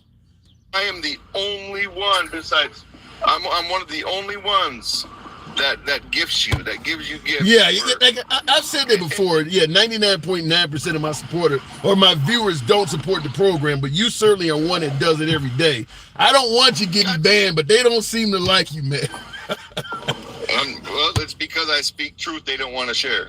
I'm not going to agree with that, but you're always welcome on the program. I got to move it on then, Julio. Appreciate it, man. Yeah, man. All right, good talk. Moving the program on real quick. There we go. We don't like Julio because he gives Trump a pass for everything. Well, I'm not going to disagree with that. Julio is certainly a devoted Trump supporter, but I enjoy talking to him. And like I said, he always supports the program as well, which is exceptionally rare. So I like it. What do you think about Trump pardoning famous rappers like ASAP Rocky and Kodak Black? I find it interesting and random. Well, Trump is using that to suggest that he's done things for black people. One of the things that doesn't come up very much, and I meant to do a video about this. Occasionally I do political videos in addition to my rideshare videos. Kodak Black is a career fucking criminal. Yeah, Trump pardoned him. Look at Kodak Black's criminal history before Trump pardoned him and after Trump pardoned him. He is a career criminal, which is why you probably don't see Trump dragging him around on stage at rallies boasting about how he pardoned him. Talking about George Floyd and all of that. Kodak Black is a career criminal. Trump pardoned a career criminal. You talking about the liberals being soft on crime and shit like that. After Trump pardoned him, I think he's on a felony possession charge right now. He's facing more prison time right now. He's facing more prison time. Kodak Black is a career criminal, and Trump pardoned him. So just look it up. Look it up. I see somebody. Trump pardoned a career criminal? I'm just telling you that. Trump said that he's a criminal. He has that in common with black people. Yeah. Yeah. What else it says here? Yep, jump right back in front of some more stuff. And that came from Dita Ramsey. Yeah, look up. For you folks that are saying he's not a career criminal or that information is not accurate, you got Candace Owens running the entire rap sheet of George Floyd after he died to shame George Floyd and make it sound like I guess his life didn't matter much or whatever. If you want to run criminal backgrounds, run Kodak, look up Kodak Black. Look up his criminal history. Before and after Trump pardoned him. He didn't stop committing felonies. Just look it up. Look it up. Most of your culture, oh my God, this came from Jake Mack. Most of your culture are career criminals. Saying that most black people are career criminals. Being a criminal wasn't really a major issue until black people started doing it. You know how many members of the mob and the mafia were career criminals? I mean, during the era of Jim Crow, it wasn't a crime to lynch black people, really, but it was happening. Wasn't really a crime if you were white and raped somebody black. They were certainly doing it. I mean, every felony you can think of was happening during the era of slavery. Didn't really become a major issue of committing crimes in the country until black people started doing it. Now all of a sudden, oh shit, this is bad. We need to do something about it. Looking at the comments. While your YouTube comments are always a dumpster fire, says Dita Ramsey. Yeah, YouTube is I got more right-wingers on their YouTube side. I don't mind that. I enjoy them being here, but yeah, their comments are a little bit more passionate. Nobody wants to get any purple box, bro. Know what that means. I'm saying you seem like a very wonderful person is all. Probably very pleasant to be around. Jilliet, thank you. I tend to be that way. Baby mama might not agree here or there, but otherwise, yeah. The U.S. government are the biggest criminals. Yeah. Yeah. Same thing. I bring that argument up about the rapists and murderers coming across the border. And I tell people all the time, out of every immigrant that came to this country, the original English settlers were by far guilty of the most rapes and murderers than any other group of immigrants to ever come to America. The original English settlers were the godfathers of the rape and murder culture. That's where that shit started from. That's why we're kind of suspicious about anybody else coming to this country. We like, shit, well, we know what we did when we came here. We don't trust, like I always say, a criminal don't trust anybody because a criminal know what they doing on the street, so they don't trust anybody. That's us. We know what we did when we came here, which is why we were not fans when the Irish came here, when the Polish came here, when the Jews tried to escape the Holocaust, they came here. We've been harsh to every group of immigrants that come here because we don't trust them. We know what we did. And it's not just here. We weren't very good to a lot of other countries we went to. However, Flowers in Her Hair, love the name, said, this is such bullshit. I always say, folks, in regards to being critical of the host, which I am 100% for free speech. I'm not going to block, ban, or censor you. You're welcome on the program anytime, regardless of the criticism. Actually add some context to it. You say this is such bullshit. Actually elaborate on the bullshit, the bullshittery. I'm going to create a word. The bullshittery. Elaborate on that. I'll tackle your comment. If you're right, I'll concede the point. I've been conceding points to MAGA all day. State your case. Just type it in. This is bullshit. Doesn't add anything to the program. Not but military-aged men coming across the border. Nothing but military-aged men coming across the border. I disagree with that. There are plenty of women and kids coming across the border. If you want to say it's not safe to let military-aged men come across the border, then let the women and children stay. Fact is, we don't want any of them here. We don't care if it's a 2-year-old, 20-year-old, military-age, elderly. I mean, if you truly believe the military-age men are the biggest threat, then let the women, children, elderly, let them stay. Then you would make more of a point. But we're just saying military-age men as a reason to kick them all out. Laughing my ass off, they won't concede that. No, I don't think they would. I saw African women and children the other day. Yeah, look, let me tell you something. Biden, in my opinion, what he has done at the border is despicable. I'm not going to give Trump any credit because when a border bill finally came along, albeit too late, he stopped that because it'll help him get back in office. But I'm not going to give Biden any credit for what has happened at the border. I'm just going to say that. In regards to African women coming across the border, that's a perfect example. Why are there Middle Easterners, Chinese, folks from hundreds, if not thousands of miles away coming in through Mexico? That is a legitimate question to bring up. Like, why the hell are you here coming in like that? How did you pay for the flight or the ship? I mean, you coming from the Middle East, how did you cover this journey? I mean, it is worth asking that stuff. I'm not going to give Biden credit on the border, but I'm going to blame Trump as well because when the border bill finally did come around, he was instrumental in getting rid of it because he thought it would be advantageous to him. So at the very least, Trump is like, yeah, the border is fucked up, but I'm willing to leave it that way for about a year if it gets me in office. If you truly believe murderers and rapists are coming here, why would you be okay for 10 to 12 months more of them to come? Because it helps you out in terms of the election. I don't think that makes him look any better. But as I stated, if the mindset is I love Trump, I'm not going to hold him accountable.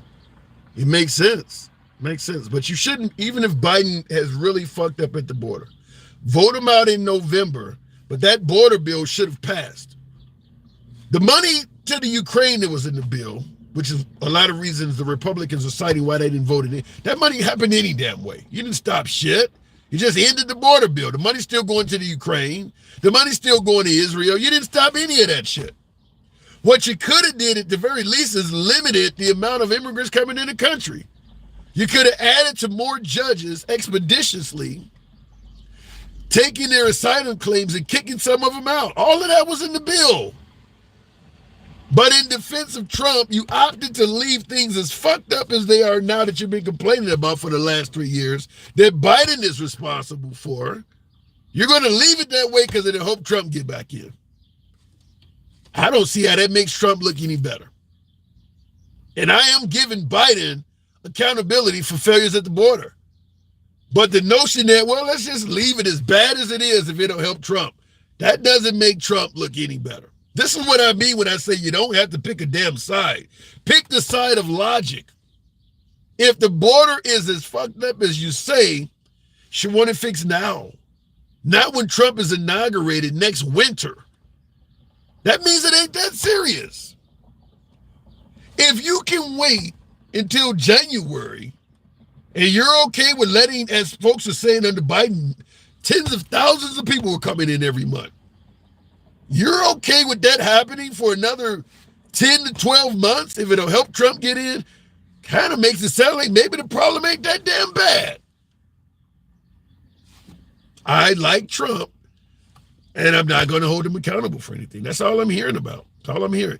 The country is Laos, $600 for each insurgent elderly kids. Was fixed 3.5 years ago. And it was not fixed 3.5 years ago, or Biden would not have been able to screw it up. A lot of the policies you're giving Trump credit for, suggesting that the border was fixed 3.5 years ago, are Band-Aids. They're Band-Aids.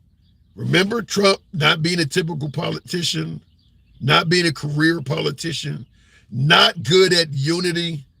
All of the things you're giving Trump credit for are executive actions. If Trump had a quote unquote fix the border, it would have been done through Congress. Executive action is not a solution. That's not a solution, and that's what Trump did. So no, it wasn't fixed. It was patched. Whoa, Denkow. Ouch. All right, you woke me up. Thank you for that train, Denkow. To be fair, the border crisis is Harris.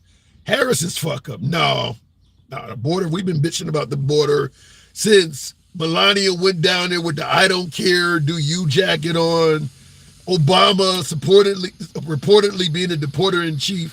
The border goes back before Kamala Harris, Gen X. Denkow. I can't ignore that. Thank you. What up, though? Not much. That's a little Detroit lingo. Thank you. So what do you think? Is Trump responsible for any of this shit, or should Biden take the whole lot? I talked to you, one of my first couple of lives getting on here. I talked to you about that same thing. But I know you wasn't kind of feeling it at that time, but you cooking tonight, man. Oh, really? I'm cooking with gas, huh? Okay, I appreciate that. Yeah. Well, like I said, I'm not trying to bash Trump or defend Biden. I'm just simply saying accountability is accountability. It shouldn't change because they have an R or a D behind their name. And I'm trying to do that to a bipartisan audience.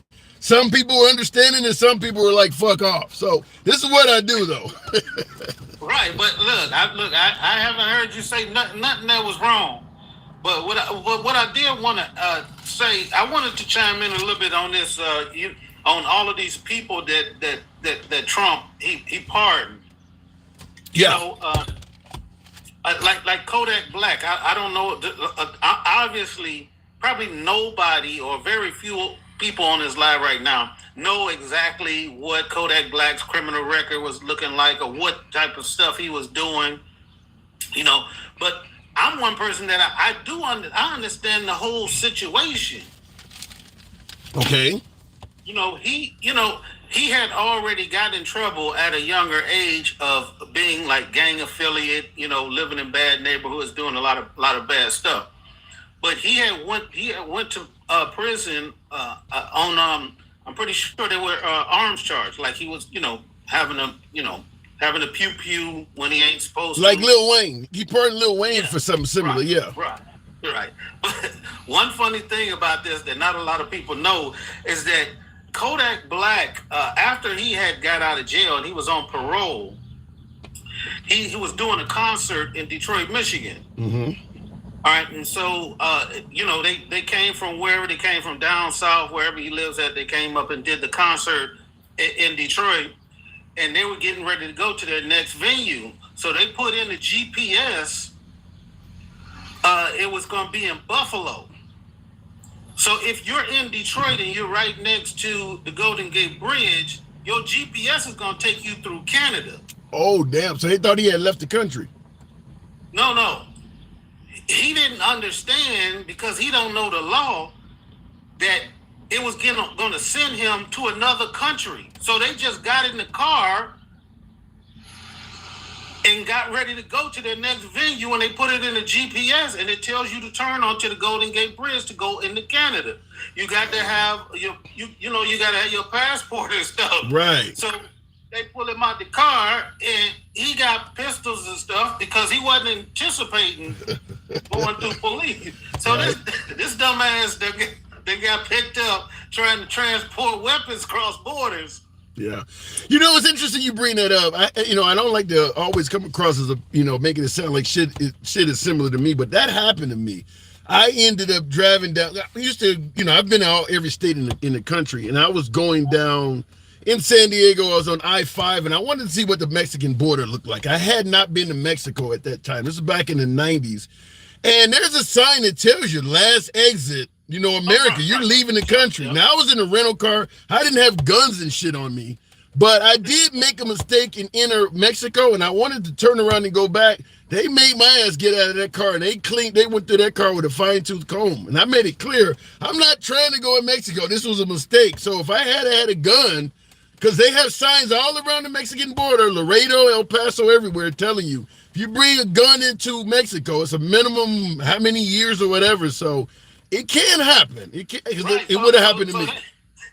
That's funny, because I know when you got in that situation, look, they watching, and if you try to all of a sudden try to turn around, they're going to be like, yeah, what's up? Yeah, well, and that's what I did.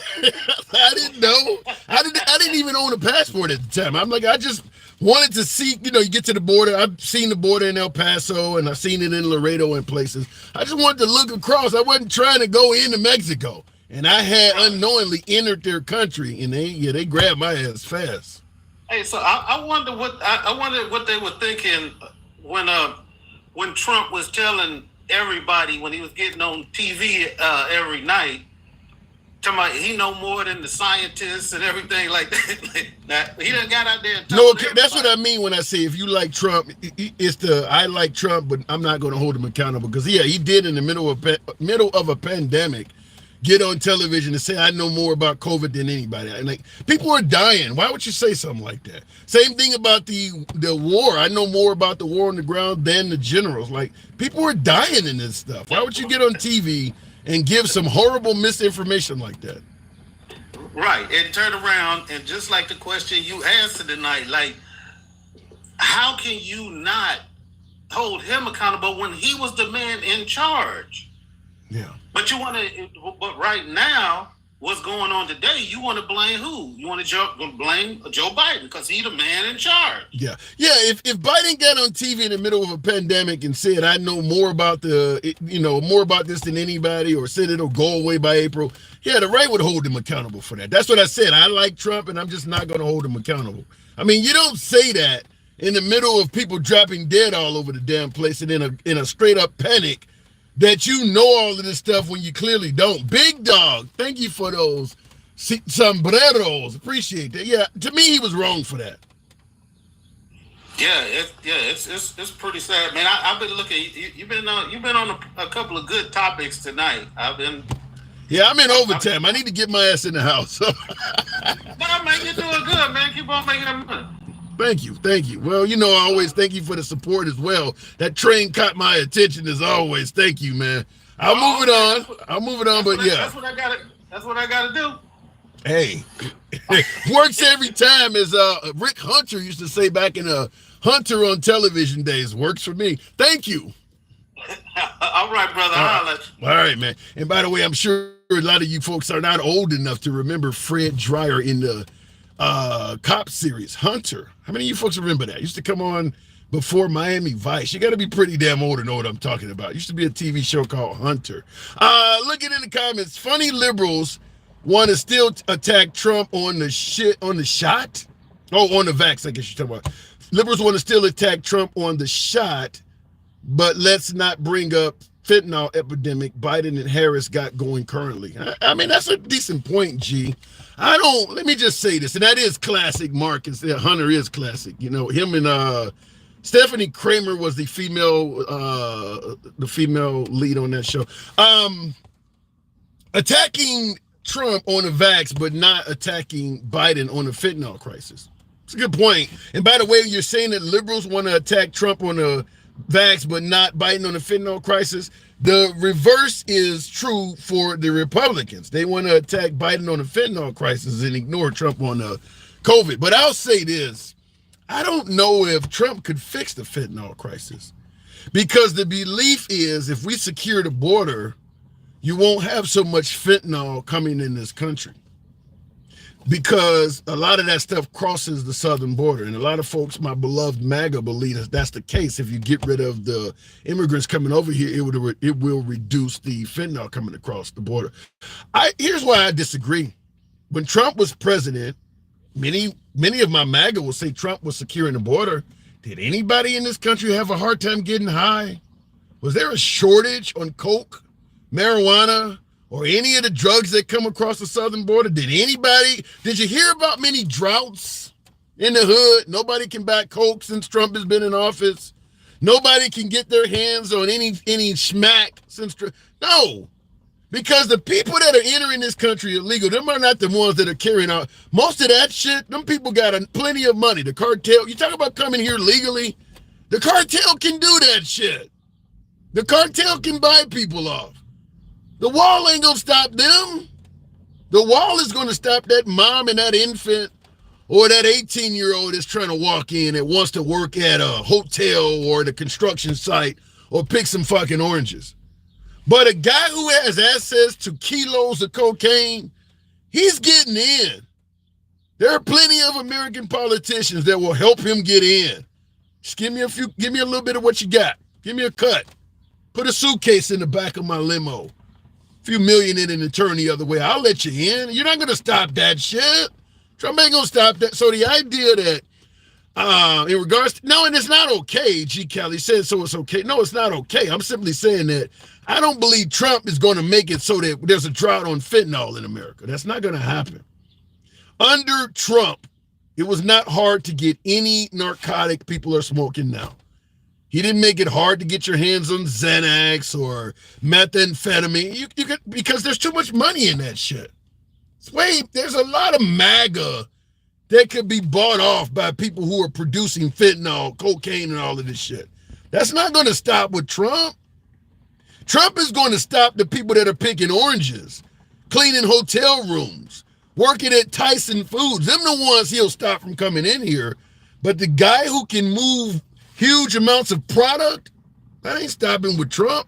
As Dencal rightfully points out on TikTok rather, supply and demand. Nobody in America is complaining that they were pinned down and somebody forced fentanyl into them. There's a huge supply for that shit. And a lot of the demand is in Washington itself.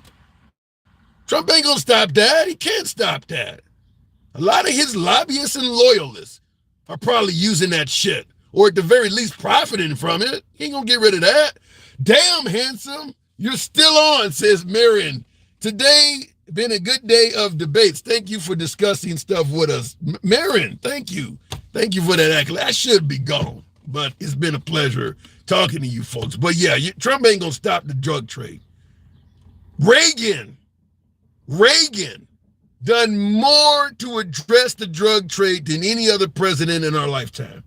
Him and Nancy Reagan, a war on drugs. There is no president in our lifetime that passed more stronger, tougher laws to address the drug trade than Ronald Reagan. And nobody had a trouble getting high during the Reagan presidency. You're not going to stop that shit. The supply, the demand for that stuff is way too great. You're not going to get rid of that. Looking in the comments, MAGA says Biden is catching more drugs than Trump. Exactly. He's stopping more. You can stop it, but it's still the amount of the supply of drugs is so great. You can stop some of it, but there's still going to be plenty more coming in. It's like the liberals with the gun buybacks. They can show you gun buybacks where they purchase hundreds of guns. Nobody has a problem getting a new one, do they? It's the same thing with the suggestion that Trump stopped drugs. Nobody's having trouble getting high. And we've had 4 years of Trump. Show me where Trump is bragging about nobody can get drugs thanks to his presidency. It's not going to happen.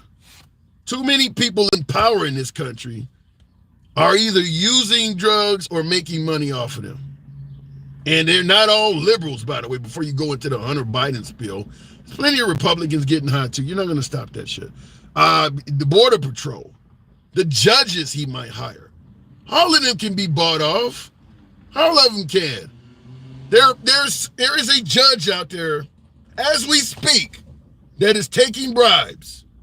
There are Border Patrol, as we speak, Immigration, Customs and Enforcement, ICE Patrol, that are taking bribes as we speak. That's not going to end with Trump. What do you think, he's God? That's not going to end with him. You think it's never ended. It's not going to end with Trump. Trump is, like I said, Trump is going to stop the orange pickers, the folks that are doing construction work, them folks. He will stop a lot of them. I don't disagree with that. But the drug movement, there's a ton of money in that. They're not coming here to better their lives, to get a minimum wage job. They're coming here because Americans want them here. That's not going to end with Trump.